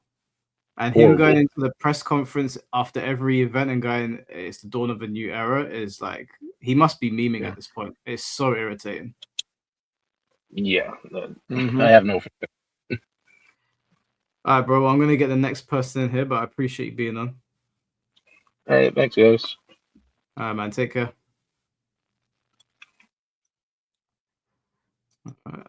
Black Sand, can you hear us? Yes, can you hear me? Yeah. Nice, man. Hello, guys. Nice to meet you guys. Nice How you doing, man? Nice to meet you. Good. Just had one question. I want to take too much of your time, Tom. Sure. Sorry about that. Well, I guess for Mike as well. So I don't know if Tom has alluded to the fact. I think your mic went, bro. Yeah, you cut out, brother. Oh, sorry. What about now? Yeah, I hear you. Okay, sorry. Gotcha. Okay. So I was trying to see. So I mean, I'm an AEW fan. I know it might be cringe to say that out loud, but I mean, I like the show kind of for what it is. But let me explain. So I guess, I mean, I value more of the in-ring more than the story, because I guess I've gone so long without a good story that I just don't care anymore at this point. Which I still care to some degree, but I guess I'm more into the in-ring style, or I guess in-ring work now. Okay. So, and I get the AEW has this little story I'm looking for, this little like this bad bug of like overbooking, the flips and whatnot, the gymnastics. Like I get that, and that is true. But I mean, I think they do have some good stuff that you can look into. Like I mean, Hangman, for example, MJF, Swerve. I mean, they got good stuff too, man. I couldn't get into Swerve's matches, man. And Swerve as a character, I didn't mind Hangman too much, but yeah, I couldn't get into Swerve. Like, I don't know if his comments on social media skewed my view of him as well, because I didn't like some of the things he was saying, especially when the whole Booker T thing happened. Yeah, Booker T thing. Yeah, I thought that was majorly disrespectful. And I was like, I agree. Yeah, you can't talk to an OG like that, man. But no, and that's fair. I've watched him, and I'm like, I don't know, man. Like I don't think he's bad at what he does at all. He's just not for me. No, it's fair. I mean, it's fair. I just think I don't know. I mean, maybe partial bias though. I went to All In last year, which that was incredible. But I mean, I don't know, man. I mean, so I guess my question is like, what are your like major problems with AEW as it stands right now? Both of you, I guess. My major issue with AEW is that I think the booking is pretty terrible. Okay. From when I was watching, like plot points were just like too wacky or being thrown out, or things were changing up too frequently. It didn't feel like there was satisfying payoffs. Like when MJF was what was his bodyguard called again? Wardlow. Yeah, I didn't like how that all went down. No, that was the bodyguard thing. There's only one Chris Jericho and Ralphus, man. And it also felt like they were just I really hated how every time they got into like a back and forth, they had to bring up WWE. It was like, oh, go out night 2 of a buy one get one free, or I'm gonna send you back to that shit show. It was just like, bro, can you focus on your own show? Even when Edge came to AEW, kept on talking about WWE. I was like, I might as well just watch WWE. You guys care about it more than I do. Yeah. Anyway, I don't mean to rush you, man, but I got something I got to take care of. You got a question, Black Sand? Oh, that was my question. Just your major issues with AEW, if you had any. Oh yeah, I got plenty of them. Okay. AEW. My main issue is AEW is as if Barry Meltzer, Dave Meltzer was a booker. Bruce Pritchard and Eric Bischoff always bring this up. The reason why Dave Meltzer simps so hard for AEW is because this is how it would be if he was running a federation. Mm-hmm. Every match is intentionally trying to be a 5-star match. Mm. And this is the problem with AEW. When AEW is running a wrestling federation as if the action is real and it's not sports entertainment. And these are real wrestlers who's, you know what I mean, putting on an athletic display. But they're forgetting the most important part, the entertainment part. You know, nobody can watch a meaningless 5-star match because it's a 5-star match. Right. No, I agree to that. You know, and their problem is if Mike Tenay and Dave Meltzer ran a federation, that would be AEW. A bunch of acai moonsaws and all that would be it, right?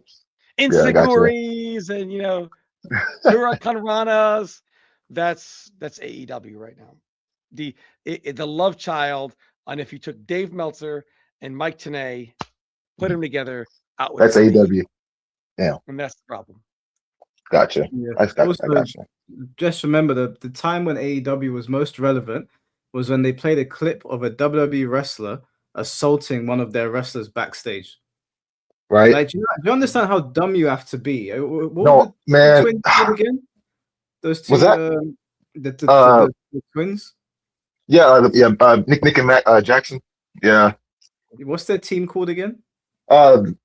Sorry, the Young Bucks. Sorry, yes. The Young Bucks. Yeah, they came. They started the show and they played the footage of CM Punk assaulting, what was it, Jungle Boy or something. Yep. Yeah. And I was like, that was really bad. You put a WWE wrestler on your Titantron assaulting one of your wrestlers, and that is the only thing people could talk about now. Do you know how dumb you look? Yeah. Like when they were like, Mick Foley's their champion. What do you think happened? Everyone changed the channel to watch Mick Foley win the title.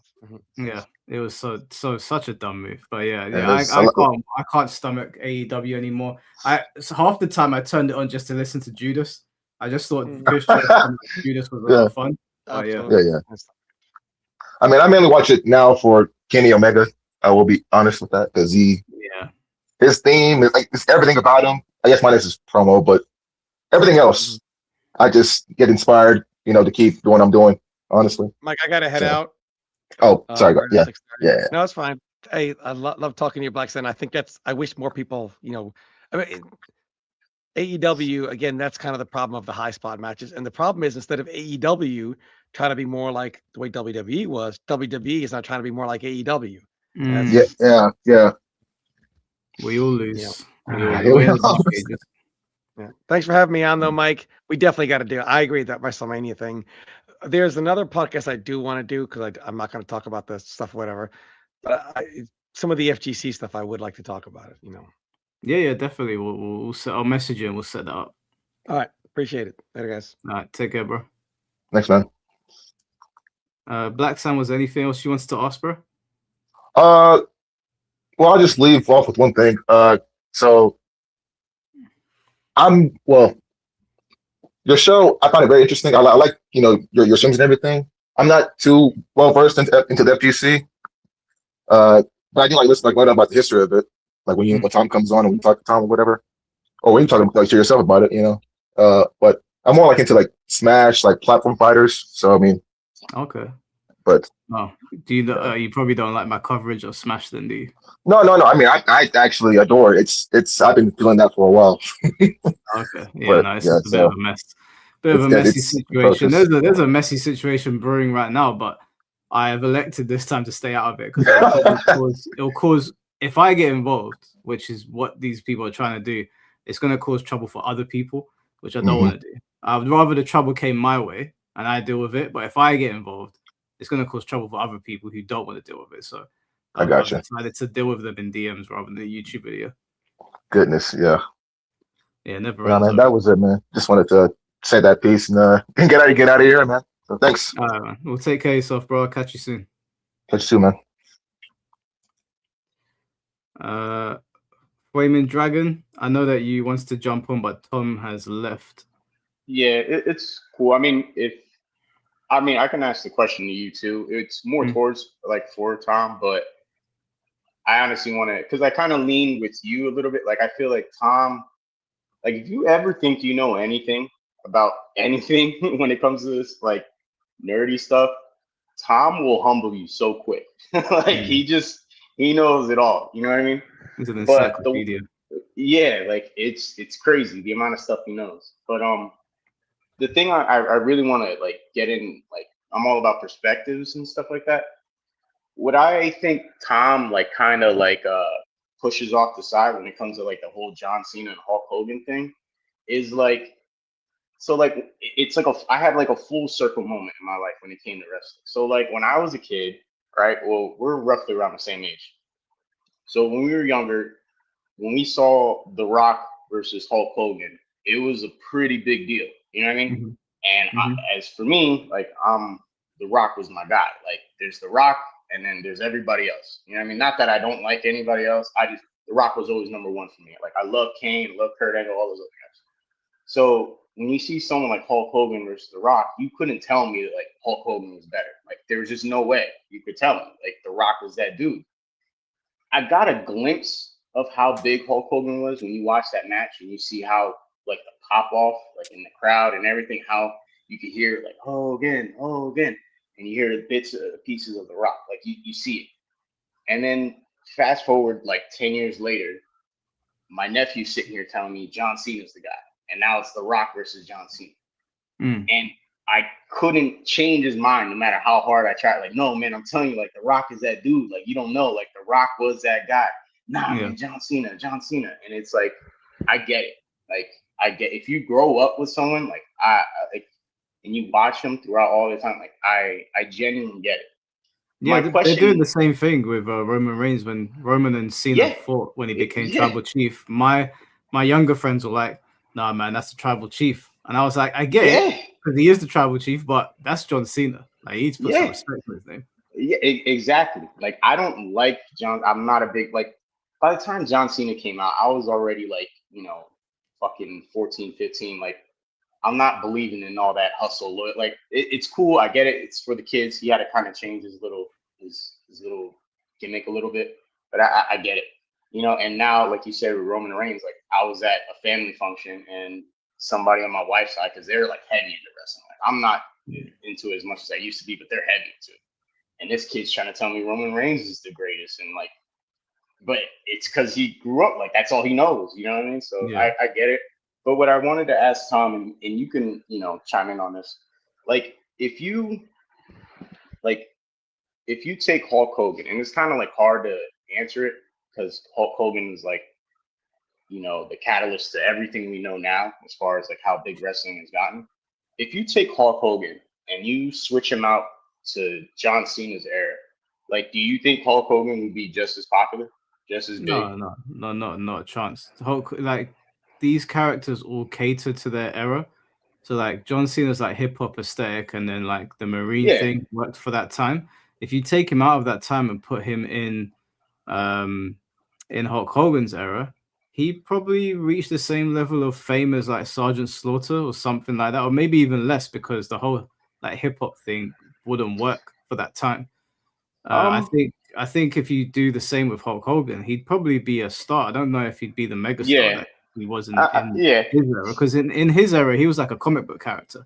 It was like he's like a superhero. He's like the Superman of wrestling. Like, that's how I always looked at Hulk Hogan. Like, I get it. I kind of agree, kind of disagree. Like, I get it what you're saying, because like, again, my first time when I saw Hulk Hogan, he was a bad guy. I didn't grow up seeing Hulk Hogan eat your vitamins, say your prayers. That's like for Tom's time and my dad's time. You know what I mean? I grew up seeing fucking Hulk Hogan spray painting shit, and everybody like he was a bad guy. Like I always wanted Sting to win and all that stuff. So like my perspective of Hulk Hogan was different. Like I feel like he was originally a heel as well. He cut a super racist promo. way I've seen some stuff with Hulk Hogan. Bro, that promo where Vince McMahon is interviewing him, it's like early 80s. I've seen that wild. one. If that promo like resurfaced properly today, people would go, bro, there's some stuff with like even like The Rock, like like The Rock has said some fucked up shit too, man. Like he used to come at Kane, and like Kane, I don't know, a lot of guys probably don't remember, but back then Kane, his voice was really distorted. And he talked like those people. You know what I mean? So The Rock is sitting there calling him a fucking, I don't know if I can say that on anything. I don't want to get monetized, but the R word for people. Yeah. Like he's calling them all types of names. Like it's just shit like that. Like, and it's funny as hell in the moment. But you look back on it now, like you scratch your head and be like, oh shit.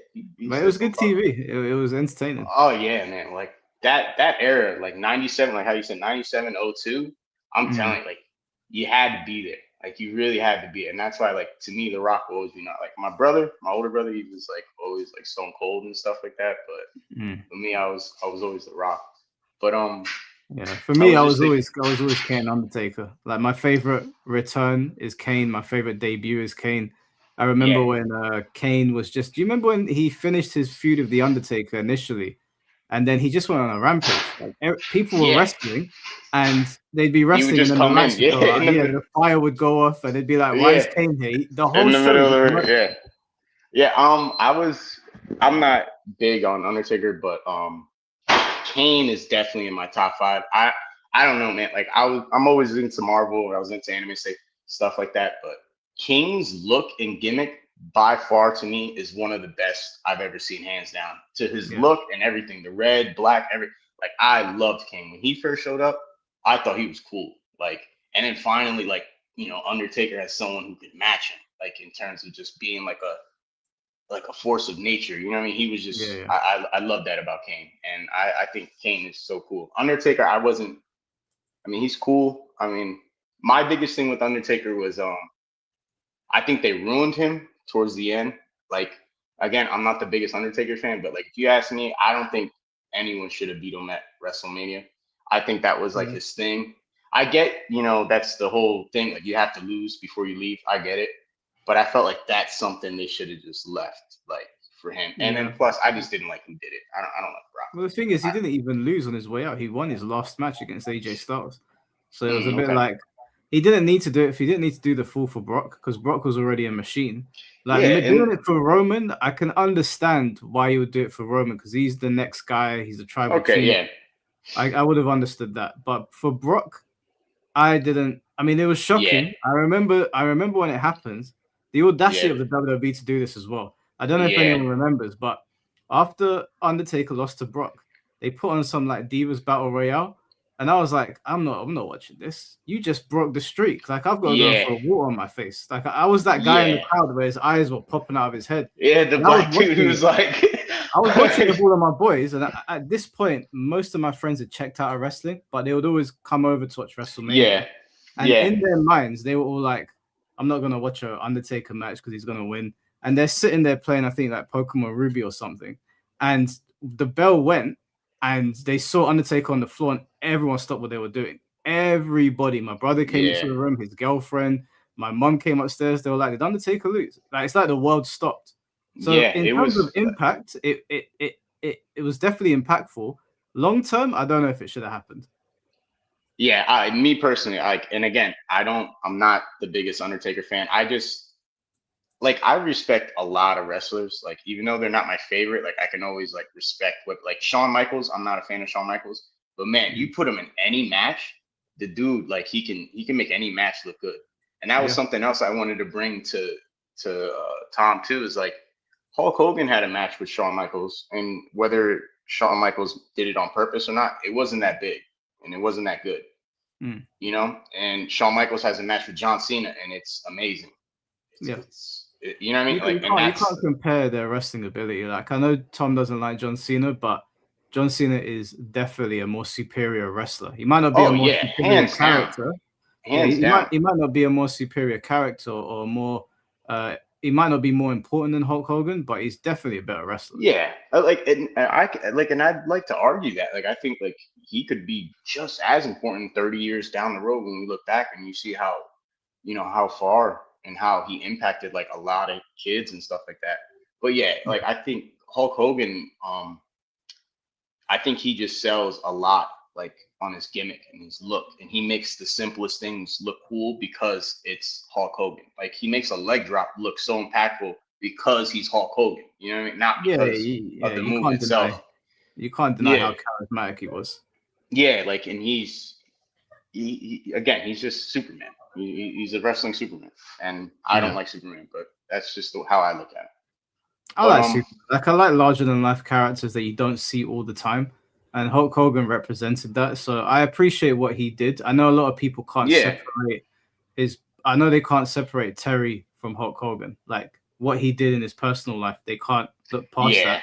But I mean, when he died, I said rest in peace. Thanks for your contribution to the wrestling community. And obviously, you can't take away what he did, but you can't excuse what he did either. But you can definitely, I can separate them and say I had a great time watching him as a kid.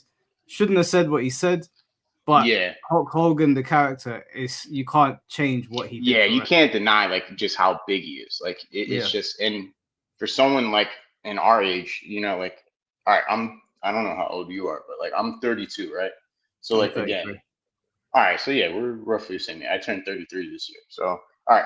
So you know what I mean? When we were growing up, seeing Hulk Hogan was just very different. We didn't grow up seeing that Superman. For me personally, I just saw the bad guy. I got glimpses of it. You see it later on, especially at that WrestleMania. I realized, oh, he really is this icon. He really is that big. Because the only person you could compare the pop-offs to was always Stone Cold. You know what I mean? Up until that point for me, I never seen anybody. When The Rock came out, man, everybody was just for The Rock. But Hulk Hogan really, and I understand, he said some fucked up racist shit. You know what I mean? Yeah, but he spent 10 years apologizing. Yeah, how long are we gonna beat someone down for something?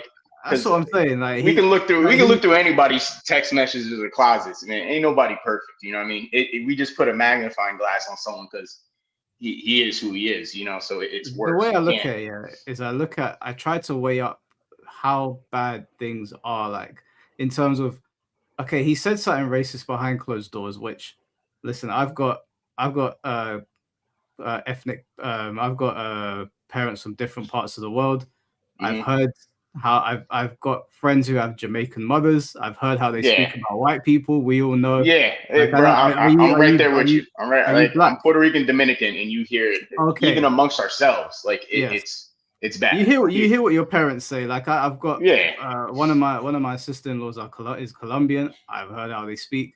So all of this, like, it got exposed and whatever. Yeah, it's true. You shouldn't be saying that stuff, but people acting like it's the end of the world. And I said, yeah, he should do some time for that, not like actual time, but people are gonna hate him for he it. doesn't He's gonna deserve say sorry. And then a lot of the black wrestlers, not all of them, but a lot of them had forgiven him. And I was like, I'm not gonna hold a grudge, especially I don't mean to take this here. But again, like, I try to weigh everything up. Am I like there's so many we all know about all the fucked up shit that's come out this week, right? Don't need to say any names, but we've all seen the files that have come out this week. There's some like disgusting people on this planet that I can be like, yeah, I'll never forgive you. Like, there's no amount of apologies. You should be careful who you idolize. I'll be like, whatever, man. He spoke some shit to his daughter. All of our parents act like that. I've heard it from so many different parents. And he said sorry. The black wrestlers forgave him, some of them. Whatever. Yeah. I do think, like, again, there's nothing, you can't excuse anything you said. I'm not gonna sit here and bash the dude. If he apologized, at the end of the day, he apologized. If you don't accept it, then there's nothing else he can do about it. You know what I mean? Whether you believe it or not, like he said it. What more would you want him to do?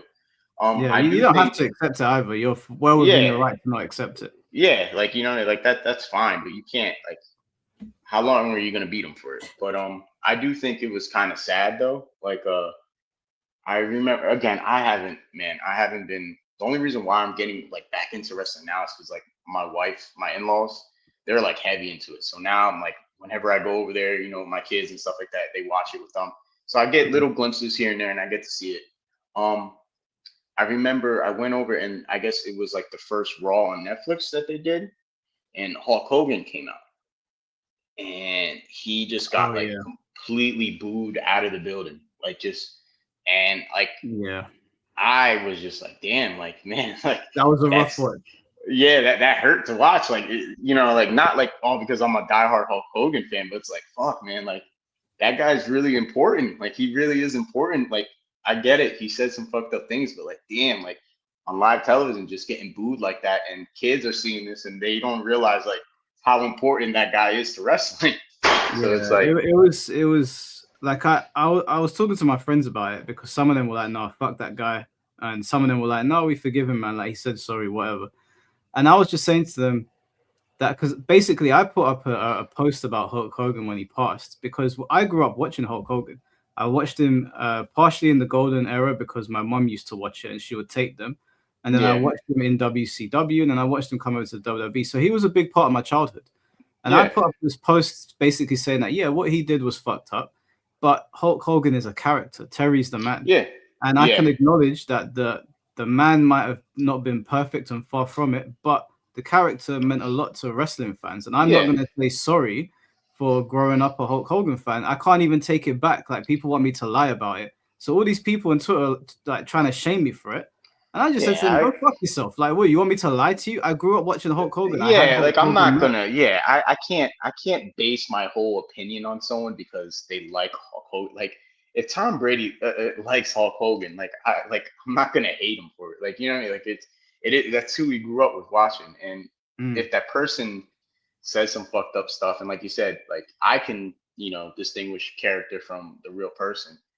I genuinely just don't think, if we're talking about wrestling, then let's keep it about wrestling.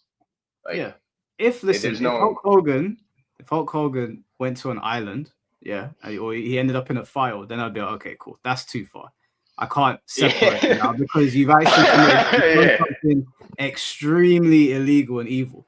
But he said a few mad things behind closed doors that shouldn't have got out, which most of our parents, most people watching this, you know, your parents, and they don't want to admit it. They don't want to admit it. You still love your parents, right? So you can acknowledge your parents talk shit and shouldn't say those things. But if they say sorry, they say sorry. Like, if you want to hang him out to dry over it, that's fine. I'm not taking my rest in peace message back at all. And I don't apologize. And like, coming from, all right, so like, I grew up here in America, right? I'm from Jersey. I grew up Puerto Rican Dominican. My father's Dominican, my mom's Puerto Rican. They're from the States. It's my grandparents that are from the island, right? All right. So that being said, like, growing up here, I felt racism before, you know what I mean? But like, in the grand scheme of things, like the stuff that he was saying, I've heard worse stuff in fucking MW2 lobbies, dog. Like, I'm not saying that what he said wasn't that bad or anything like that, but like, I promise you, a lot of people have said worse things, way worse things. And it doesn't excuse anything he said. Like, he shouldn't have said those things. And even if he thought it was a private moment or anything like that, like, you really just shouldn't say those things.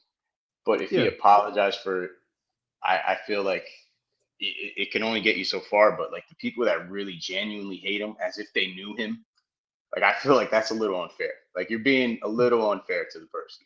Yeah, like people We all forget make that. mistakes. Like, yeah, we all make mistakes. People are more complex than their worst moments, and it doesn't mean that you should be excused for it. Like I said, you say stupid shit, you gotta do the time.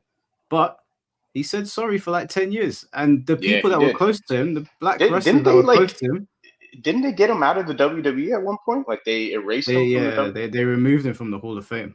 See, like that's crazy. Like that's insane to think about, you know? Yeah, well, they reinstated him because they probably realized that it was a stupid decision. But and listen, to each their own. If someone says something racist and you want to forgive them, you're well within your right. But going around trying to shame people for forgiving them, I'm just like, no, go, please go and do one. Like someone was trying to do that to me. It was not anyone. They messaged me on Twitter, and they were messaging me about a particular situation and how they felt about it. And I was like, oh, okay, cool. And I didn't say anything. And they were like, well, what do you think? And I was like, no comment. I don't want to put a comment on about this. And then they were like, well, I'm going to tell everyone that you support it. And I was like, go on, dummy. Like, go fuck yourself. Like that doesn't make any sense. Like me personally, I try to stay out of politics. And then it wasn't even a political thing. It was about a video game. Are you serious? Yeah, it wasn't even political. It was about a fucking game, and I was like, I said to him, I don't care. Like in the most polite way possible. I said, I haven't looked into it. I don't care. Wow. Recently, somebody just messaged me about Yakuza as well. There's some controversy about the new Yakuza game. I haven't read through all the messages yet, but I know a lot of people are pissed off about one of the actors in it. I haven't read into too much. It's something to do with sexual assault. But I said, I said to the people, I was like, I don't really know what's going on. I just played the demo. The game looks fun. People are bitching and complaining because there's been some retcons and there's been something that happened with one of the actors. And I didn't want to say, oh, I don't care, because obviously it's not, you can't do terrible things like that and get a job. Well, you can, but you shouldn't. But I was like, I don't know anything about it, dude. I've just played the game. What do you want me to tell you? Your hardcore haters, the moment they see you streaming that demo, they're gonna be like, all right, cancel my Hollow. The moment they see you streaming. You can try.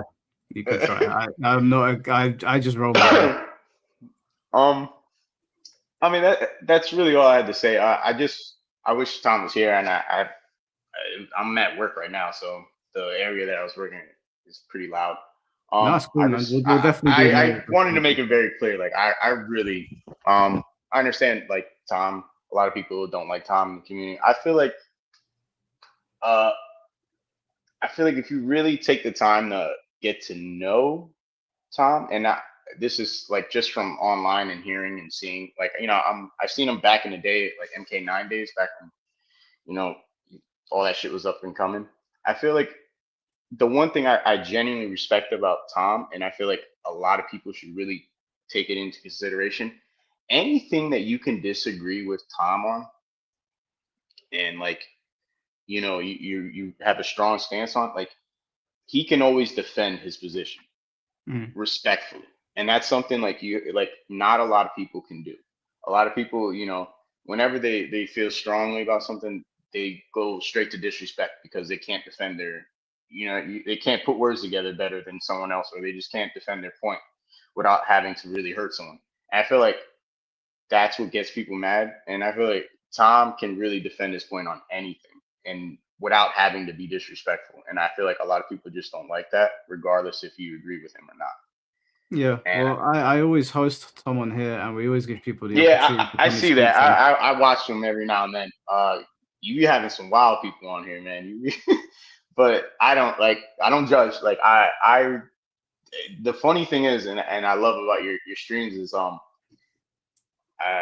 hear that you tell, like, you say a lot of stuff like you know, you got to watch what you say in England. Here in America, it's the same way, but not like legally, type of thing. It's more like watch what you say because people could pop you in the mouth type of deal. Yeah, you have to be careful. the But government will pop you in the mouth over here. yeah, you guys got the Gustavo over there, boy. You got bad food and that's crazy. Oh, hey now. I'm joking. Just joking. Just joking. I know our fast food joints, they're not bad. Okay, we're doing all right. Beans and toast. All right, I get it. You don't get that fast food. But all right. But all joking aside, I respect that stance. Like I like the fact that you let people go on there and speak their mind. Like, cause that's all. Like, I feel like people forget about that here in America, and they take that for granted. Like, the freedom of speech. That means sometimes you're gonna have to hear something that you don't like. Yeah, I think people in America, and I don't want to make this political, but I will say that I think people in America need to wake up and look around them and look at what's happening, especially in this past week, and how people are just pitting you against each other. This whole right versus left thing, it's all nonsense.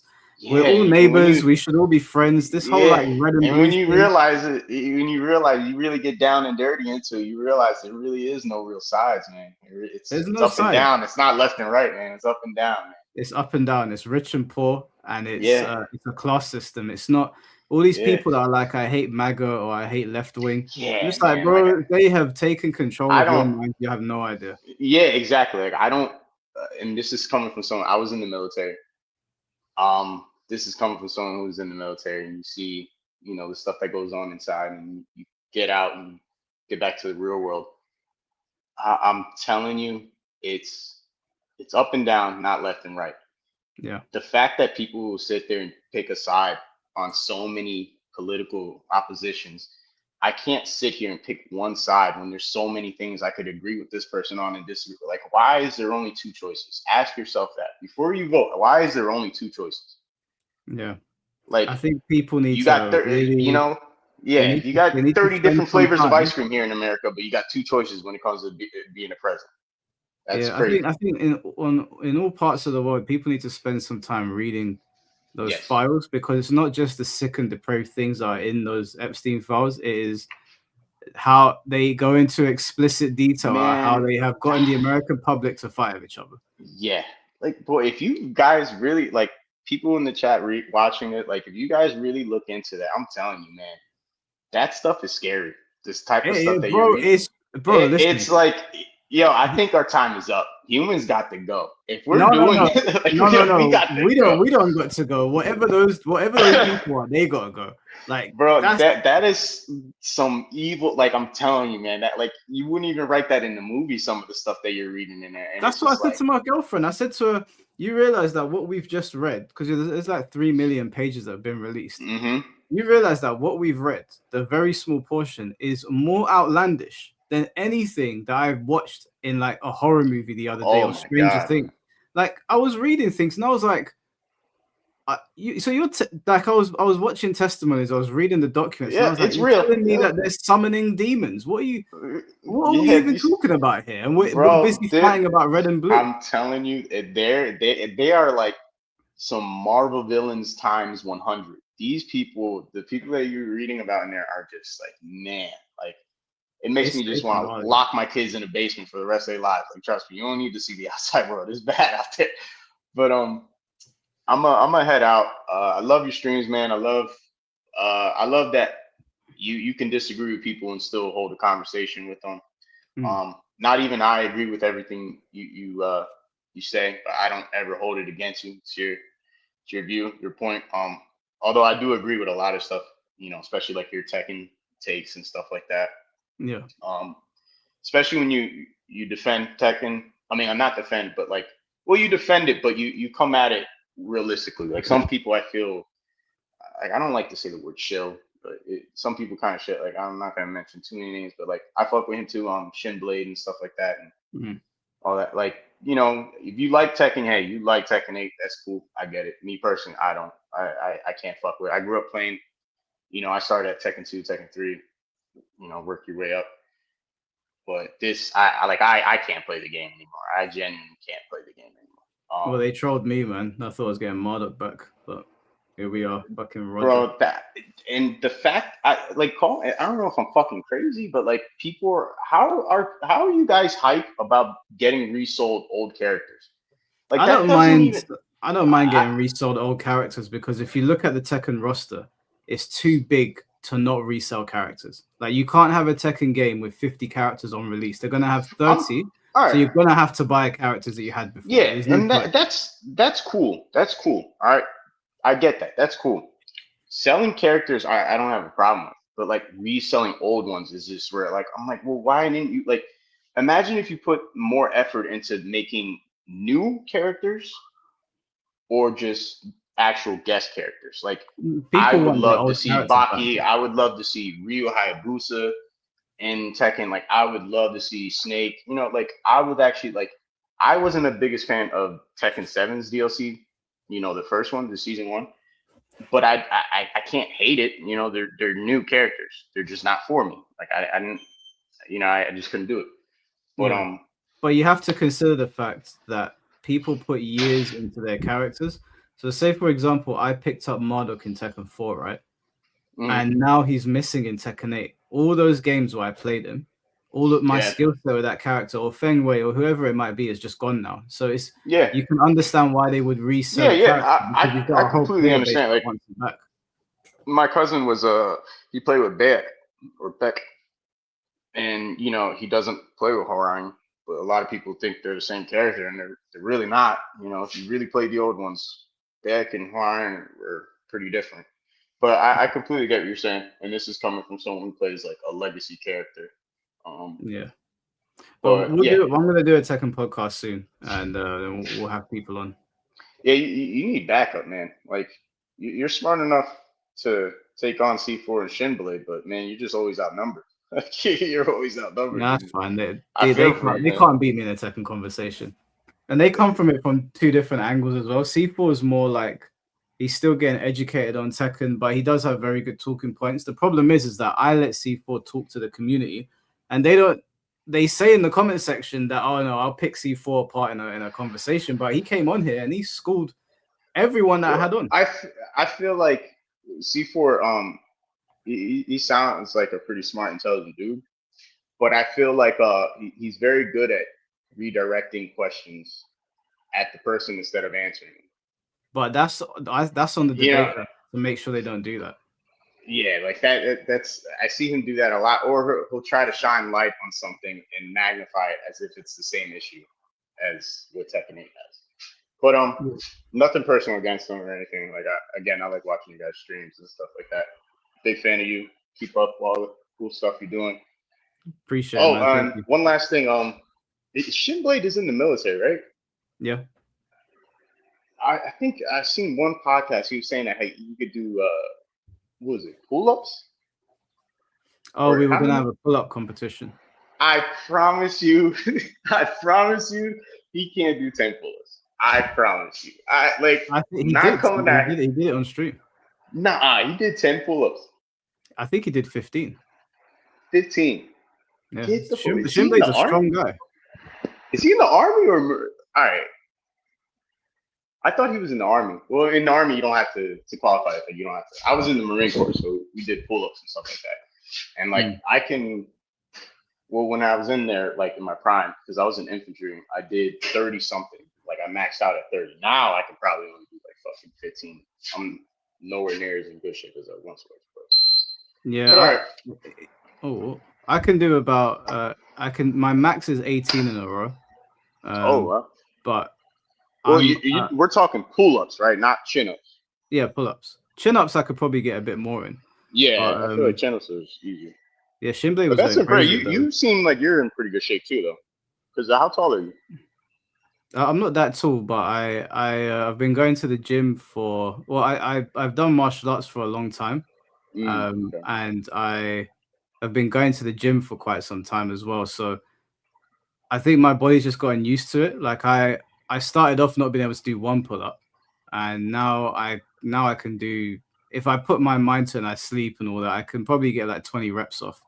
Yeah, like when I did that 30, I was like my prime, like you know what I mean, of being athletic, and I was like 28, 27 when I was in the Marine Corps when I did that, and I'm 32 now, so it's vastly different now. But I'm pretty sure you're starting to feel your body slow down now too, huh? No, I don't feel like I'm slowing down. But you're in the military, so you're probably a lot more banged up than I am.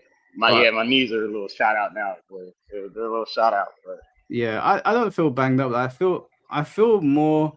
So my girlfriend put me onto these new this new healthier way of eating.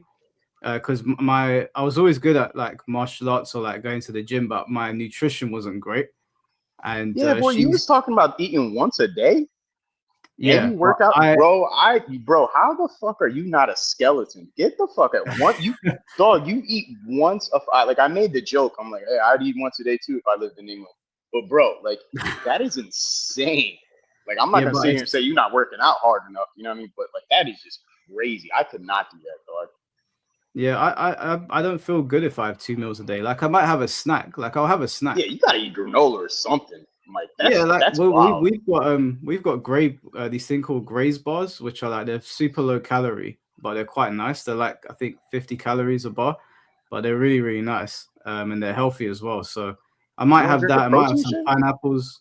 No, I don't like protein shakes. Boy, are you mad? Like, you mad? Bro, how the fuck are you not? Bro, that's insane. I don't know what fucking diet you on, boy, but that's like, that sounds like some fucking prison shit. Like 1 meal a day, go back to work. Like, bro. No, I don't know if. So I'm gonna start doing boxing soon. When I come back from Australia, and maybe that will get you hungry. I mean, that will probably get me a bit hungrier. Because I go to the gym. I work out twice a day. I'll go to the gym in the morning. Fuck out of here. What? Yeah, I go to the gym in the morning. All right, how long do you work out between these 2 days? I mean, between these 2 workouts, how long are you working out each?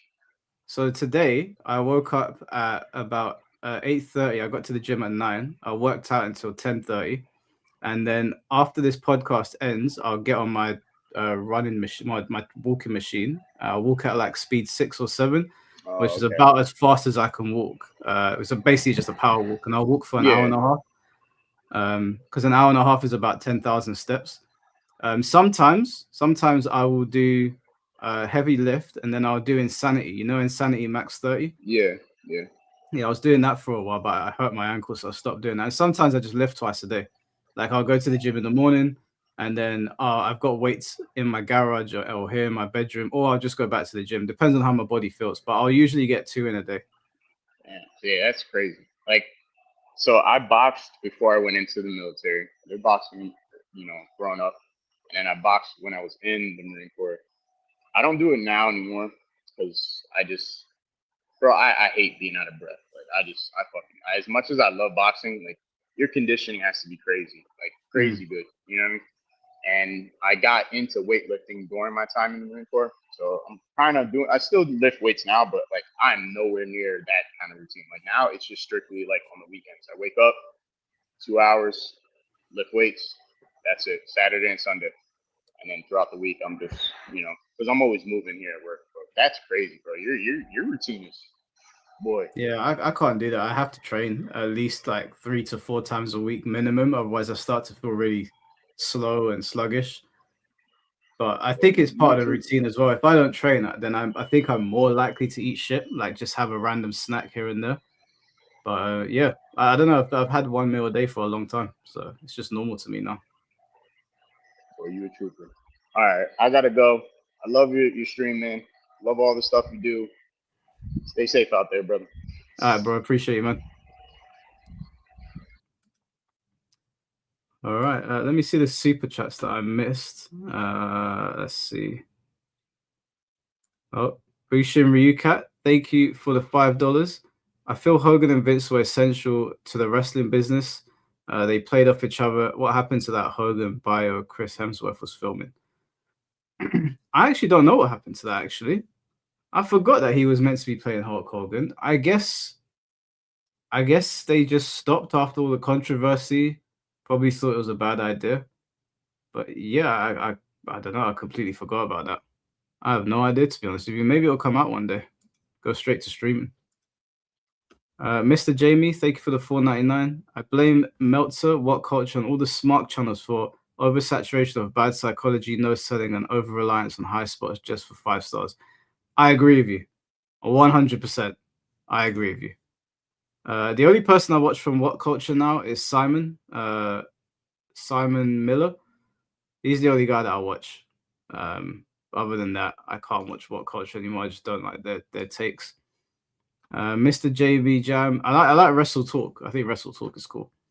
Thank you for the $1.99. ICW praised Benoit more than Hogan post 07, mind you. Yeah, I've seen that. That's fucking weird. I don't get that.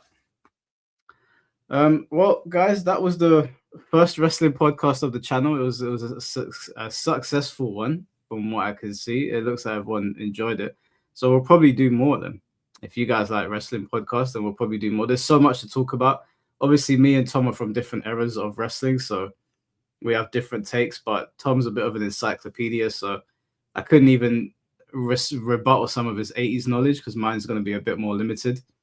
But I would like to talk more about New Japan Pro Wrestling or Stardom or TNA, or over here in the UK, we've got Progress. I could even get RVD on, actually. RVD did say to me that if I wanted him on my podcast, that he would come on, because I went onto his podcast. So I'll probably get RVD on. I'll try to get Kit Wilson on because he's a personal friend. I could try and get Stevie Turner on because she's actually she's a very close friend of mine. So I could try and get some people from the WWE on. It'll be good to catch up with them as well. It's been a long time since I've seen Stevie. So yeah, but listen, guys, I appreciate all the super chats as always. It does go a long way. Appreciate all the questions.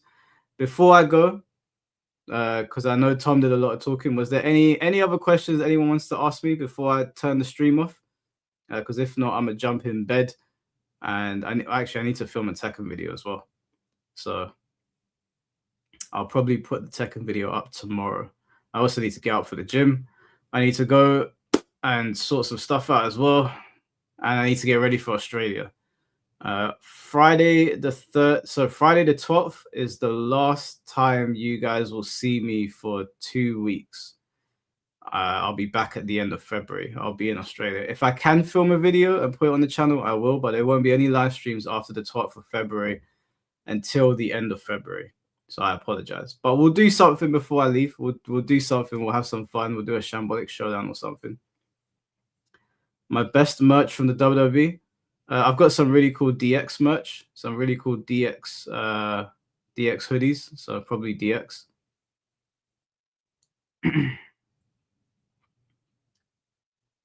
Mike got so much beef with Roger. He's going to Australia to fuck up a kangaroo. Yeah, man. No, fuck those kangaroos, man. They ruined my whole day yesterday. They ruined my whole day. Someone started fighting, getting controversy during Mike's vacation, so he has to drop a video. Please don't.